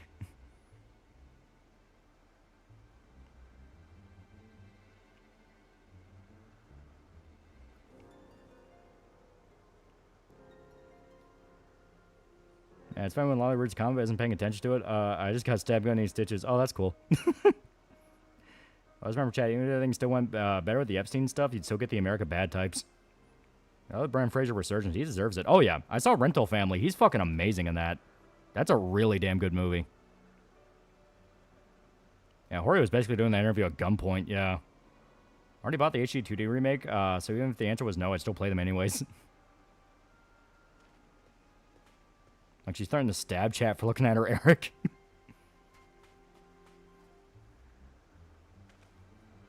Remember on FF streamer chatter was high on weed yet? I wait for DQ12 Square Enix, please. Been 4 years since the announcement. Please give us a crumb of information. And Brendan Fraser mugs Hollywood. He's a good actor. Phenomenal actor. The Renaissance continues.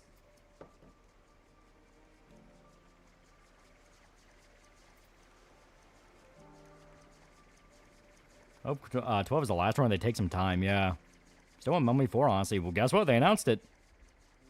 And one person mentioned the schizo tip line. They were like, sometimes schizos are right, which is the opposite stance they'd have taken a year ago. Yeah. Well, it's all just tribalism now. No one actually gives a shit what's real.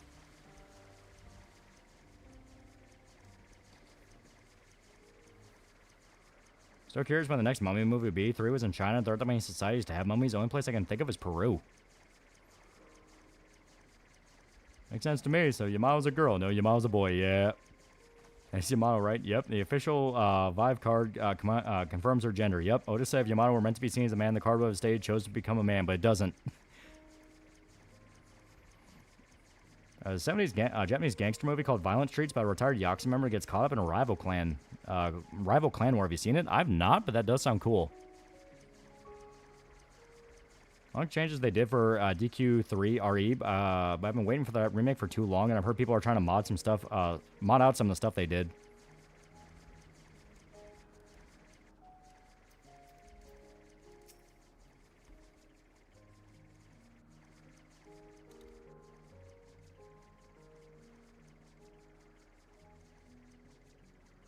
I wonder if DQ1 2 remake went through the same bullshit. I have no idea. I've not heard anyone mention it. Not entirely enthusiastic for the 4th because they're not bringing back Steven Summers to write and direct.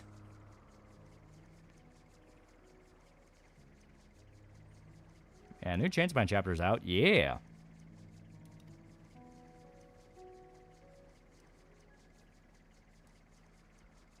Does Vietnam have mummies? Love how Mike from RA keeps telling people to only play Pixel Remaster games on PC so you can mod them. To be fair, he's not wrong. If there's some aspect of it you don't like, it's easy as hell to go in and fix. People have been doing, like, fan builds and different tweaks to them for God knows how long.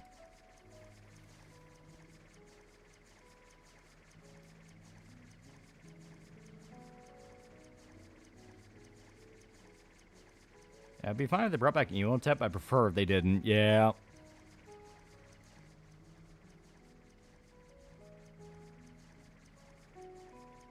Where's the extra content for the Pixel Remaster Square?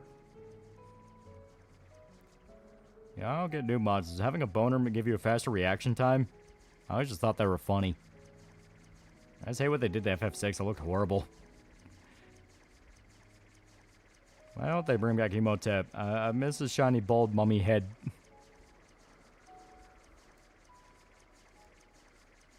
Our Pixel Remaster version of Final Fantasy 1 doesn't have the bonus dungeon from the Dawn of Souls version for the GBA. For the new mummy, they're bringing the whole gang back. Yeah, Japan's the only country I know of that had living mummies. Monks buried themselves alive after eating nothing but preservatives for a decade.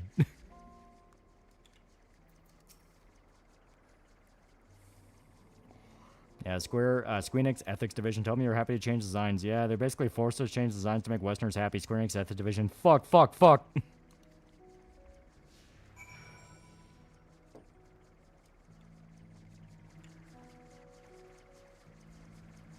Oh, fucking Motep's mistress. Picture Remaster is always advertised as remasters the game in the original form.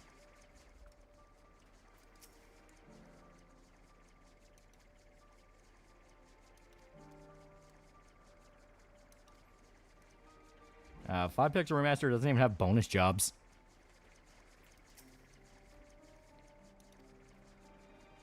I've seen the Magic Circle anime, and if you like Dragon Quest, you'll like it. No, I do not know what that is.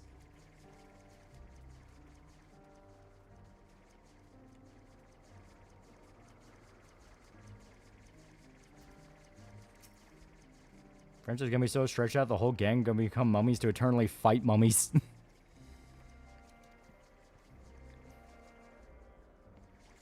Bonus jobs in GBA version are pretty bad, but also, yeah, the Pixel Remaster version is just really weird. Remember Blue Dragon? Bits and pieces, yeah.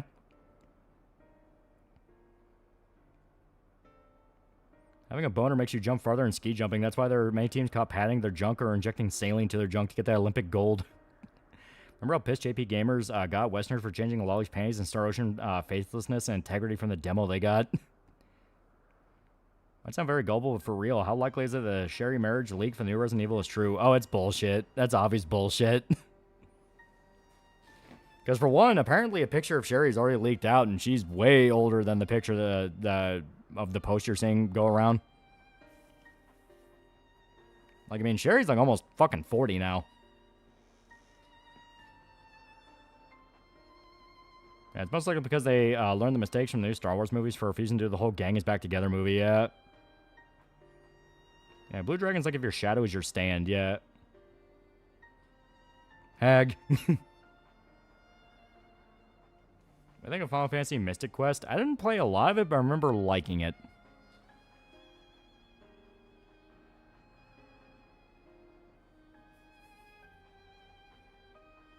I would say it was the best handheld system that ever existed. I mean, DS is pretty universally regarded as like one of the best ones, period. Who's Sherry from Resident Evil 2? Chat's talking about Blue Dragon. Chat, fun fact, do you know the singer Deep Purple sang the boss theme Eternity in that game? Oh. Can I play the God of War remakes? Oh no, those are very strict wait and sees. If that combat even smells like God of War 4 combat, I'm not picking those fucking things up. I grew up watching my cousin play that when I was little. Loved the music. Yeah, DS, 3DS, debate over, yeah. I know people give Jason Doring for his terror voice and Birth by Sleep, but goddamn, that Rory does, plus speech to Xehanort's awesome. Yeah, Deep Rising, The Mummy Returns, Van Helsing, Stephen Summers doesn't deserve to be in director jail.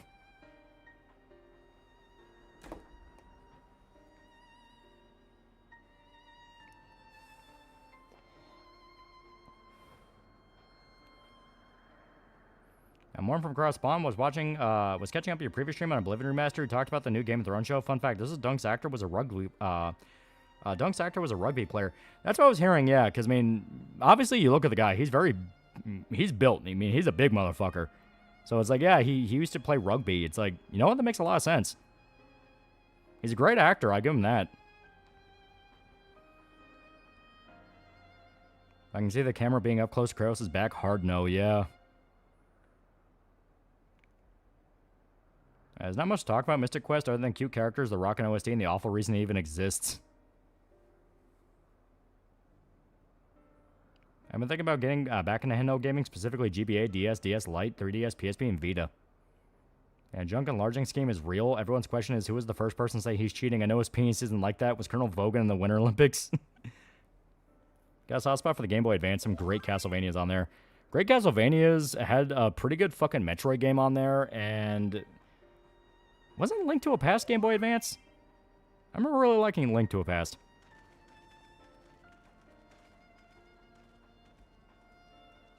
Someone held Monkey's Paw and they wish that God of War remakes had the sex minigames. I don't get the praise for the new God of War I tried to like it, but the gameplay was lame regardless of the story. I almost prefer it was just the story with only button prompts on rails. Link to a Past was ported to GBA. Ah.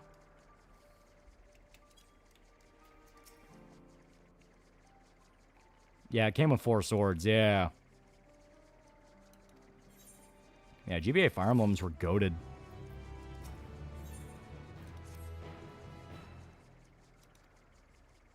Yeah, but this version of FF6 is on GBA. Yeah, Link to the Past, but it was on SNES originally, but ported, yeah. Rugby, so football. Also, OG Chain of Memories is better than the Rechain. Yeah, plus you had Aria of Sorrow, yeah. Yeah, Minish Cap was the original Legend of Zelda title.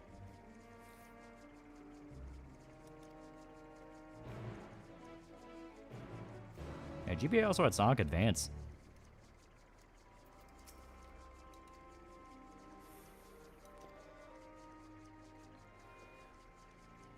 Yeah, God of War 2018 came out at the perfect time where Sony movie game was considered the peak of gaming, yeah.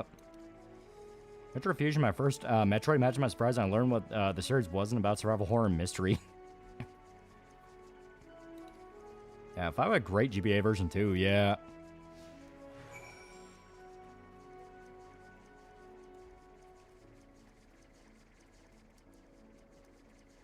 Escape's YouTube channel has got his classic profile pic back, but still a gambling slop channel.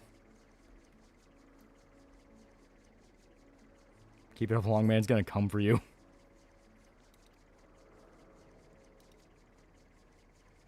I've seen Might Rhea. It's a new anime style superhero game that's like a mixture of Gravity Rush and DMC. I have not. That does sound kind of cool. Lots of good and bad endings for new Resident Evil without spoiling anything. I'm interested to see how the story gets there. I don't want any fucking context. I don't want a single shred of context. I want to go in blind.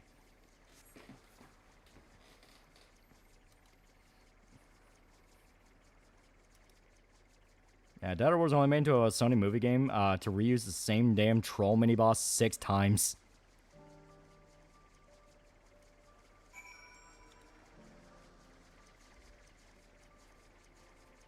Yeah, GBA versions of all Final Fantasy are usually the best versions outside those with a PSP remake.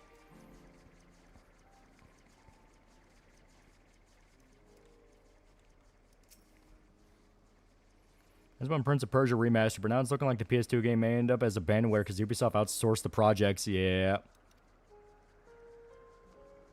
I'm kind of wishing there's a new proper handheld system, but no, Nintendo's staying on course with what they're doing with the Switch. Yeah. I was watching Deathbed of Antrim and George Owen's Oscars videos. They poo-pooed the secret agent, did something unforgivable. They called Wagner dollar store Pedro Pascal. And weird that none of the older DQ games got a GBA port. They had GBC ports instead. Or Trap Card's Service Ball's Ansem, I have to say he's awesome as Terranort.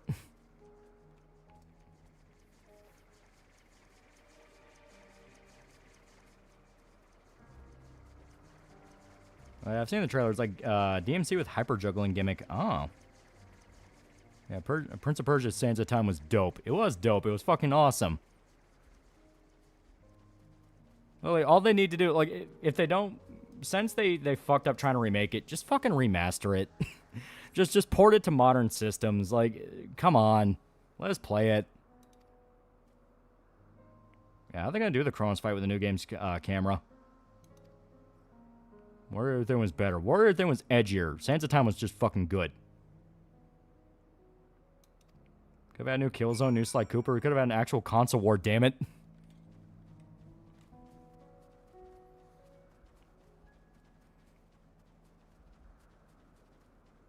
And Nemesis Whip is one of my favorite weapons in all of God of War.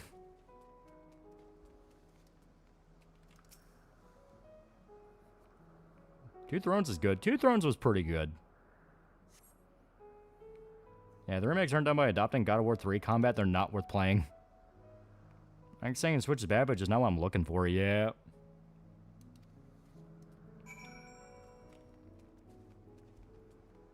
I do not care for God of War 2018 and insists upon itself. Like, it's really weird. We're like, I was going through the game, and I was like, you know, it's pretty good. It's pretty fun. I'm enjoying it. Then I beat it, and I was like, okay, it's over. I didn't feel sad for this, like, at all. Then a week went by, and I just kept thinking more and more. It's like, I really didn't like that. I'm shocked how much I didn't like that. I think I fucking hated that. I'd only have to move to California. Could have had Senran Kagura 7, damn it. One thing I remember about Warrior Within was that its opening was nearly identical to God of War 1.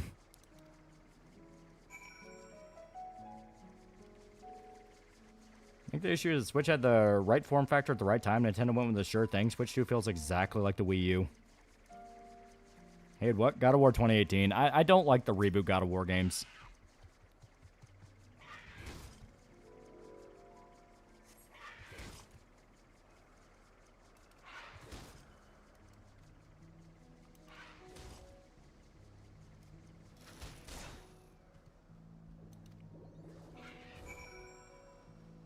I actually like all the Prince of Persia games ever since 08, and Forgotten Sands were good too. 08 was pretty good. A Prince of Persia remake is like Gita Persia. Ubisoft aborted for the better. Well, they were the ones that ported it out to a bunch of Indian companies because they're like, oh, Prince of Persia, India, right? Persia. Persia. It's weird how much everything wanted to be God of War. To be fair, God of War was fucking huge when it was out. I'm thinking about it. God of War 4 just really pissed me off. Yeah. I think I heard that PlayStation make another portable console, but that might have been them talking about the PS5 Wii U gamepad. Oh, it was the cell-shaded one, right? Yeah. What's the worst video game trilogy in your opinion? It's hard to even really call it a trilogy, but Dragon Age, I think, hands down, is still the worst one, where Dragon Age Origins, pretty fucking good. That was pretty good. I like that. Dragon Age 2. Oh, that sucked. Dragon Age Inquisition. I mean, that's better than 2, but this still sucks. Then you have Dragon Age Veilguard, and it's like, oh, dear God, this is the worst one. Like I said, not really a trilogy, but I count it.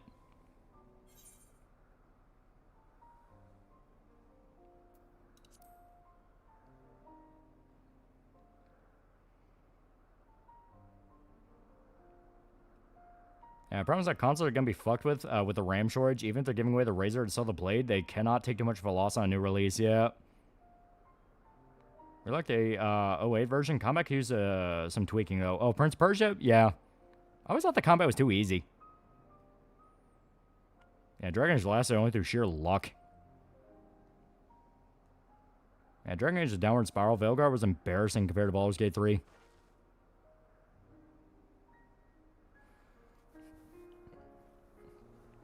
Man, if you did actually like Inquisition, fuck you, because we're ignoring what we spent a whole DLC setting up, yeah. Yeah, you're the one with also the best Prince VA. I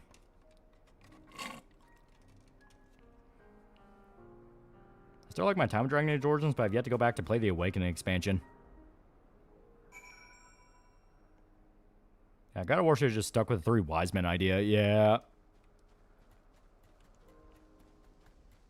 Speaking of RPGs, goddammit, why are the Pokemon Fire Red, Leaf Green Switch ports real? At least you got Dragon's Dogma. Yeah. And Dragon's Dogma is dope. Yeah, AI really fucked with the consumer market.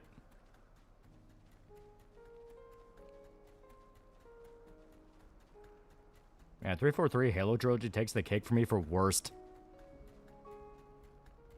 Yeah, one day my dad brought home a God of War the movie DVD, and it was just someone playing the game. Yeah, BioWare really went from being the most beloved of EA studios being their worst, unless this next Mass Effect is a masterpiece and it's officially Dialogue Wheel's Century of Humiliation. Yeah.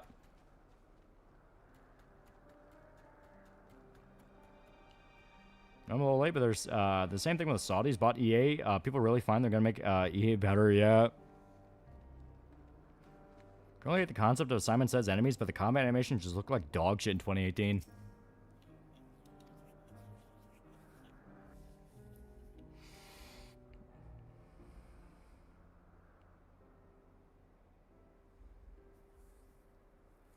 And not exactly a trilogy, more of a quadrilogy, but Borderlands may be the worst. As Wild Souls is very clear about his motivation to the DLC, so Veilguard going, you fool, is only trying to stop a worse threat I didn't mention for some reason was silly, yeah. Anyone knows anything about EA knew BioWare's fate was sealed the moment the acquisition happened. Yep. You were waiting for me. Yeah, we're within that Shadi. Mall named Onikisia. Did a pretty good cosplay of her. That's all I know about the game. Yes. We've come to a decision. Yeah, I'm guessing Dragon Age Origins just didn't hit me the way I was expecting or wanting it to. Don't hate it, but I honestly don't know how I feel. Remember watching when Kratos pulled off Helios' head when I was probably 11 and going, that's metal. Borderlands Quadrilogy, damn pre-sequel, Erasure, fuck it, deserves it. I want to show you something first. Then in 2013, we all agreed color-coded enemies sucked. They even had to make a re-release of DMC that took them out.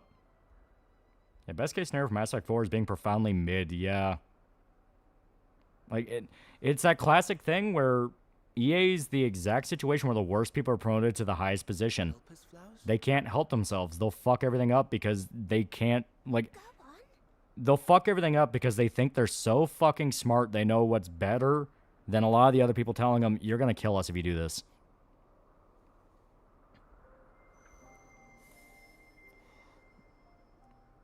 Yeah, Saudi's buying EA is just going to be sports games, yeah. In your opinion, what killed Veilguard for you? It's not one singular thing that killed Veilguard. Veilguard is a... Like... Veilguard is a perfect storm of every single bad idea all at once. It's cell phone gameplay for a series that's meant to be a tribute to Baldur's Gate at a time when Baldur's Gate 3 gameplay was very popular. Baldur's Gate 3 was a fucking massive success. So the idea of like, well, people wouldn't want to play something that's like an old, you know, Baldur's Gate game. It's like, that's fucking stupid. People very obviously would. At the same time, no one likes the cell phone gameplay because it's like, you know, sort of kind of action RPG with cooldown hotkey shit, where it's like, oh, that exact style of gameplay everyone constantly complains about feels like you're just chopping logs and not actually fighting. That sucks. They brought back the Darkspawn and then did basically everything they could to make every game before it pointless. Where it's like, oh yeah, no, the Blight went off without a hitch. Nothing went wrong. You know, you couldn't actually stop any of it. Fuck you. It's like, oh, okay. That's great.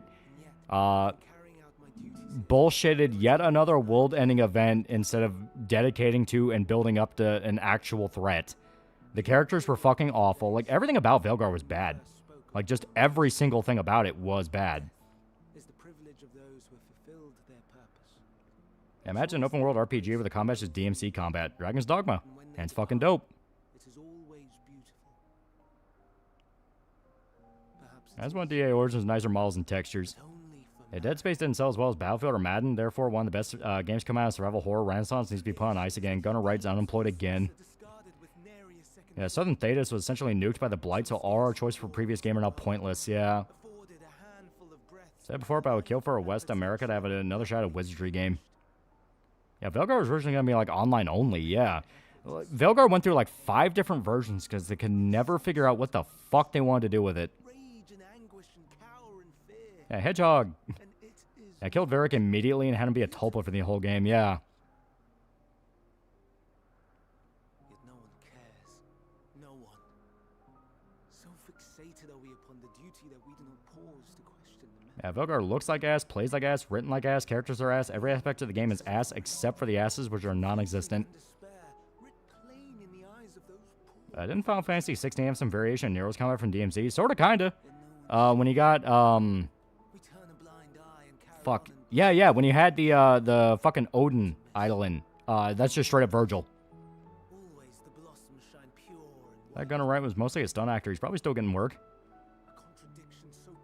Yeah, I'm morbidly curious how they fuck up Mass Effect 4. Yeah, Tulpa for a dude that didn't even know who Varric was. Now, what shocked me is that the series veterans for Velgar and Mass Effect wrote these characters, but almost all of them are either bland or just bad. Yeah. That's how you could tell. Like, EA was the one controlling everything in production. They were the ones telling them, line will go up if you do this. Line will go up if you do this. It feels so fucking fake and gay. Because a lot of those writers went on to work on Ghost of Yotai, and Ghost of Yotai is substantially better. Every single time they finalized an idea for Velgar, they were told to scrap it immediately and start over, which resulted in half the devs being let go or just leaving. And see how on Twitter people are complaining about how female character in Overwatch had negative ass? Yeah, I'm non-binary. Who the fuck starts a conversation like that? Yeah, Velgar is basically the biggest DEI fake game.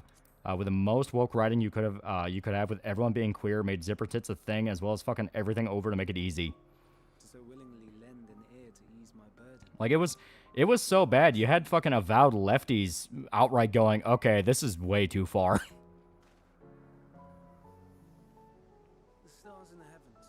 Honestly, I'm starting to feel like hearing other people's perspective of the other Dragon Age games really affected my view on Origins. No, Origins is still awesome. Origins is still a great game. It's every other game after it that sucked. Yeah, 2 is disappointing and frustrating because the core concept of rising up in the world, recovering after surviving a world-ending scenario had so much potential. Yeah, Velgar are top surgery scars. They represent trans people, and trans people got pissed off at that. Yeah. Because, like, it's a setting with magic in it. Just have people, like, magic themselves into a different gender. You can do that.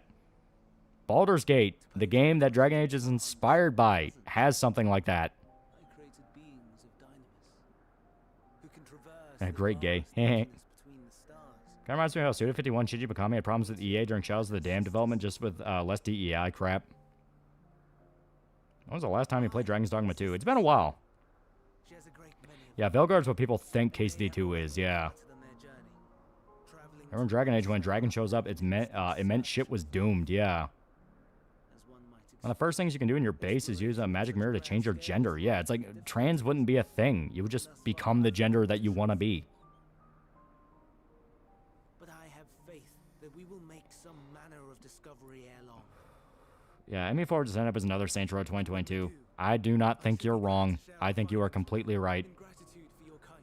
Yeah, shapeshifting is literally a type of magic in Inquisition. The player could change their appearance with a magic mirror, yeah. Is it's getting rather late. Yeah, Baldur's Gate games and D&D in general is an item in the game and setting that's literally called the girdle of sex change. Yeah. To be sleep deprived on the morrow. And one of my favorite quotes from Veilguard review is, "This is the most romanceable Dragon Age yet. You barely get any action except for the very end." Yeah, and that kind of comes down to the big issue with what was killing BioWare for a while, and we talked about it before.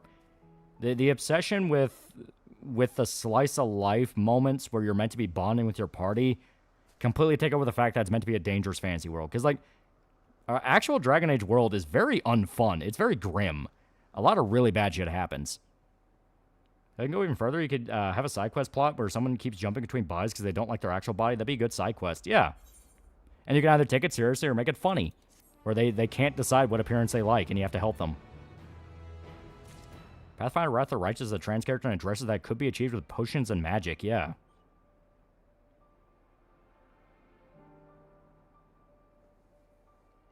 This will never gonna happen, but I just came up with the idea of Mass Effect 4, and that's depending on who you romance, Shepard will meet their children who will fight beside them.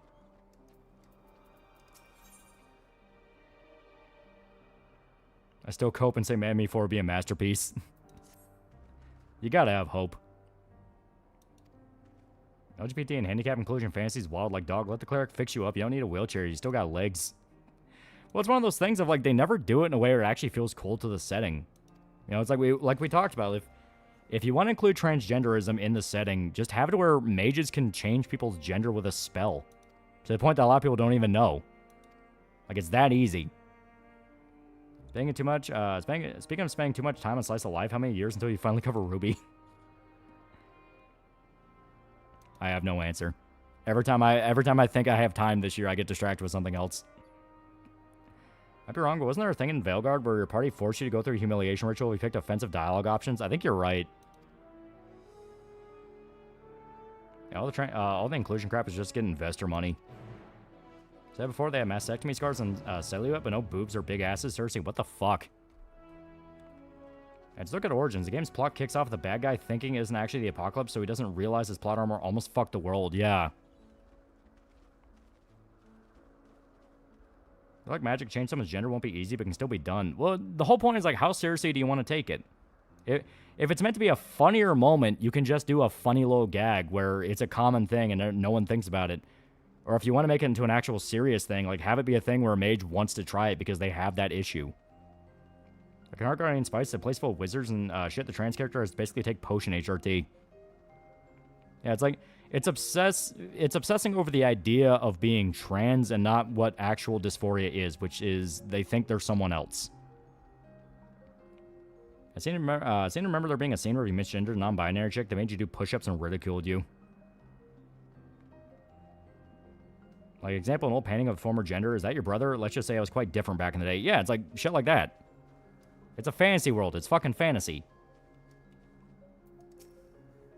Yeah, World of Warcraft, Codgar in his astral projected wheelchair.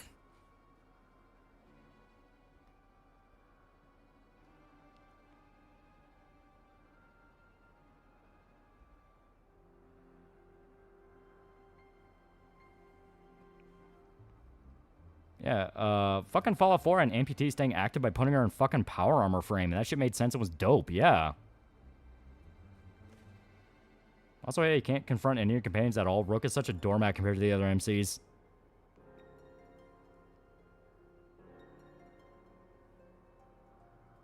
You're crippled, you can have a mechanical spider, undead carry, or a fucking flying carpet, but alas, all dungeons are wheelchair approved.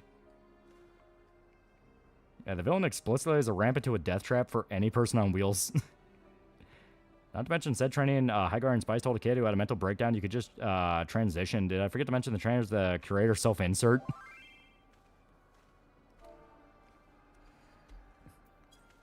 Yeah, being transgender is a choice or something from a state of mind where you're born with. People fetishize it because they can. People abuse the concept because it's easy clicks. There's a lot of reasons someone might want to transition. It's all about respect you put into the concept. Yeah. Yeah, if you want to do a gender swap in fantasy setting, make it interesting. Do the equivalent exchange with them. If you change your gender with magic, you basically become another person with no memories. Also, if your character's missing a limb, just give them either an astral limb or a badass mechanical limb. Yeah.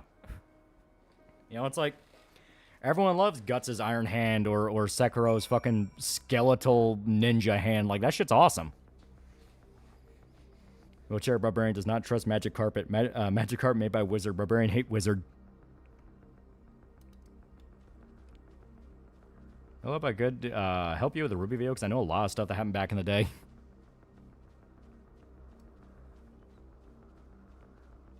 And Morrowind, the last dwarfs and obese guy's lower half is mechanical spider legs. Wheelchair obsession recent fantasy has me thinking I've walked in someone's weird fetish. More than once, it definitely feels like that. It's fetishizing the concept instead of just addressing like, oh, all right, how would this actually be in this world? Yeah, Edward Elric's armored prosthetics, yeah. Star Trek TNG did all the progressive storylines without being obnoxious about like 50 years ago. Why don't modern progressives just do that? Because like I said, it's not about actually, using the idea with respect. It's about just puffing up the idea itself. Yeah, it's not me, said the weirdo, yeah.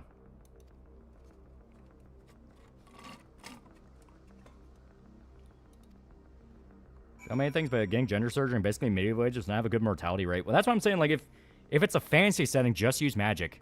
If anyone wants to bitch that's not realistic, just say it's fucking magic.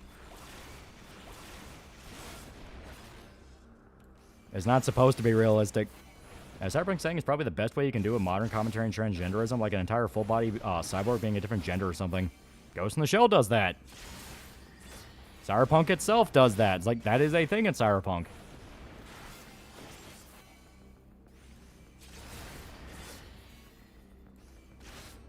Yeah, reanimate your own severed arm and have it reattach itself. Yeah, that'd be dope.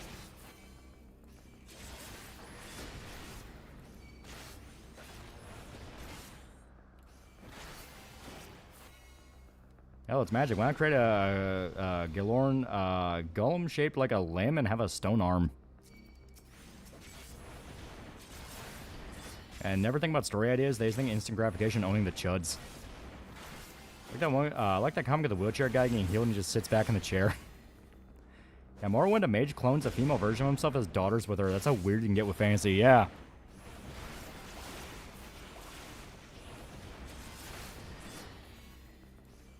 Most coping the Ruby fanbase has is Monty's vision. My girl now, dude, you got the town drunk to cut off your genitals. Did I survive? You got the town drunk to cut off your genitals. What do you think? Ah, shit. On Cyberpunk, you can also change yourself to look like an anthropomorphic animal or an actual, honest-to-God fancy race. They're called exotics, yeah. A Revolver Ocelot grafted Liquid's arm into his stump. Grant took Kojima a minute to fully flesh out what that meant, but it worked, yeah.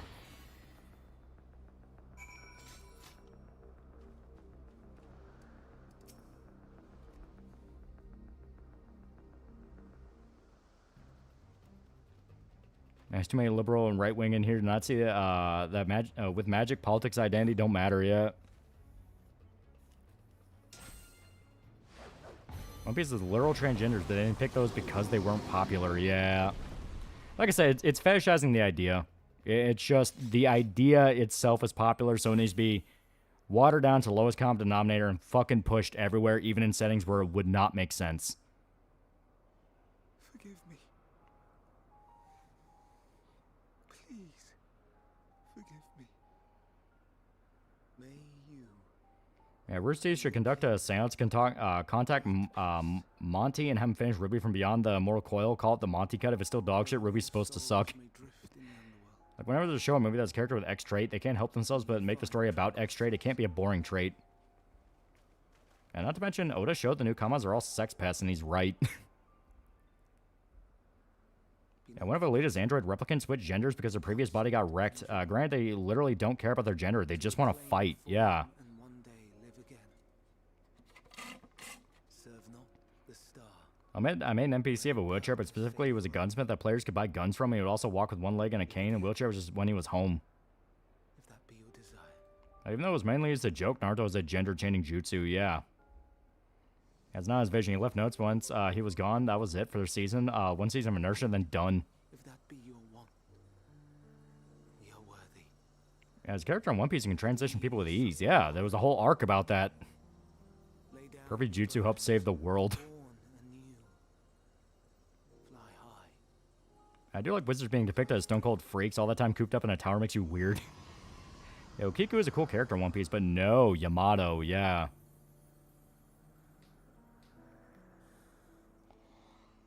Yeah, most woke DEI writers can't make anything longer Blue Sky or Tumblr post. Their scenes are just gags and bits, which most are just owned to judge. People think they bully them. Well, it's worse than that. Like I said, it's just pure corporate pandering. Like, it's just the most watered down, I'm not even going to try with this fucking idea, I'll just show you the idea ever. Yeah, Crocodile is literally a villain, a trans character, and Luffy's mom. To be replaced. It changes nothing. Tell me. Ruby's main failure is that focused on everything that'd be a simple 2-second explanation in any other show, but they never explain anything else or expect you to get it. And when the star has reached perfection, what then? If all who are satisfied choose to When the Dragon Quest devs are laughing at Westerners first being offended by male-female, yeah.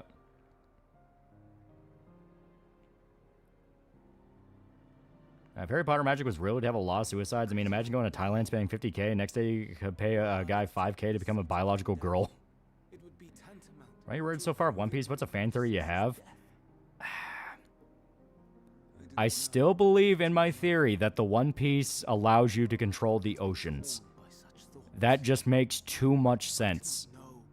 Like, what would be the ultimate power in this setting? Oh, you just control the entire ocean.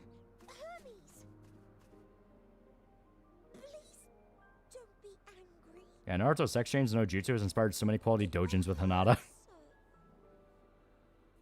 knew someone in animation class who could not understand the concept of prosthetics in fiction and tried to be realistic. Yeah, the One Piece is aliens. In the manga Reincarnation Coliseum, if a guy loses a fight, they're forced to drink a sex change potion and become a breeding slave to the winner.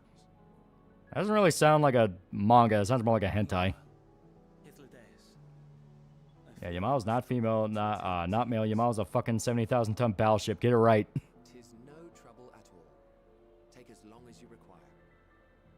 Isn't playing One Piece takes place on bigger than Saturn's? A lot of ocean to fuck with.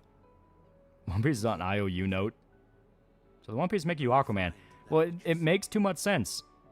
Everyone, no matter how powerful they are, has to rely on the sea. Devil Fruit users are stuck not being able to use the sea. You know, they can't swim. And yeah, there's a lot of fucking ocean, so what would be the most powerful power?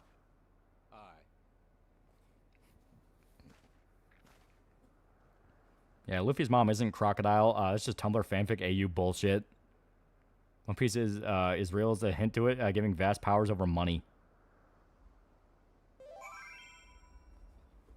My theory is the One Piece is a crown. If you find the One Piece, you become king of the pirates. You're untouchable. You earn the rights to the world. You know, that would make sense. Yeah, One Piece is just a submarine that can fire nukes. Remember, Oda has stated there's an actual treasure, yeah. Yamao's a sword that can cut space and time.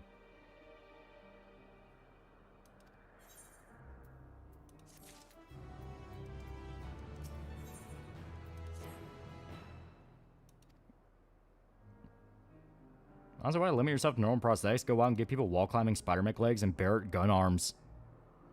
Panther's Crocodile's secret that Ivankov used against him means he had a very ugly looking nose because every flashback obscures his face and his facial scars over his nose. You know what? Something as petty as that'd be hilarious. Also, Oda has stated that Luffy can stretch his dick to the moon. Yeah, the straw hat is the clue, yeah. Yeah, the One Piece is just a cool handgun. Like One Piece be the means to connect all the world seas, creating the all blue and destroying the red line. You know what? I can see that as well. I like the vibe I get in my gut. It has something to do with the ocean. Like the entire oceans themselves. It's not just going to be a thing that makes you invincible. It's like, no, this can fuck with the entire state of the world. One Piece is a One Piece suit that Ace's mom would wear for Rogers. No guy wore a Blackbeard patch on his flack like it was a seal, except it was Whitebeard, and his cock was out. I was trying to trade actual valuable shit for it, and he wouldn't budge. Luffy can do that, then Boa Hancock most definitely wants him as a husband. Well, One Piece, the recipe for crack and directions to the nearest hood. Yeah, One Piece is going to get the Krabby Patty secret formula treatment, I swear. Okay, so the One Piece is cut to black. If it's not a bunch of meat, Luffy's going to be disappointed. If it's not a bunch of money, Nami's going to be disappointed. If it's not cool swords, Zoro's going to be disappointed. One Piece create more oceans for more adventures.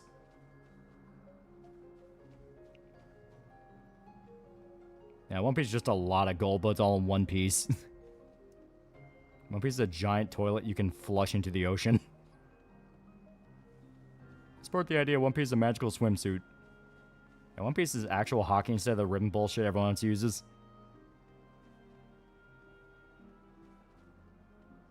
Yeah, they get to the chest and it's censored, yeah. Maybe some shit like the Mother Flame or be like the main super weapons out of the others. Yeah, something. One Piece is an embarrassing snapshot of Gold D. Roger from the Christmas party.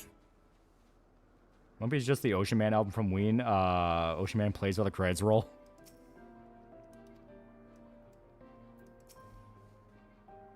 It will be fun, albeit never going to happen for obvious reasons. Is that in Guilty Gear? It's revealed Bridget's not Bridget, but their sibling.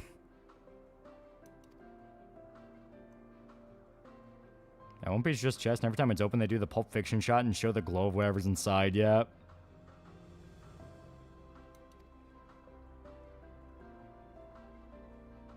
Not gonna lie, I do like the idea of One Piece as a devil fruit that makes you Poseidon, yeah. It just makes too much sense to me. You're not be on fire the day the One Piece is revealed, yeah. I feel like One Piece isn't just a singular item. I bet there is genuine wealth, weapons, and gems as well. Stuff that would be an actual treasure. Yeah, I mean, it's like, it's in the name, One Piece. So it would be one piece of the treasure.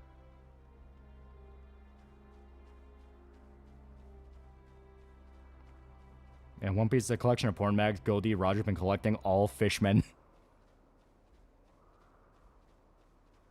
Yeah, One Piece is going to be a spaceship big enough to be a colony ship. Well, my meth lab, you can have it. I left everything I gathered together in one place, and I just had to find it. Those words lured men to the Grand Line. Brother watched Pulp Fiction and had to ask me what was in the box. I still think it's the jewels from Reservoir Dogs. That to me is just too funny.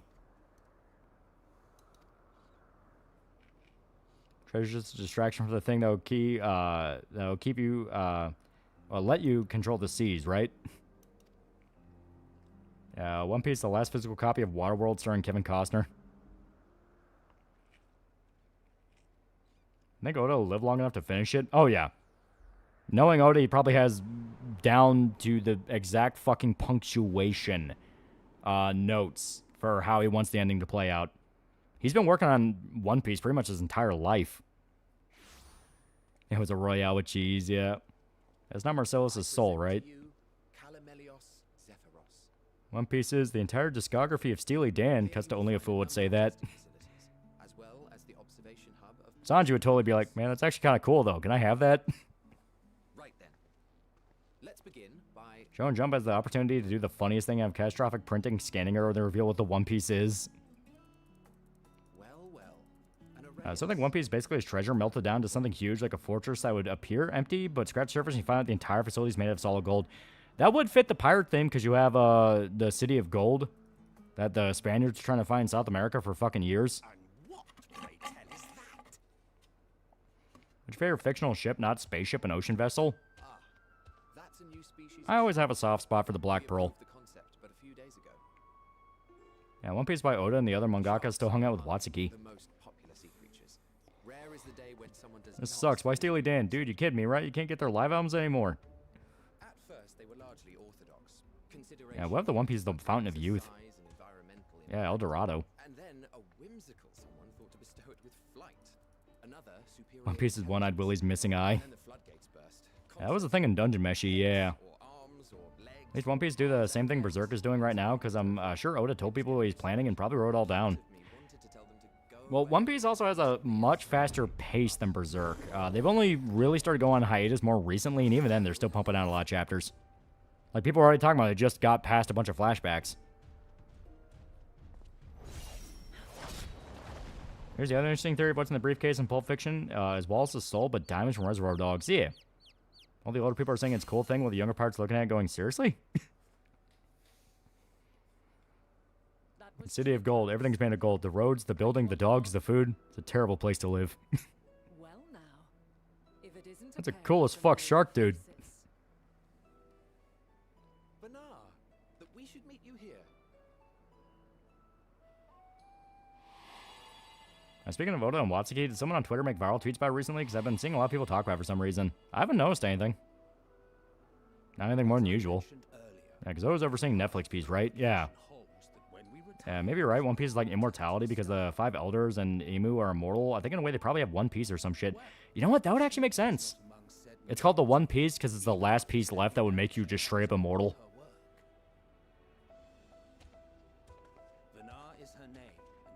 Oda embraces the meme in One Piece, just a picture of Whitebeard's dick. Yeah. It has been a while, Hythlodaeus. You look well. Less so, Emmett Selk. Off topic, but looking back, the Incredibles had some pretty cool world building. Speaking of, do you know Vincent and Vic hate each other since Tarantino said they're both brothers? Yeah. You must make an effort to frown. Well, Emo has actual immortality and gives out the immortality to like 5 elders. You could take it back, yeah. Other people are immortal in One Piece fucking evil. Super fucking evil. Thanks to your unruly successor. How is she, if I may ask? Incorrigible as Yeah, One Piece is, we would animate the One Piece, but our manga unfortunately had a heart attack during production and died. Bleh. if you're so inclined. One Piece is just a button that gives everyone big boobs. You know I am. Yeah, Oda saw what happened to live action Cowboy Bebop and said, fuck that. You are? There is a theory one of the elders is a traitor, yeah. Because Emo is immortal in age, but they have a weakness, which is, which one is the C? Because I think he has a devil fruit. I'm not that deep into One Piece yet. Yeah, so far, the only means to immortality is Emu and Law's immortality operation.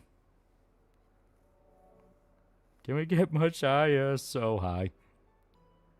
Yeah, One Piece is Shell from Road to El Dorado. Have you perchance come from the future?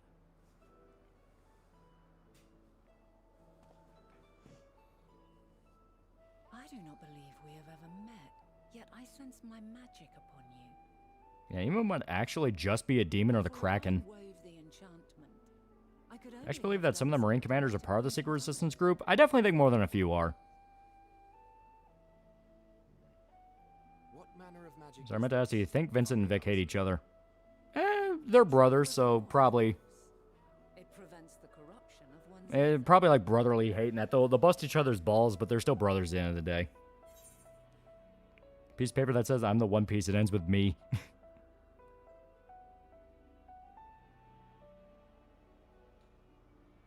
Yeah, One Piece is the second season. Berserk covers the Lost Children arc, yeah.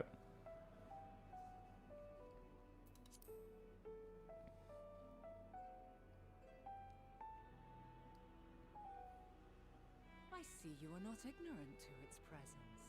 And while there are many protective spells, the one you bear is unmistakably mine. There's also the fact that Vic is kind of a psychopath, yeah.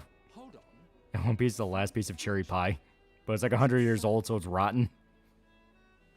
Yeah, One Piece is just animation style of Poochie. I must go now. My planet needs me. Poochie died on the way to his home planet. What is it? The One Piece is wherever that windowsill pirate stole from Willie's house as a kid. Soul of Roger. This is the One Piece, Luffy. It's a tiny little me. I want you to have it. For example, in The Incredibles, there's a hero named Gamma Jack to believe superheroes were a superior race. Yeah, so basically Magneto. And One Piece and IOU from Roger. Cannot reshape the past to undo the tragedies of the present.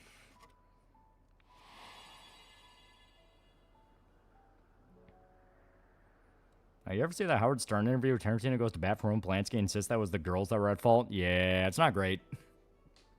It's not great. That's how you knew Hollywood morality doesn't make any goddamn sense. Not change your history, but they may I still believe Luffy's parents were Marines. One Piece with a string, damn at this point, but if you pull the string, it opens a secret compartment which contains an embarrassing picture of Goldie Roger at the Christmas party. and there's naught more unknown than the future. Yeah, Blackbeard would eat it and claim it's the best cherry pie. He would mean it too. Until a moment And he'd shit himself to death. we cannot know for certain what will come to pass, regardless of our One Piece is a half-eaten soggy sandwich. So you needn't worry for us. I mean, yeah, Luffy's grandfather was a Marine, yeah. That you should go to such great His dad was literally a revolutionary. past bespeaks the gravity of your quest. Yeah, One Piece is a drawing of dick butt on the front, and you're a faggot on the back. We can be of aid to your cause. Luffy tried to eat the long milk, I believe it.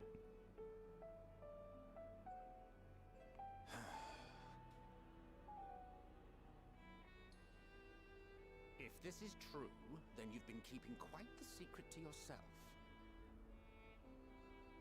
As a representative of the convocation, One Piece is the dragon of Dojima. Yeah, Luffy's grandfather isn't just Marine, he's an admiral and a training officer.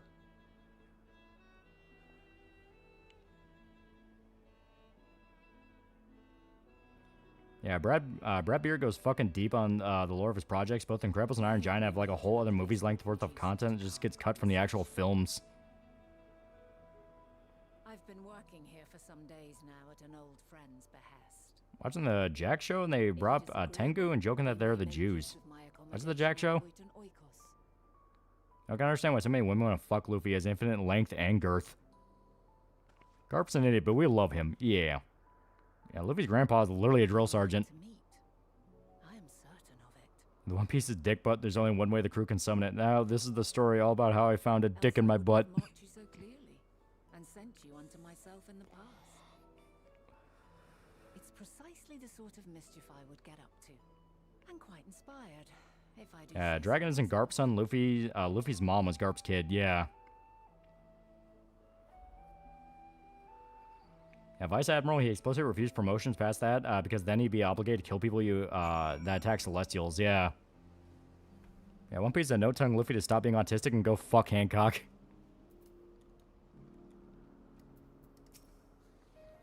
Yeah, Luffy's family really just pretending to perspective how off the wall his decision to become a pirate is. He had... Oh, okay. I see how it is. You know, later while I was reading it. Yeah, God's pretty much the poster boy, most respected member of the Marines. They would have been a fleet admiral if it didn't mean he would have to jack off celestial dragons. One Piece of the cylinder stuck in an M&M tube filled with peanut butter. You must remove the One Piece unharmed. Yeah, Luffy's family really just puts into perspective how off-the-wall decision to become a pirate is. He had the perfect means to become a very successful Marine. Not many would give that up, yeah. I want to spoil, but the recent flashbacks does show, yeah, Garp is Dragon's dad.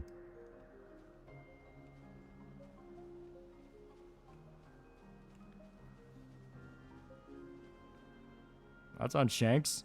He was pretty cool, pretty cool.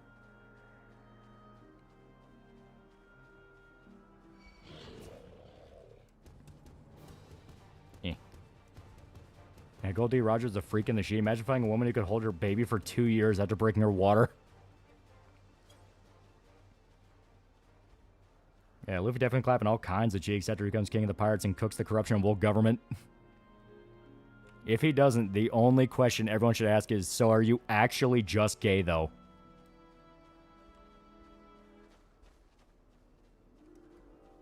His grandpa's literally a war hero. Could have just got promoted to fleet commander. We all know who the real king of the pirates is, Buggy.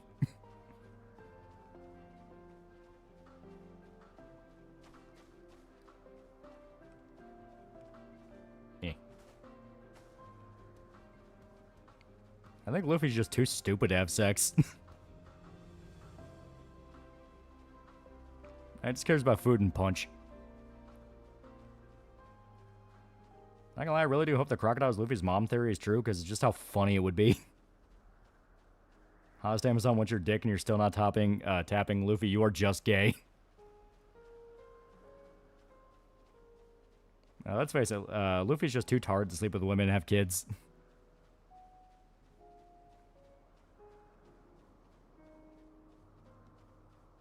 Might be Buggy or some shit. Roger says someone would get One Piece. I could believe Buggy would do it. Buggy is kind of like the most hilarious villain that always fails upwards. I think Nico Robin scared the shit out of him when they recruited Frankie. Find the One Piece only to find out someone already claimed it 10 years ago and it's Buggy. He had it the whole time, he just didn't realize that's what it was.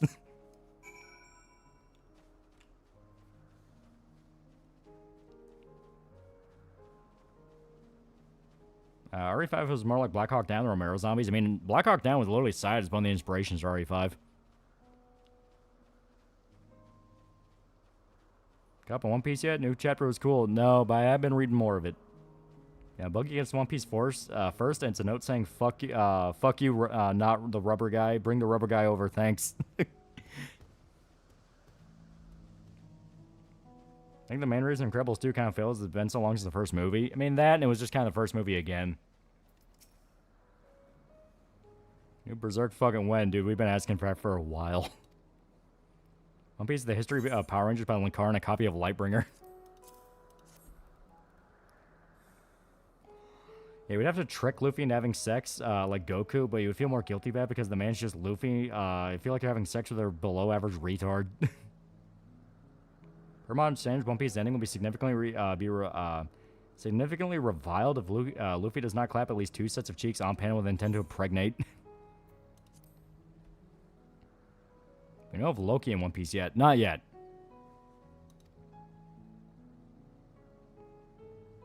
We're getting the Tall Volleyball Girl manga animated. I'm hyped after shilling it for like 2 or so years. Oh, that'd be fun. 7 Berserk chapters and One Piece chapters episodes stocked up to watch. Yeah. Fucking sucks.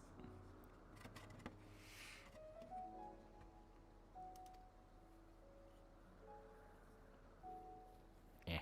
I scratched my eye. One Piece, the names of Guts' mother and father, and discovered that he's a long-lost prince.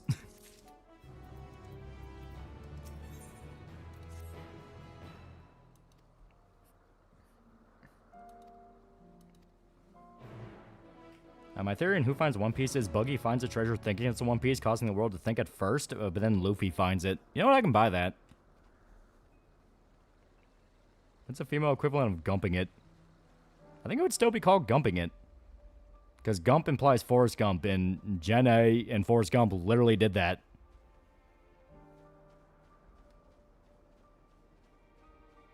Last panel of One Piece, Gumby Luffy spit roasting Emu playing jump rope with his dick after sleeping with every hot woman in One Piece.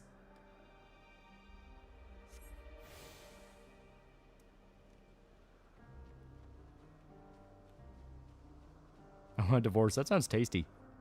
Luffy learns how to use his dip and out with one of the waifus with a hole in a stump. Yeah, Jenny Gump Forrest. The fuck is gumping? Gumping is having sex with someone who's not not quite retarded, but they're on the line. There's a really funny clip from Wubby where he's doing Father Wubby, and a guy calls in to explain gumping it, where he fucked a retarded chick in a freezer.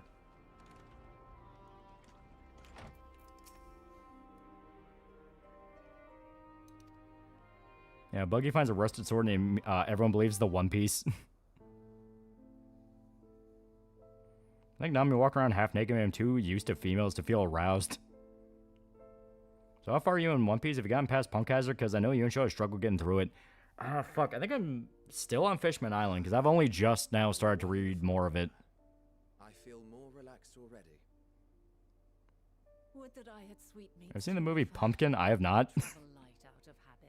Can Goku consent? I mean, he has multiple kids. At this point, it had to click at some point. So please have as much tea as you like. Now then, will you tell us your tale? Yeah, Buggy would somehow get fucked over by the One Piece, also somehow still fail upwards. What's wrong with Fishman? I heard that's a filter. It's not, like, so far, there's nothing really wrong with it. It feels like more One Piece. Punk Hazard, from what I understand, is the filter.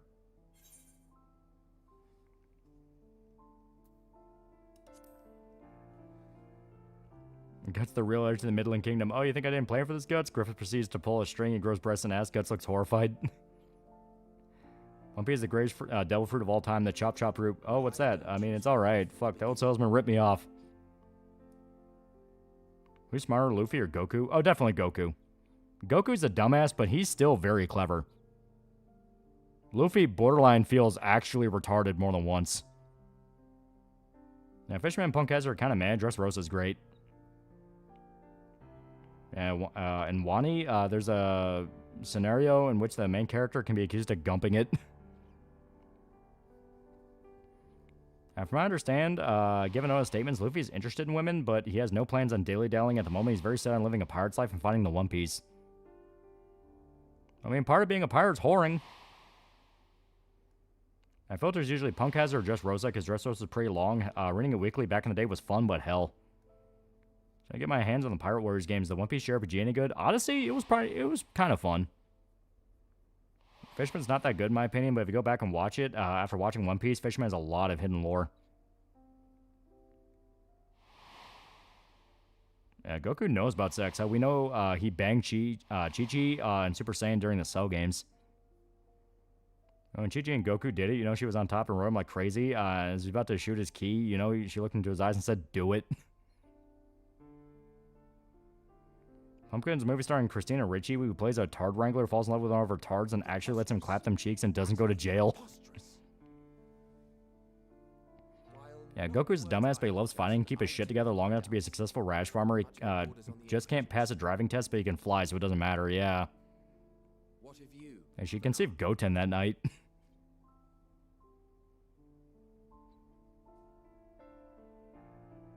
Not knowing the precise details of the first final days, it is difficult to determine the veracity of the tale.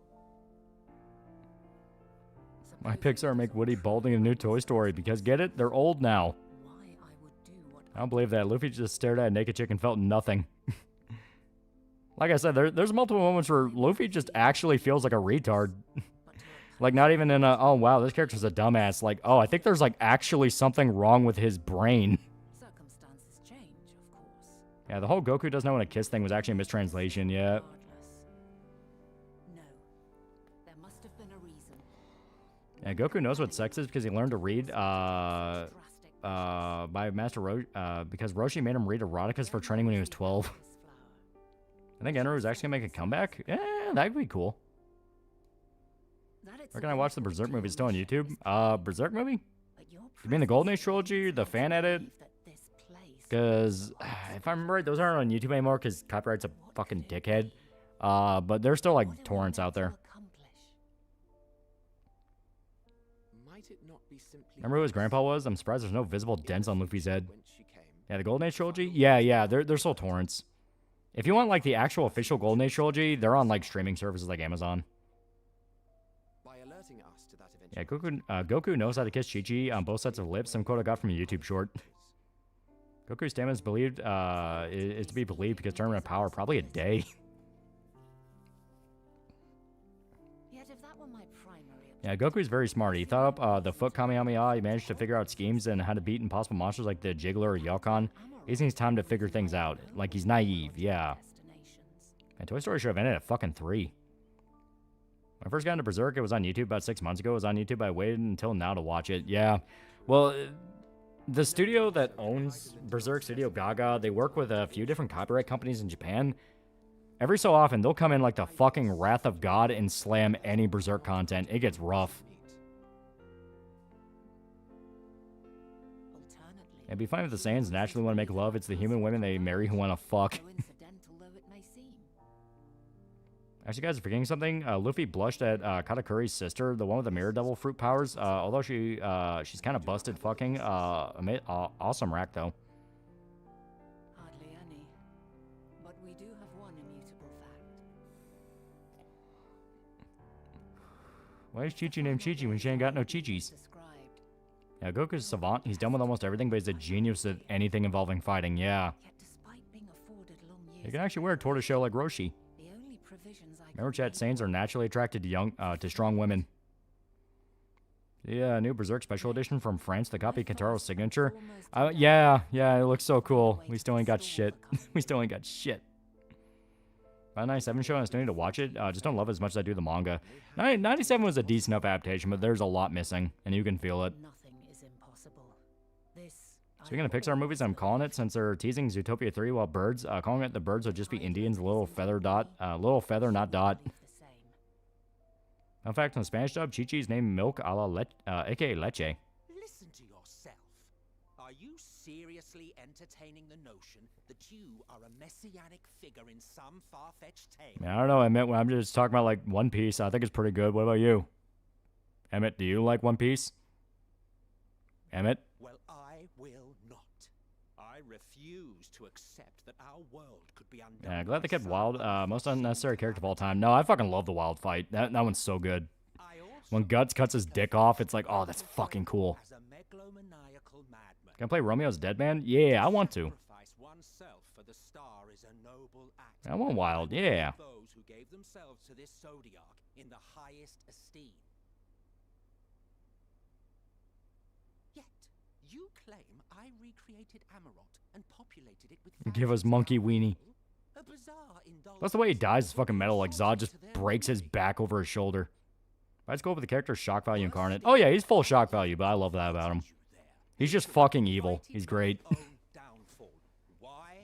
You play Stupid Don't Die? I've never even heard of that one. Luffy probably got brain damage from Garbage Train because before he got his Devil Fruit. I mean, I think One Piece is quite alright. Now, I will allow that the hypothetical task of restoring our world would be daunting in the extreme. Surprised Berserk is allowed in France considering France anti-anime laws.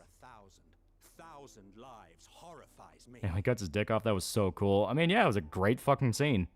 But I would And that's one of the reasons I love Berserk so much. Like, when Guts gets violent, dude just gets fucking violent. At this point, if say Zod dies on one shot to show off either Guts or Skull Knight's power level, I will be sad. Yeah, I will be sad. It's like, no, Zod deserves a full fight. I think him sexually assaulting Casca felt like she couldn't catch a break, yeah. But it's a great motivator. It's like, Guts, get your ass up and fucking kill this guy. Yeah, don't pop a boner over my head, yeah. How quickly would Luffy turn Wild into a fleshlight?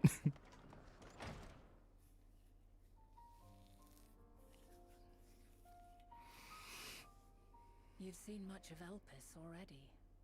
If you have any observations, Yeah, doesn't France love anime manga, though? I should like to hear. The Stupid Never Dies like Lollipop Chainsaw. We play a zombie who's trying to save his human girlfriend. Kind of like a Suda game, but not made by him. Ah.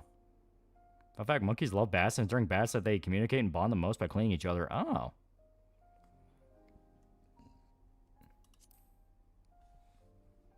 Dynamis is the key to all this. It's a funnier server than we've ever seen before.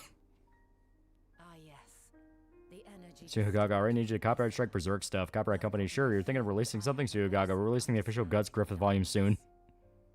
And you say Hermes researched the phenomenon in the course. Who'd you try under? Jiraiya, Roshi, or Raleigh, or Genkai? Roshi. He seems the most fun.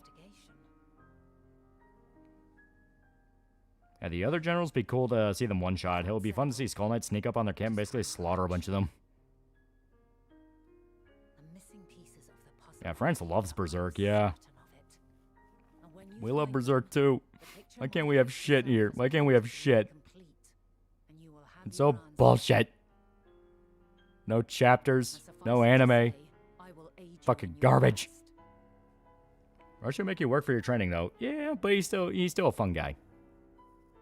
Jiraiya for me, Roshi's a little too rapey.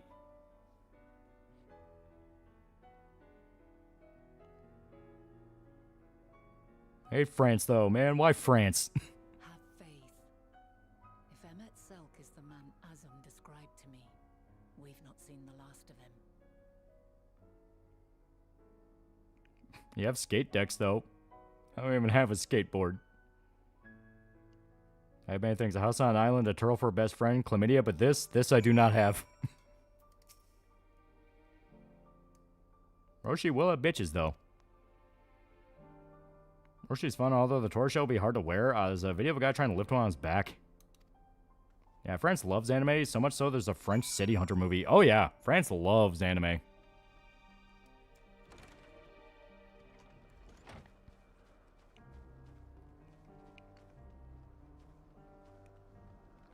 Fun fact, in a data book, Toriyama drew Goku fondling Chi-Chi's fun bags. Genkai's too mean. Raleigh is laid back, but he'll hit you if you get it wrong. Both Roshi and Jiraiya are fun and goofy, but I'll have to go to Roshi. I'm learning Kamehameha. It's Roshi for me. Yeah.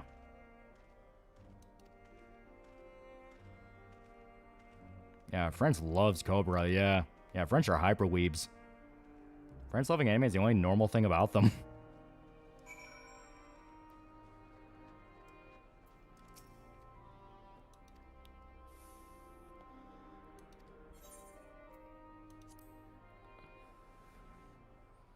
Yeah, Zod deserves a volume dedicated to his fight. Griffith deserves a page of the samurai fight and them disrespecting him after.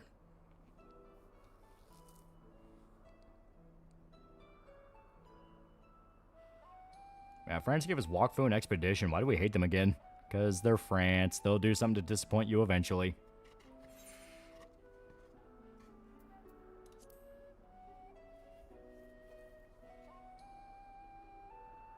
Leia Sadu, aka the most beautiful woman alive, is French, so I can't be mad at the country. What country aside from France would you say the massive weebs? Mexico. Mexico also has some massive weebs. I mean, the Dragon Ball joke. That's not even getting into fucking Saint Seiya or anything like that. Fun thing I learned in physics class, the way light refracts in the sky is called Rayleigh scattering. Oh. You gonna vote in the Kentucky primary? I gotta figure out who's on it. You ever travel to France? No, not in a while. In general, I'm not gonna touch Europe. I'm not gonna touch Europe in a while. Did he give us Miraculous Ladybug? Every time I see anything about that show, it looks like something that'd be on PBS for little kids.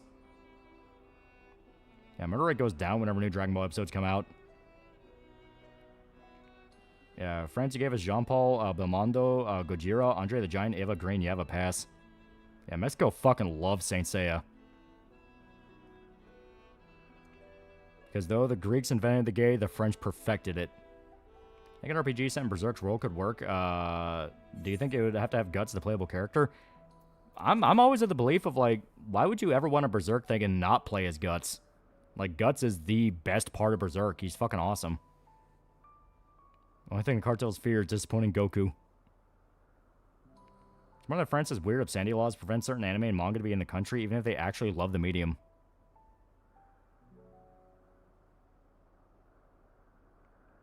Only place I'll visit in Europe is Hungary. Plan on going there with my neighbors for their vacation back to their homeland. Creative Ladybug calls people Chads unironically if they hate his show because he's a shit writer. Yeah, Captain Tsubasa was big in South America. I mean, that's all about soccer. Shock me if it didn't have a South American fan base. Saint Seiya, aka Pretty Boy Power Rangers. Oh, Chuds. Ah.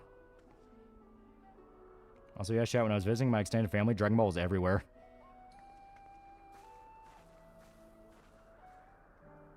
Keeping up with the game Crimson Desert. I see stuff about it all the time. I have never touched it. So I want to see General take on Skull Knight. Zod tries to convince him that's not a good idea. Gives in. Skull Knight just destroys them. No contest. Just destroy. Yeah. I assume Miraculous is full of fetish content. I don't know anything about it, but I think I'm safe in that assumption. I also think I'm safe in that assumption. It's apparently French and I guess kind of a kid's show, so only thing to assume is, alright, shitloads of hidden fetish content. I've seen Totally Spies. I know what they get up to. Yeah, they have like a Dragon Ball mural like the Sistine Chapel in Mexico. I'm going to say is Roshi didn't tell Goku he had a tight ass like Jiraiya said to Naruto while he was not transformed. So when it's been exposed, Miraculous Ladybug is the French equivalent of Sailor Moon.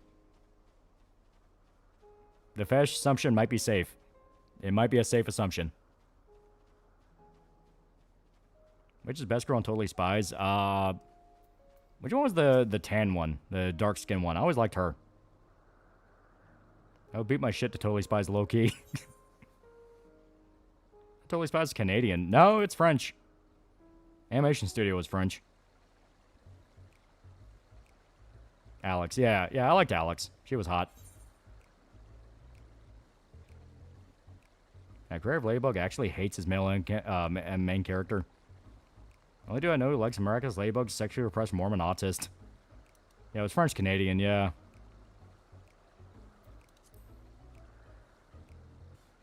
Until all these picks gonna be tan or tall or both. I turn the general into a wallet here. Don't cross me again, Apostle. Skull Knight rods away. Zod looks at the wallet, shrugs, and puts it into his pocket. Miraculous is French, my hero. Ah. Ever seen Cyber 6? Need more seasons. I know a little bit about it, yeah. I don't remember watching it, but I think I have seen it.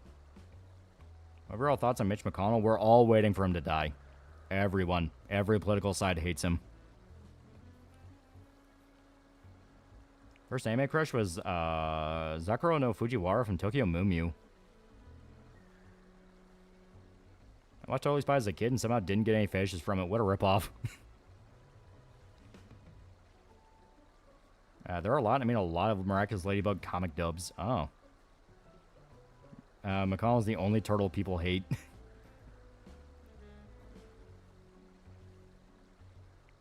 Am I not turtly enough for the Turtle Club? As a Canadian, I hate our francophone population so much is unreal. Yeah, first started Cyber6 from YMS's childhood trauma video. You think Griffith used the Moonlight Boys logging to be with Guts and Casca as means to destroying Elfhelm? Yeah, definitely. Yeah, totally buys that constant Season 1 stream that's on right now. First anime waifu was made from Pokemon. I think mine was Kusanagi from Ghost in the Shell. Because they would have Standalone Complex playing on Adult Swim when I was a kid, and I would watch it. Miraculous Ladybug doesn't have fetish stuff, but as a Reddit mod tier creator who made a whole episode where self-insert as characters defend himself from criticism. Sam was always my favorite. I don't know if I had a thing for gingers and didn't realize it, but I liked your personality in a green suit. Turtle Club scene was filmed on 9/11. Dana Carvey was in full costume during their moment of silence. This little cartel trick I learned. Hired the Mexican VA for Goku and I'm record saying, if you hurt my student, I'll be very disappointed in you. And bam, your free works every time. I was wanting to ask, do you think Kobe would be the one to get into One Piece? That would actually be kind of fitting. Cyber6 is a Canadian animated show based off an Argentinian comic. Animation's amazing for a Saturday morning cartoon. Granted, it's 13 episodes long. Like how that Master of Disguise scene just one day ended up in the public consciousness one day, yeah.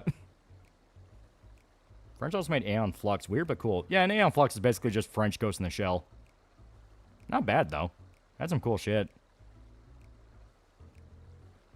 Fans of Miraculous Ladybug hate Miraculous Ladybug. Ladybug's what if Spider-Man was a magical girl sent in France? First waifu was Sumigi from Sakiri. Whole episode I watched because I wanted to see if it was true, and the creator's ego is as fragile as it is big. As you can imagine, his neckbeard levels of fragile ego. Cyber6 Comics was not for kids at all. One of the first mutants. MC drinks, the MC fights, drinks blood from a prostitute. Ah. I've actually Aeon Flux movie kind of sucks though. Oh yeah, that one sucked.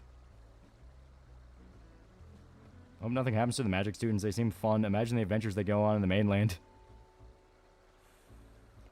I like the blonde chick from Totally Spies. She's always starting shit and it's funny. I think my first waifu was Mimi Tachikawa from Digimon. Her, the blonde chick from Zoid's Chaos Century. I like the anime Blood Plus. Oh yeah, it's dumb as fuck, but it's awesome. Sometimes it's fun just to turn your brain off and watch violence. Let's plot our Cyber6. The heroine's a product of an escaped Nazi experiment.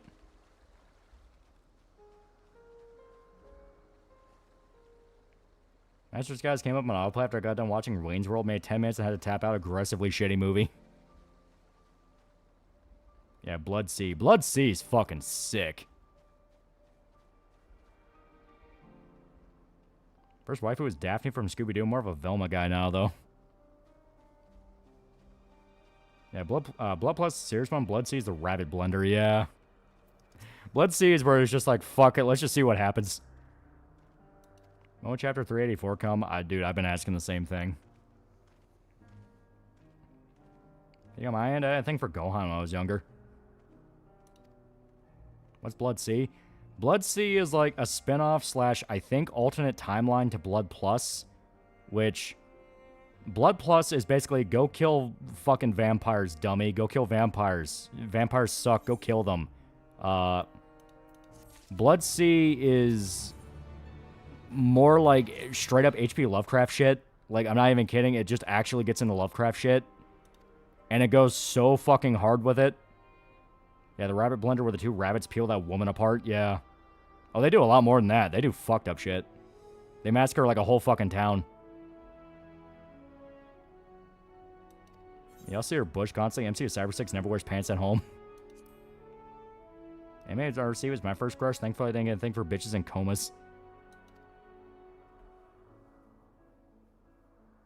Yeah, Blood the Last Vampire was such a sick short film. The live-action version is legendarily terrible. Favorite thing about Scooby-Doo is that canonically in one of the movies, Shaggy canonically likes tall women he's based. It's like Genocyber balls to the wall violence, yeah. Vampires aren't dead, idiots. Kill them more, idiot. Vampire blood's not full, idiot. Which Lovecraft book has giant killer bunnies? Yeah, Bloodsea's bloodiness gets to Friday 13th levels of stupid, yeah. Oh god, was it C or was it plus where you had main chick's friend throw himself, like he tackles one of the fucking like soldier guys trying to shoot her. And he just immediately gets up and runs over to her, and the guy just gets back up and shoots him. Like, it's the dumbest death scene ever. I can't remember if that was Blood Plus or Blood C. I think it was C. Because, yeah, it just gets to the point of being goofy as fuck.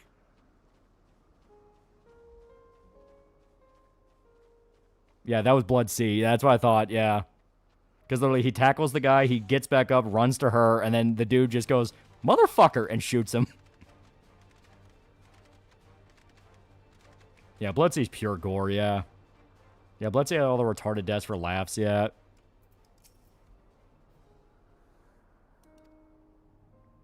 Favorite fan theory about Scooby-Doo is that Shaggy served in Vietnam while Freddy was a draft dodger. I was down bad for Jesse from Pokemon when I was a kid. Still am, to be honest.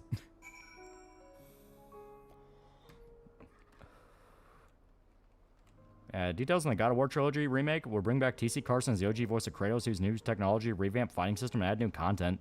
Please, God, don't suck. Please don't suck. Hey, you guys should watch Trendy Blood. Then they just leave the main chick. Like, they didn't even give a fuck. Yeah, he died for nothing.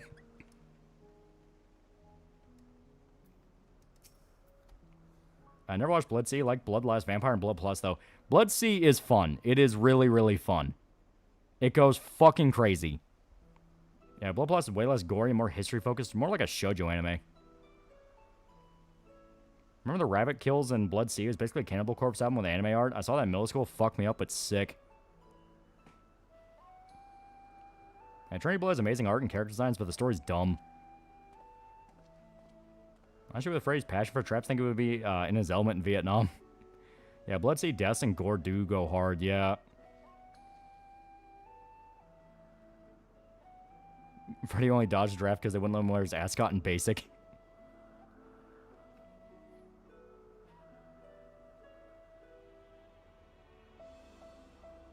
Yeah, Bloodlust Vampire straight up tech demo with a vampire plot, yeah.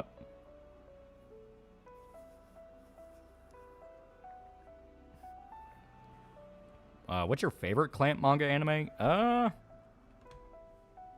me see what they all made. I explain why Shaggy's constantly baked out of his mind, yeah.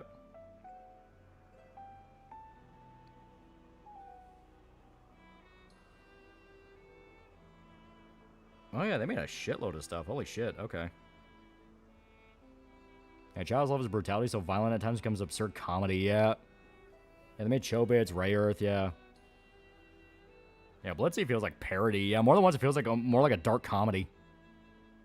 Yeah, Cardcaptor Sakura. Yeah, they did RG Vita, Man of Many Faces, Tokyo Babylon, Dukelon Camp, Clamp School Detectives, Shirahime Shu, X1999, Legend of Chun Young. They made a shitload of stuff, yeah. They did, in fact, make Cardcaptor Sakura. Holy fuck.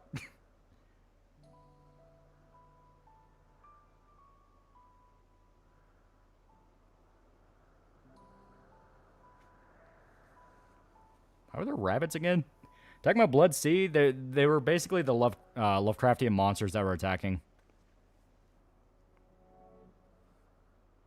Blood Sea's dark comedy. Blood Plus says his sister accidentally killed her adopted brother through rape.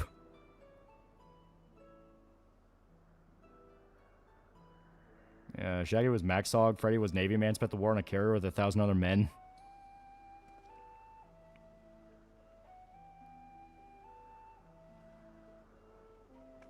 Yeah, Clamp stuff is actually pretty iconic, yeah. I read Clamp School Detective as a kid and liked it.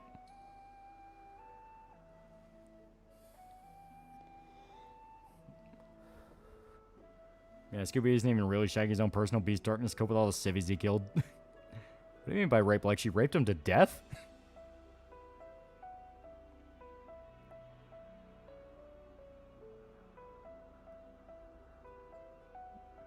My show I recommend before bed is a French anime called Oban Star Racers, a show with a girl who races to save the world from an intergalactic threat by obtaining the grand prize. Oh. You know, Clamp was the only Dojin Circle who knew who Sonic was. I think I'm gonna call it for the night. Yeah, we're not gonna go too much longer. Also got Rare Earth after watching some of the anime. Want to watch more of it, and I like Fu a lot. Girls with glasses get me.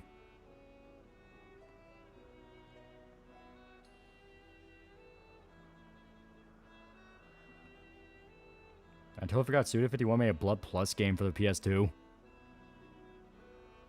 Crony's the Japanese to even like Sonic yet. Is there an anime where a big fat dude rapes someone to death? I mean, there's a lot of dojins like that. Saya turned her adopted little brother into one of her semi-vampires, and her sister accidentally kills him after raping him because their body fluids are toxic to vampires.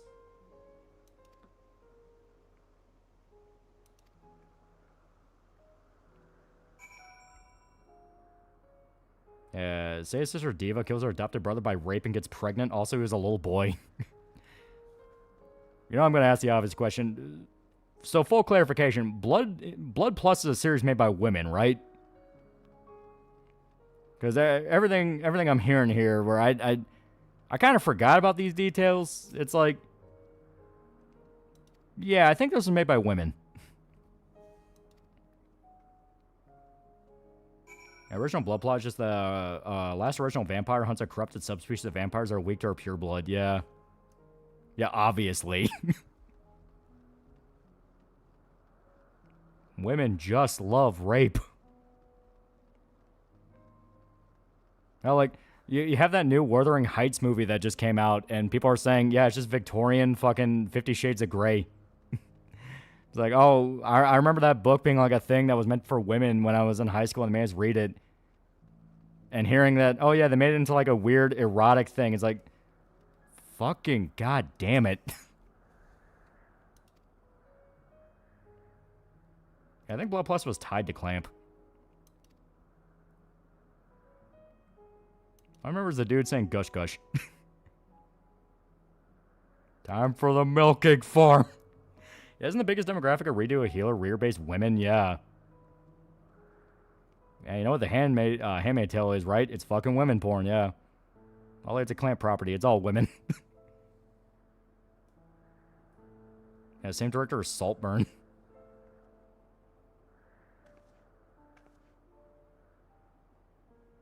Yeah, to be fair, the main vampire butler guy was hot, so I believe it. And a breathtaking view. Yeah, Blood Plus production IG. That does not disprove the point, man. That does not disprove the point. You will go to the Morning Glory milking farm. Is the world still a beautiful place? Return the Ryan Gosling pedophile hypothesis, yeah.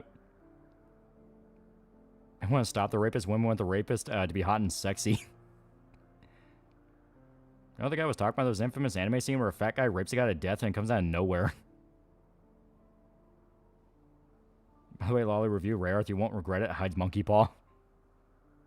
I think Saya's adoptive older brother raises the rape baby. Fred, I tried looking up traps. I keep getting pictures of cute anime girls for some reason. Yeah, Blood Plus OP was a bop, though.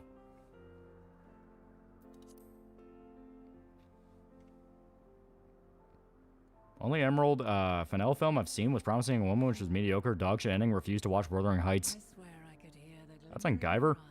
I didn't get super into Guyver, but I liked the parts I saw. It was metal as fuck. While we wait, will you not tell me about your adventures? Correction, 2 rape babies, because she had twin girls. Yeah, raped to death, that would be Tokyo Tribes 2. I like the dude just knew. Yeah, Bloodseed joint production between Production IG and Clamp, apparently. What the hell is Wuthering Heights? God, I'm trying to remember. I didn't read the book. I would lie and say I read the book, but in truth, I was looking up shit on the internet just so I could pretend I knew and pass my assignments on it. It was like a chick had the typical setup of like arranged to marry one dude, but actually in love with another. But then she rejects the guy that loves her and goes with the arranged dude, and he's an asshole. And he like psychologically abuses her for years. Then I think both of them die. The guy that she likes... No. She dies, and the guy that she actually liked is still alive and goes to, like, visit their house, I think. That's off of I have not even thought about Wuthering Heights in 15 years memory. More than 15 years. Man, true vampires also have always have twins, if I remember. Yeah, my mom said the movie was good. She said it was a romance. What the fuck? Novels marketed to women with Deadass B. MC meets Werewolf Man on page 12. Werewolf takes her by force on page 14. Werewolf MC Mary on page 219. Also, all right, I'm going to call it here. Great stream. Remember, women are weird. Stick to video games.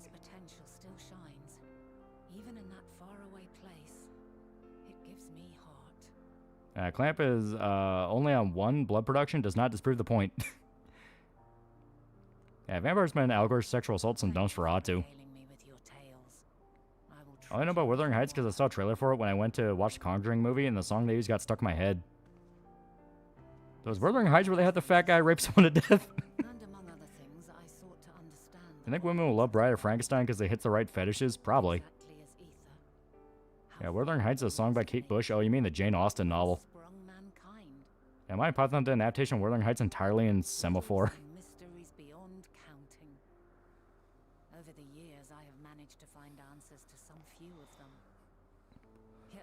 Oh, Code Geass is bad junk food anime. That's what all this rape and anime. Oh, Wuthering Heights isn't even like anime. It's just white women fetish central. Also, all the VTubers on Nosferatu went so hear me out because it would be freaky, but the thing is, Nosferatu is meant to be like the more horrifying Dracula. He's not even like seductive. He's just straight up a rapist. He's meant to look like a fucked up monster. We need to do a scientific research to explain why women love rape. I'm reading this book with this autistic guy made up a girlfriend so he could jack off in his mind, and he got tied with a girlfriend so he'll throw them into the ice cream store in his mind. Yeah, Bloodlust is totally a girl fantasy. She has two pale, handsome vampire knights in love with her. She has a bodyguard, emo vampire, weird romance between her and the adopted brother. Total woman shit. He's like a giant leech rat man, yeah. The whole time I was watching Nosferatu, I was like, man, I can't wait for that really cool scene where the whole party gets together and go to fuck up Dracula. That's what I like at Dracula. I like when the whole party's like, fuck it, we're God's crazy men. Let's just go fuck that guy up. Look, vampires are hot.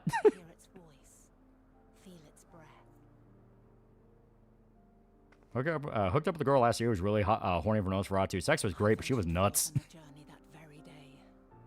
Also, you see the creator of Captain Durog turned out to be a black woman who's basically just a freak. She had some weird tweets on her timeline. Yeah, Bram Stoker's Dracula is a scene where a chick gets banged by a large wolfman Dracula. Everything fresh and new and so beautiful. Lands that stretched on forever. I'm saying Nosferatu would have gone differently if Richter Belmont was there. And one of the girls from Seiya's school gets with a sleazy, handsome reporter way older than her. Listen, chat, women want to fuck anything and men want to fuck tall women. Don't stick it in crazy. I don't care if grippy socks mean grippy box. You're going to get a knife in you.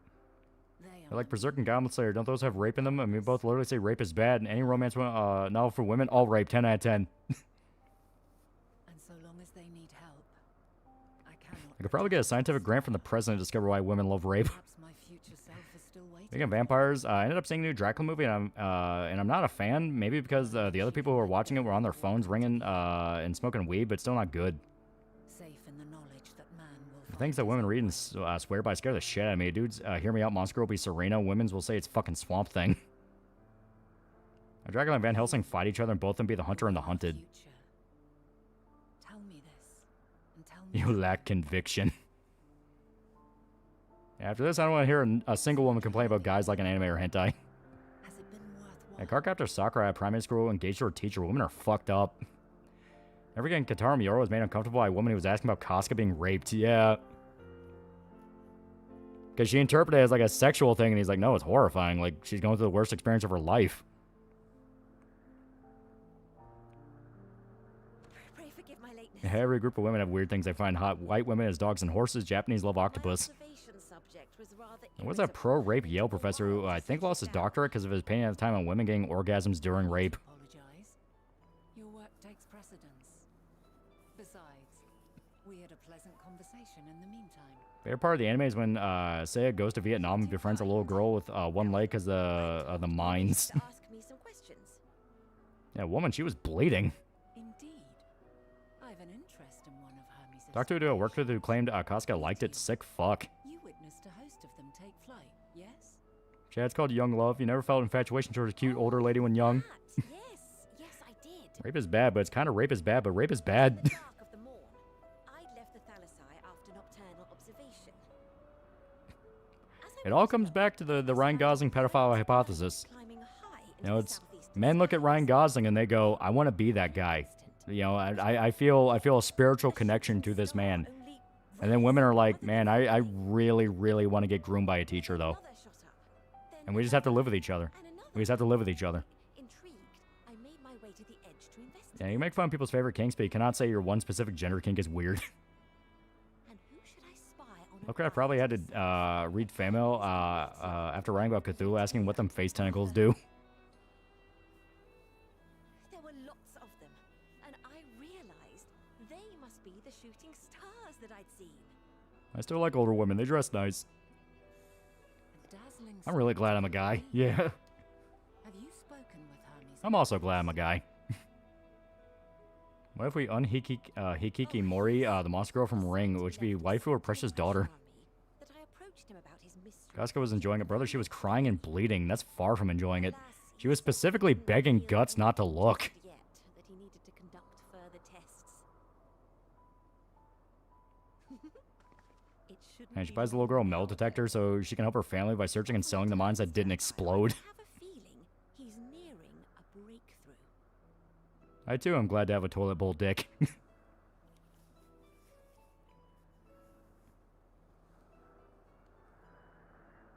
Splendid. We are likewise eager for the details. Well, that is all we wish to ask. Thank you for taking the time to indulge our curiosity. You're very welcome. It's always a pleasure to speak with other inquisitive souls.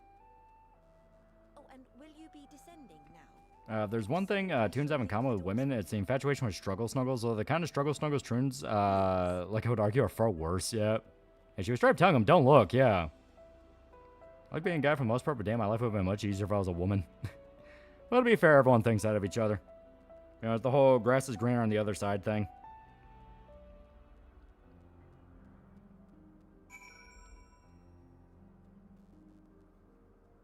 Yeah, Casca's not an NTR.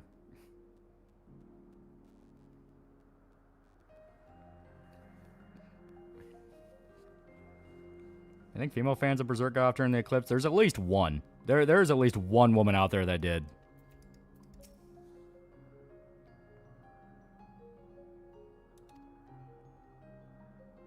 Okay, but like being groomed by your teacher, it's not like that bad of a fetish. You know, like if your teacher was hot and had nice thighs and was hot, you know, it wouldn't be that bad. What's more messed up, rape fans or NTR? Like, I'm very objective when it comes to shit like that. You know, if there's like rape in a story, I just view it as like, okay, this is the moment where it's ruining the characters' lives, and the main character is gonna go and fuck up the dude who did it. You know, there's gotta be consequences to that. NTR is just always like, that's just such a fucking fuck you. Like, that just makes you despise whatever character's involved in that.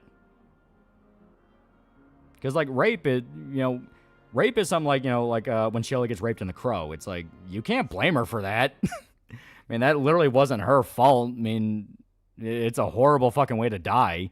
You know, especially circumstances around what happened to her. Casca, you can't fucking blame Casca for that. NTR is explicitly, like, intentional. Casca was also certainly not into it when Guts was possessed and almost insulted her, yeah.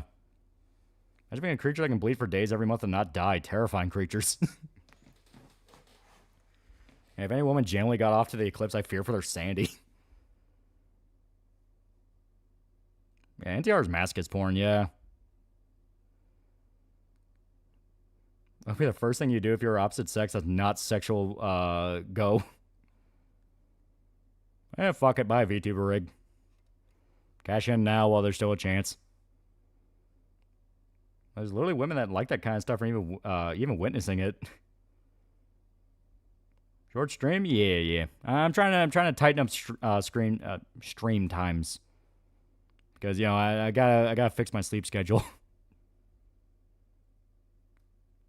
I was the opposite sex, I would get a better job or I got paid more while not working as hard. Well, now I see why people likes Joker too.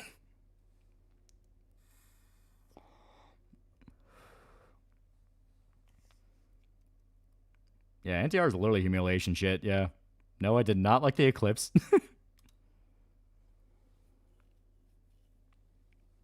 I don't even think Hello Kitty Girl's been to the eclipse. So when VTuber wonder why men don't self-insert as a guy stealing the girlfriend, they don't realize we want that guy dead, yeah. There is a bro code, you know, it's like, if you know the chick's taken, back off. It's not your business, you know? It's like, you know what, fuck it, hope you're happy together, you know? Now, if the guy's a dick and is, like, abusive, different story. That is one where it's like, you know what, yeah, asshole earned it. But if there's not, and the guy's just a genuinely good guy, no, don't fuck that up. You're an asshole. You deserve the ass whooping that happens. Yeah, bros for hoes, yeah. A single sex scene in Berserk game gave me any hint of sensuality. Even the one between Guts and Costco was just raw emotion, yeah. I was only bragging about when getting with a woman that easily cheats on their boyfriend or husband. Yeah, 'cause she's just going to do the same shit to you. Yeah, cheating is the worst thing that will happen, yeah. I liked it in terms of storytelling, yeah. The ugly bastard types deserve voting rights. That's why I figure Hank Hill is not a good friend, because Dale Gribble is his friend. He said nothing. To be fair, everyone didn't say anything. Yeah, stealing a guy's girl is only acceptable. The boyfriend sucks and they're basically broken up anyway. Yeah. Finally got my copy of Cyberpunk and shirt in the mail this week. Cool shit. Yeah. I'd never go for another man's wife. I would mostly shatter if it were me. I couldn't do that to another guy. Yeah.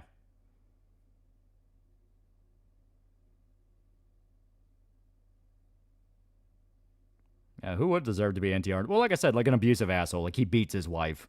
You know, he beats his wife, he beats his kid. That's one of those where it's like, yeah, do it, no shame. Fuck that guy.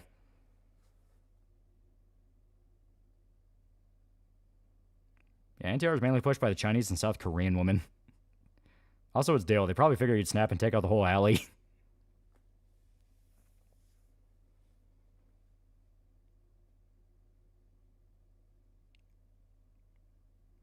I feel so bad for Dale.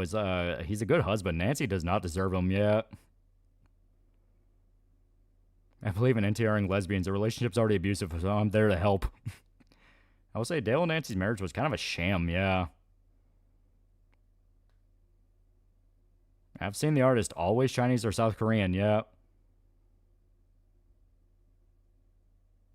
There's an entire manga that shows the reality of what NTR does to a guy. Don't worry, he gets a better girl and the hoe gets karma. If you're into cuckolding, I ain't gonna judge. Just make sure your relationship is healthy and consenting, yeah. Well, no, I mean, if you're talking like open relationship shit where the guy watches another guy fuck his girl while he jerks off, no, that shit's never healthy. It's gonna fall apart. Without fail, it falls apart. See the anime clip where they had a pink-haired Gyaru say that pure love doesn't mean you're a virgin. You can fuck 100 men, but it's still pure because the guy I like is the last guy I'll totally fuck. That one's more out of context because that chick is also a virgin. Because that's we are polar opposites. She dated a guy before the main guy, but she never did anything with him. The whole point was she was insecure because she didn't think she would ever have a first with the main guy. Yeah, someone will always be hurt, yeah. And no one learned from Pro Jared's mistakes aside from the self-posted dick pics? Yeah.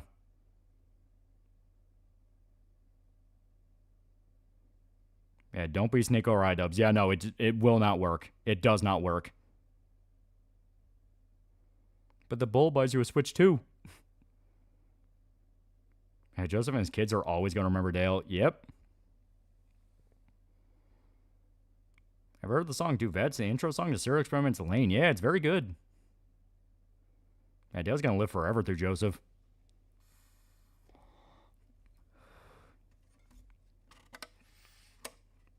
damn it, I'm out of water. I don't even have my Coke water anymore. Same about cuck queens? Oh yeah, no, like it just fails. Like we've seen over and over again all this open relationship shit. It just psychologically damaged people. It ruined trust. It made people hate each other more than before. Like kids got involved and kids got really hurt by it. Like you had that really famous one where it was like one chick and like 5 different boyfriends, and one of the boyfriends broke a fucking baby's leg because he could. And it's like it doesn't work. A lot of people forgot how many different kids were murdered in the crib during royal harems. Andrew Scott Steelball run's been revealed. Damian Mills is Johnny. Why God? Yeah, Redcorn might have been the biological father, but Dale is Joseph's dad. Humans pair bond. Just cope to pretend otherwise. Yeah, we're like wolves. We're meant to mate for life. When people open a relationship, the guy thinks they'll have like threesomes or foursomes, but in the end, you're in the corner with your cock in your hand.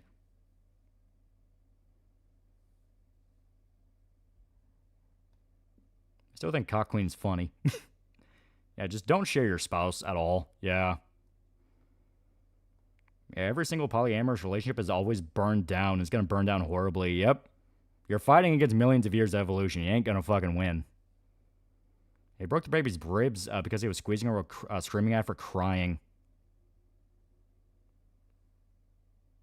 Yeah, it must be stated in that one situation where it was 5 dudes, 1 chick. Everyone involved was significantly uglier than you're already imagining. Yeah, there was that British mom who beat her daughter to death while fucking her boyfriend, both getting charged. Yeah.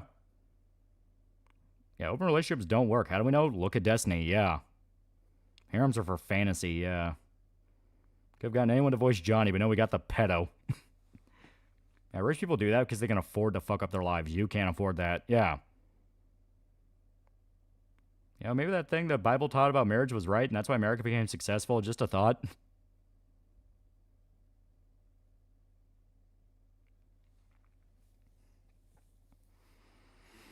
I remember people are still trying to say that being in a monogamous relationship is not healthy or not in human nature. Yeah, and it's the opposite. Like, it's the opposite. It's just saying the opposite of reality. I joke about my OT3 thruples, but I know something like that in real life will end with someone getting hurt. Yeah. I've read Weird Total Opposites. That chapter, a good chapter. They're both inexperienced and didn't know what to do. Yeah. Oh, Thorfinn's sister survived Thor's and inspecting her with one hand.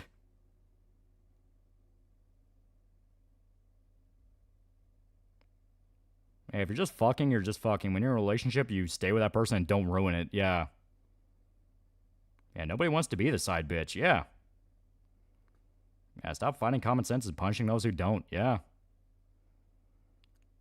Oh shit, guess both Stone Ocean and Steel Ball Run are the only JoJo I won't see in English. Shame since they're good. If you're ever wired to be naturally polyamorous, it's clear that's no longer the case. I only like the harem belly dancer outfit. Open relationships always fail the moment someone catches feelings that are more genuine than they can handle. Nobody's that secure. If they seem like they are, they're making an exit plan. Yeah. Plus, to me, it's just a shitty thing. It always comes down to someone being selfish. It's like, well, I don't want to commit. It's like, then you're a dick. You're stringing people along because you're an asshole. Yeah, we naturally want to monopolize our lover. Anything else is fighting nature. Yeah. You know, it's... The whole point of humanity is understanding our animal instincts and being able to filter them through the lens of society. So don't be an asshole. The Loading Crew, the channel that does what character alignments are, they're in a cuck queen marriage. Surprisingly, the husband isn't into it, but does it to make her wife happy as his wife happy as he sleeps with others. Yeah, that's going to fall apart. That's going to blow up. Look at Apothecary Diaries. How many babies killed due to jealousy or trying to push their chances. Tomorrow posted a self-made YouTube Shorts thirst trap for herself. You're going to watch it live on stream. So Rex from Xenoblade was wrong? Rex is legitimately too stupid to understand what he was doing was wrong. And nobody wants to be alone, yeah. I see Jelly finding out from chat that stringing guys along for years isn't romantic, yeah. You can like your weird fantasies as long as it stays fiction. Never try them out in reality, yeah. Every time you see an open couple, you can usually tell which one's too adventurous, settle down, which one cries themselves to sleep most night. If penguins can be monogamous, so can we, except those filthy Adelaide penguins. They're crazy. Yeah, Rex is kind of fucking dumb. Okay, but Xenoblade, he's allowed to do that. Look at the dudes from Super Mega. One of the people accusing him of false stuff was Morgue Pie. Yeah. It might be Rex's out there that can do it, but most of us certainly can't. Certainly better not to find out. Yeah. Other Blades is different. Yeah, beat JonTron, PewDiePie, not Destiny, Sneeko, or iDubbbz. JonTron and PewDiePie won. Yeah. Like, that's the whole thing. Just keep your life simple. Keep it simple. Don't fuck up your life for something that doesn't need to happen. Ain't no reason to it. Remember an article from a decade ago where a wife got her husband to agree to open a relationship, then she got jealous he was way more successful getting with other people. Yeah. What about that one twin with two heads that got married? Is one Polly?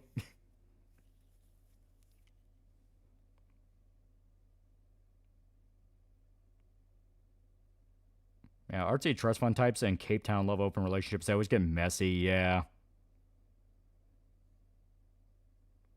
You know, the simple rule is anything you do will come back to you twice as hard. So, you know, if you sleep around like an idiot, you're just kind of increasing the deck against you that something bad's gonna happen. Like, it just don't complicate life like that. No reason to. No reason to. Better off just having hookups than an open relationship, because a hookup is just a one-time thing. You're probably never going to see that person again. Yeah, at least that's honest. How about being in a relationship with twins? Still can blow up in your face. Man, a guy who marries a porn star, unless he's a rich guy, might murder her and the kid.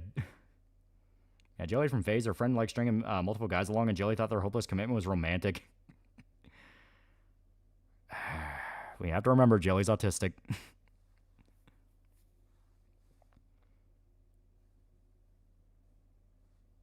Yeah, Siamese twins are an extenuating circumstance. And if I want to fuck around, be open about that and not put a label on it, yeah.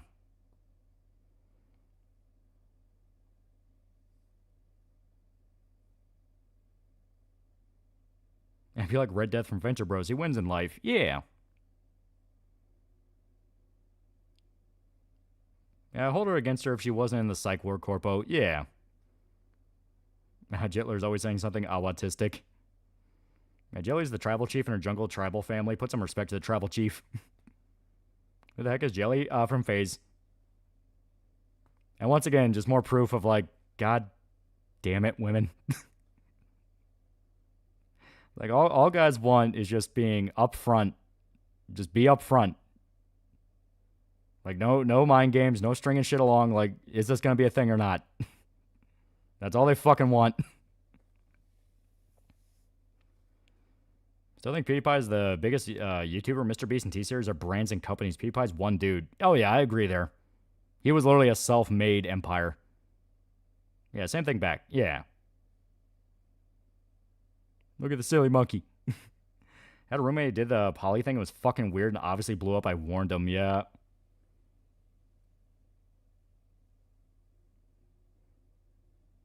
Why'd you think that was romantic? It's Jelly. Her brain's weird. I think Tabusca's winning so far.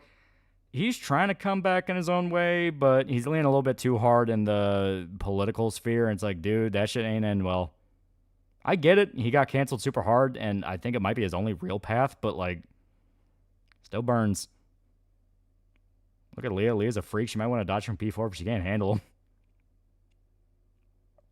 For the love of God, pick a restaurant, anything. Bring a fucking coat. Junkie Coon, $2. Thank you for the reality check, God, for yelling at me for this. But I'm direct. Guys don't want that, Kiers. You want a guy to correct you for being bratty. Think it through. Feudal Japanese warlord maybe can pull off a harem, but there's more. That's more of their powerful and rich in societal structure. Yeah. Yeah, Tabasca's lost his mind. There's no coming back. There ain't no coming back. There ain't no coming back. And my housemate tried polydating last year, and with one of them getting jealous and falsely accusing him of rape. Just get a second order of fries whenever she says she doesn't want any. Christine Weston Chandler is the only person in a successful poly relationship. He's got Sanchu, Rosachu, and Barb. You're going to be hungry later. I'm not sharing mine. Order the fucking food. Now, with Tabascus, I would have sued lots of people. Poor guys owed a massive apology. Oh, yeah.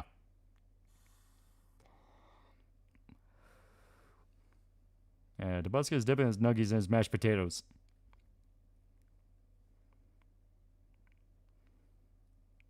Harem is more about keeping other political units involved under the Emperor by tying them together through marriage and blood. It's not about love. Oh yeah, explicitly not. And they bring back shame in society. And they shame whores and their simps. My girl says it doesn't matter what restaurant you pick. You better pick your favorite restaurant because then you're going to hear about, oh, why'd you pick this one? So I keep trying to tell Loli do his rep so he can become a himbo and woo his Oshi. Tomoe's the sanest horsewoman VTuber. There, I said it. And to be fair, Tabusca stalked his ex 20 messages a day for 365 days straight. Nah, bro's fucking crazy.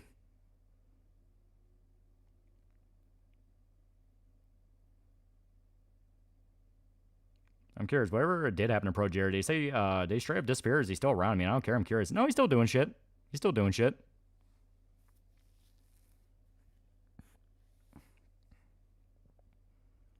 Even those Imperial harems, there was an official top wife, while the rest were literal concubines. Yep. Women are strange creatures. Why did God make them? We're going to try out Western harem lit novels, audiobooks, really fun power fantasies. I don't like harem. Like, I can enjoy a fun harem manga every now and then if it's more funny, but, like, I just don't really like harem. Because usually my favorite girl gets the least amount of attention, and she never wins, and that pisses me off. It's like, I'd rather read just a dedicated manga about the archetype that I like. You know what I mean? Tomoe was also on the Beaver Genocide grind set tonight, which means she's best girl. Life would be boring without us, and vice versa. Stuff that happened to Jared was false, if I'm right. I remember people like Charlie talk shit, and when they were wrong, they stopped talking about it. Yeah. Top wife is the bustiest, most fertile of them all. Pick a better girl, retard. My girl is peak. Your girl is shit. We've been having this argument for fucking 28 years, and I've been never wrong. Would you concubine the drug dealer? Your thoughts on Nezuko? Nezuko is like kind of one of the classic examples of like, oh shit, all right, all the good girls had to be sidelined for the fucking main one the author liked. Yeah, harem stories work well when it's funny, yeah. Like, if you get technical, Konosuba's technically kind of a harem, but that's just a comedy. I like Gabby. She's a good talker, but she's never getting anywhere beyond internet associate. You don't gotta be mean. How about Monster Musume? Kind of another example of like, oh shit, okay, I don't get to see T.O. this chapter. Okay, fuck you too. Tachibana was best Nezuko girl. Fuck Chitogi.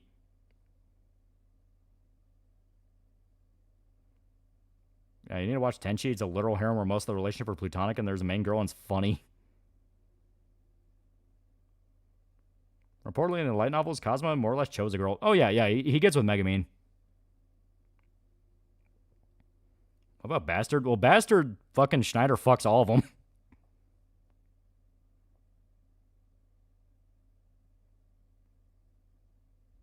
I've drawn your waifu as the Chud, my waifu is the Chad. Yeah, Tio tries to take a dolphin. There, you can take them. I took 2 today.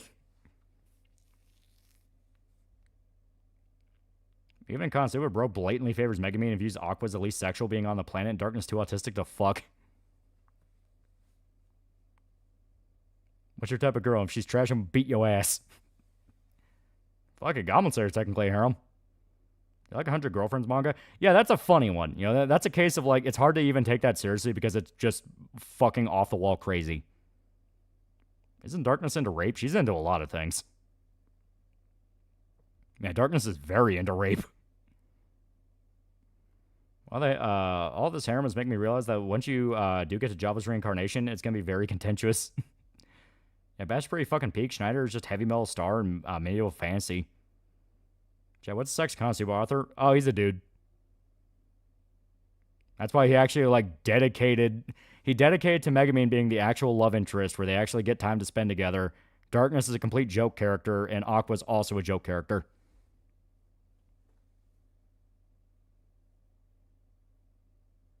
My Ray game is a shredded brown skin tomboy villain. Make me realize once you do get Java's reincarnation, it's going to be very contentious for you and reach a certain part. Yeah, Darkness is basically just the average female reader, yeah. Shushu, Mind Crisis, peak, short girl with eye bags and big boobs, perfection.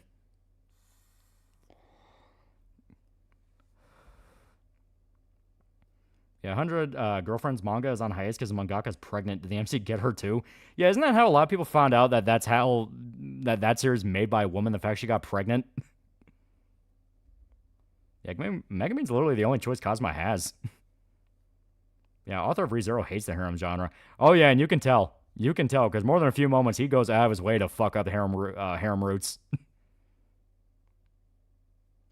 Megumin's actually the most normal among them. Seeing her as the worst she is a chuny, and the chuny stuff's literally in her blood.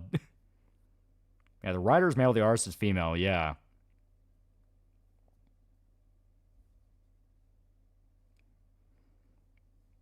I should understand 100 Girlfriends about a guy who wants to get with his girlfriend, but at first her mother does approve until she met him and then gave him a harem. There is a lot more to that story. Yeah, people already knew the artist was female. Now go on the mangaka. Yeah. Yeah, Chuny stuff is literally in Megumin Seiyu. With the twin maids. Why did the author make Megumin the youngest one? Can't emphasize with Cosmo without belonging under the jail. Oh, empathize with Cosmo. Well, to be fair, I think they're around the same age. What about reverse harems? I mean, I'm not a chick, so I don't know too much about it. There's some shoujo stuff that's not bad. I mean, Fruit Basket is pretty good. I'm not sure if that really counts, though. Also, you know, fuck, I always forget the name of it. Oran Host Club? That one was pretty good. Yeah, 100 Girlfriends, batshit nuts. I love it.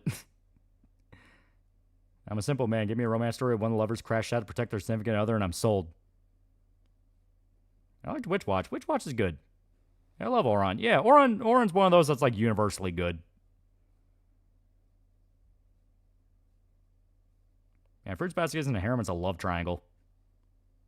I mean... potato.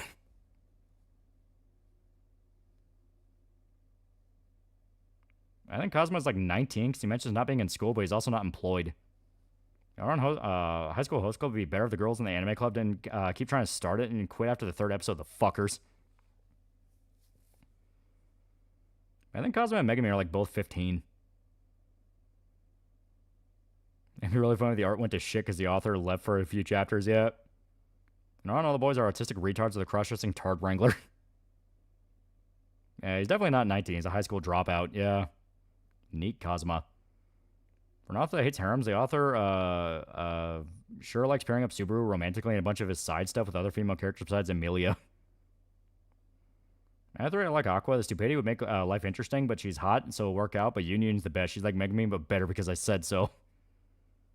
I stuck around because I genuinely love Tamaki. He's awesome. Aqua's best side bitch. Yeah, I think Cosmo's like 17 in the anime, but 2 or 3 years older in the manga and light novel. Yeah, Chaos Head shows nothing bad comes from Menhera girls. Yeah, Megumin's only like 2 years under Cosmo, yeah. And Haruhi gets with the leader of the Tards. Have you read Iki Tozen? That sounds familiar. Not quite harem anime, but my brother did show me this comedy anime with a bunch of kindergartners having a crush on their teacher. One of the kids was Yax's daughter. Oh, yeah. Yeah, that one's fucking crazy. Iki Tozen's basically kind of like... God, it's not quite Hitalia, but it's very similar, where it's old historical war, but high school. It's fucking weird. Yeah, Romance of the Three Kingdoms of the modern age, yeah.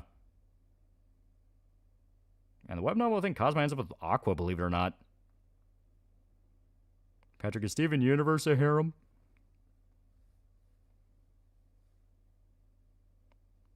Yeah, Cosmo's 16, only left the house for dating sim release and died because he thought he was hit by a car, yeah.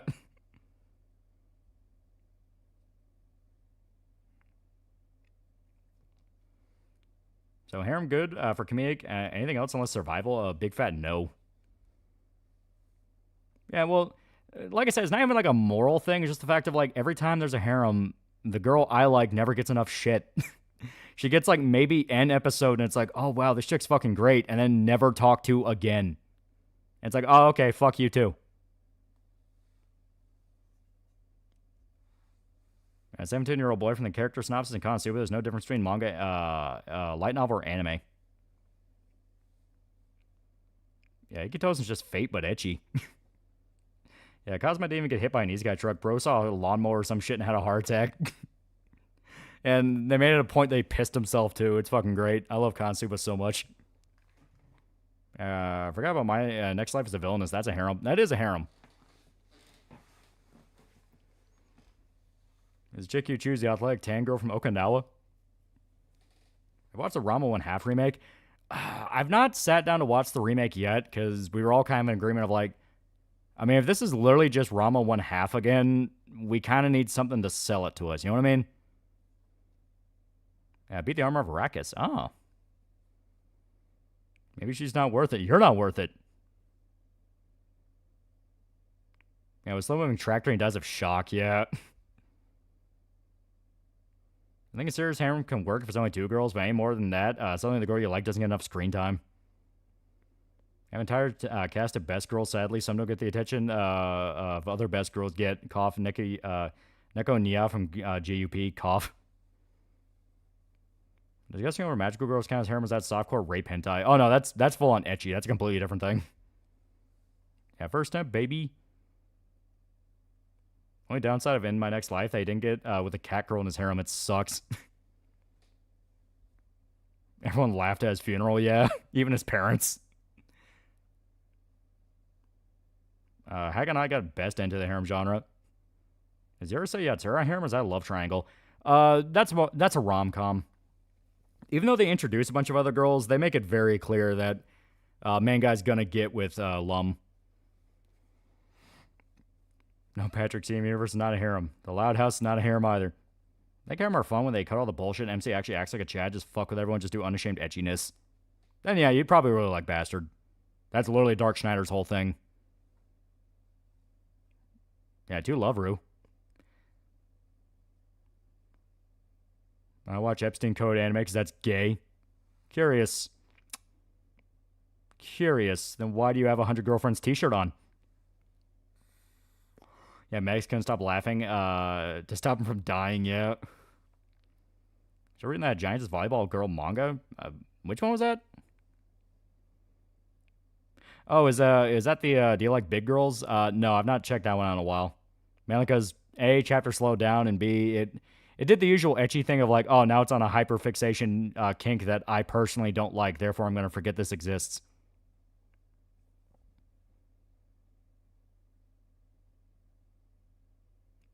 I finished Moshiko Tensei, and the girl I liked most got dropped pretty quickly. Like, she had tons of screen time, and then they get married, and suddenly she's not important anymore. Come back from the dead to beat someone's ass. Fuck you, mean you're laughing at my funeral. Yeah, Do You Like Big Girls just porn? More than once. If you're offered one thing when an isekai like Cosmo was, what would you pick? That's honestly a good question. I don't really know.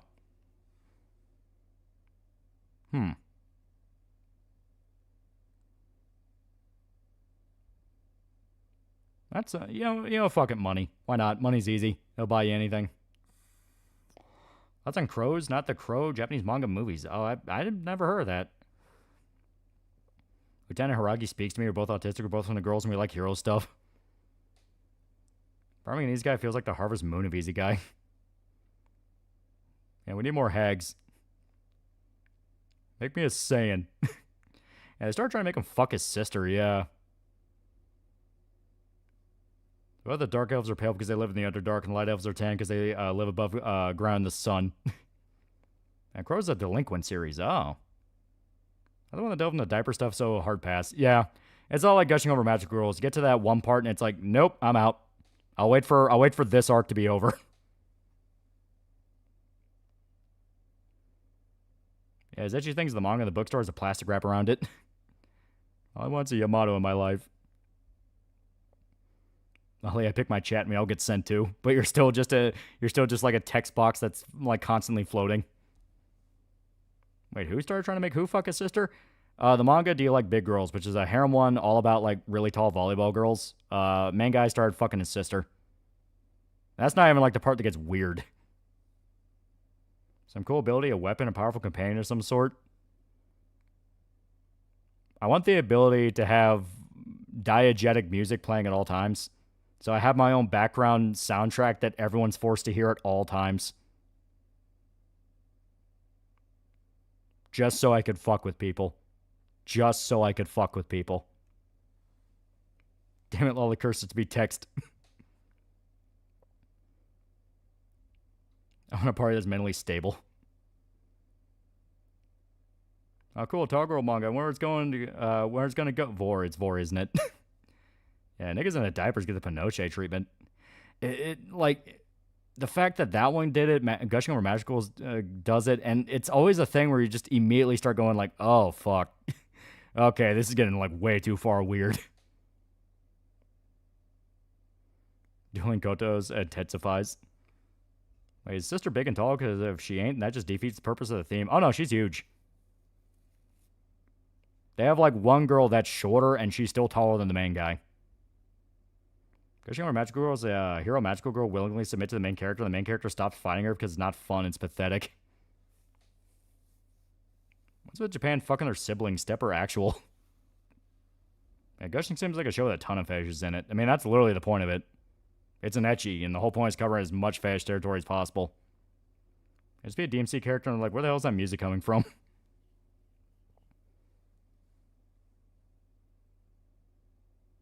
Seriously, why diapers? It's fucking weird. What's this big girl manga? It's literally just called Do You Like Big Girls?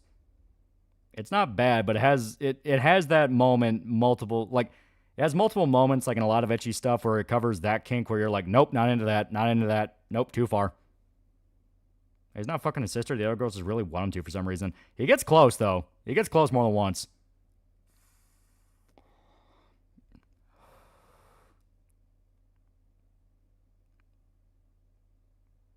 Gushing doesn't treat fish as a to-do list. I mean, yes and no. It obviously has, like, the arcs to it where it's covering kinks, but, like, yeah. It tries to make a plot around it, I guess. TM, even though that's not really the point. Do you even know for the diaper stuff? I like the candles and beating and sensory deprivation. Gushing Over Magic Girl speaks my soul, but then diaper stuff happens and screeches to a halt. Why'd I get an ad? And Gushing is Yuri Slop, and like all Yuri Slop, we've forgotten when the next trending Yuri Slop's released. As Google, do you like big girls? RNC one cover, one giant girl surrounded by smaller girls. She picked up a guy. I'm shocked you'd never bring this up till tonight. I don't know if we talked about it before. Just I've always prefaced it with, it's pretty good up until it starts getting weird, and then that's just where I tapped out. Where it's like, nope, not that down the rabbit hole yet. I don't want to go down that rabbit hole. I still very, very much have my vanilla but eccentric tag, and I'm going to keep that fucking tag.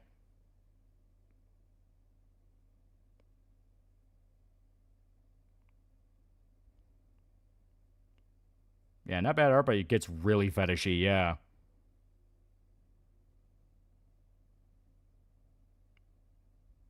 Yeah, a lot of us talked about Gigant. And to be fair, Gigant's Hiroya Oku. That's Hiroya Oku. He has his own fucking thing going on with him. Oh, he is actually Blue Archive strongest sensei.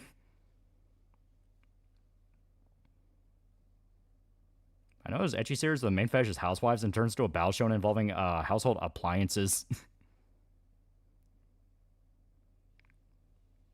I was having a personal theory, niggas in diapers are either pedos or touched by ones. Yeah, Gigant's alright, albeit the giant girls carry it, yeah. Like I said, it's Hiroya Oku. If you know anything about the guy, you know what you're getting. Yeah, Oku's mentally fucked, but he's allowed to. The man's a saint in the eyes of God. Yeah, we're eating ecchi and you enjoy the vanilla or chocolate fetishes, then you're hit with the author's actual fetish and you're just stunned and the boner doesn't help. Yeah, doesn't his girlfriend also dump him because he wants to fuck other people? One of those that likes a bit of pain, but some shit's weird.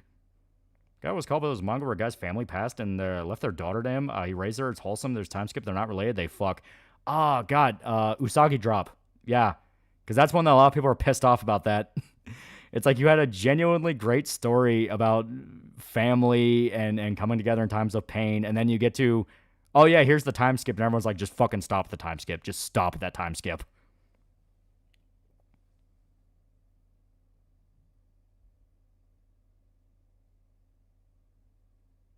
Yeah, fuck that series, yeah. Yeah, Gigant's basically Kishimoto from Gantz getting a do-over in the worst way possible.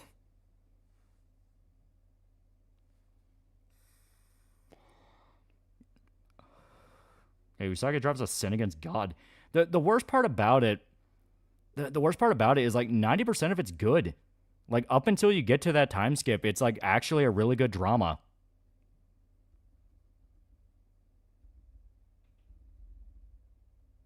Yeah, just read Yatsuba, yeah. At this point, Usagi drop hates overdone, even if it was initially warranted.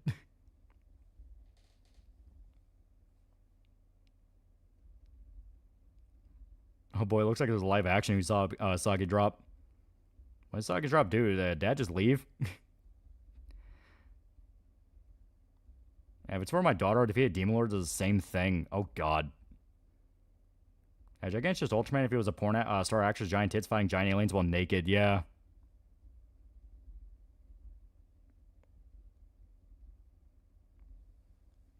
Also, why hasn't Yatsuba gotten an anime yet?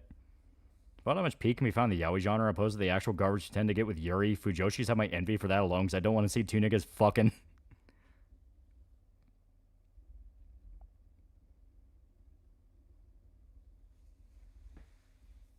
What's Usagi drop? As stated, it's a drama series where a guy returns to his hometown because I think his father died, and he finds out his father had another daughter. So technically it's his sister or his aunt. I don't remember. Because it was either his father or his grandfather. But she's really young. She's like 10 years old. So he decides to raise her. And the whole point of the story in the beginning part before the time skip is like, all right, I'm just some dude. How the fuck do I help raise a kid? Yeah, it was his grandfather. Yeah, because his grandfather had another daughter. And so that's why it's technically his aunt.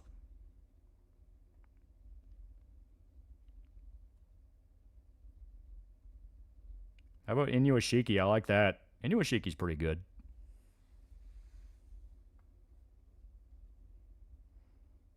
I understand Fujoshi take two guys bonding and coming over the odds. They take it and make it gay. Fujoshi's like Marines. Once a Marine, always a Marine.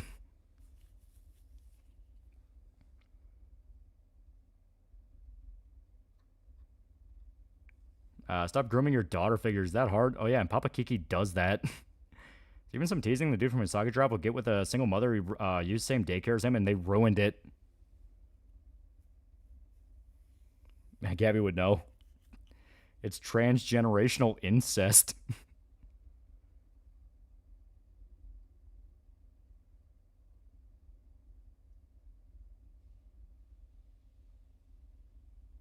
Yeah, why does that matter? We're talking about the One Piece goes hard. Yeah. Yeah, is that one ending's weird? The Raising a Demon Girl anime has a similar ending, but the girl isn't related, at least. A manga anime let me down was Komi-san. That one just goes on too fucking long, man. Like, it had multiple points where it could have just stopped.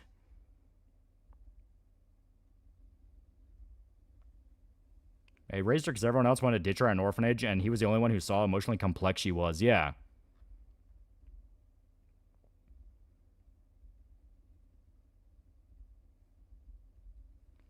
Yeah, there we go. We managed to end the night just talking about different anime shit that either disappointed us, pissed us off, or were really hype. I'd say we're at a good point. We're at a good point. We're at a good point now, so I'm gonna call it here. I'm getting sleepy. So, thank everybody who showed up. I'm gonna pass out. Crow video, like I said, my ideal is get it out by Monday. I'm a pretty good ways into it. I'm like a fifth of the way through it, so you know that's pretty good. But yeah, see you guys.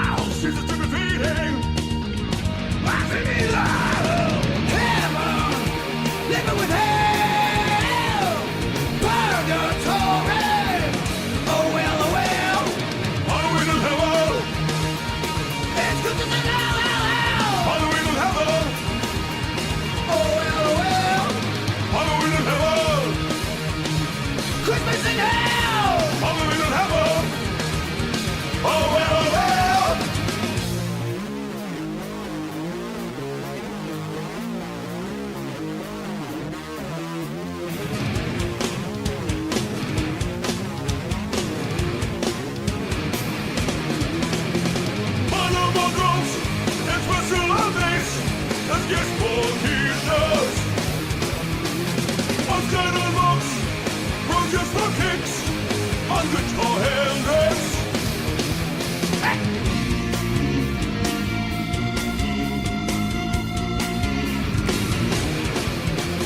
Lennon sits in with his friend George, but where is Boris? Of course I'm right when I heard they died and took the part of me.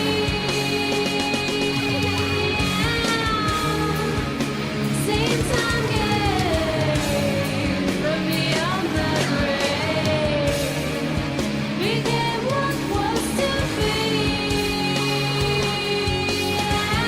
Elvis and dead, so he isn't here, or he never is. Demon Runish, Angel Rubies, Suicide Loser.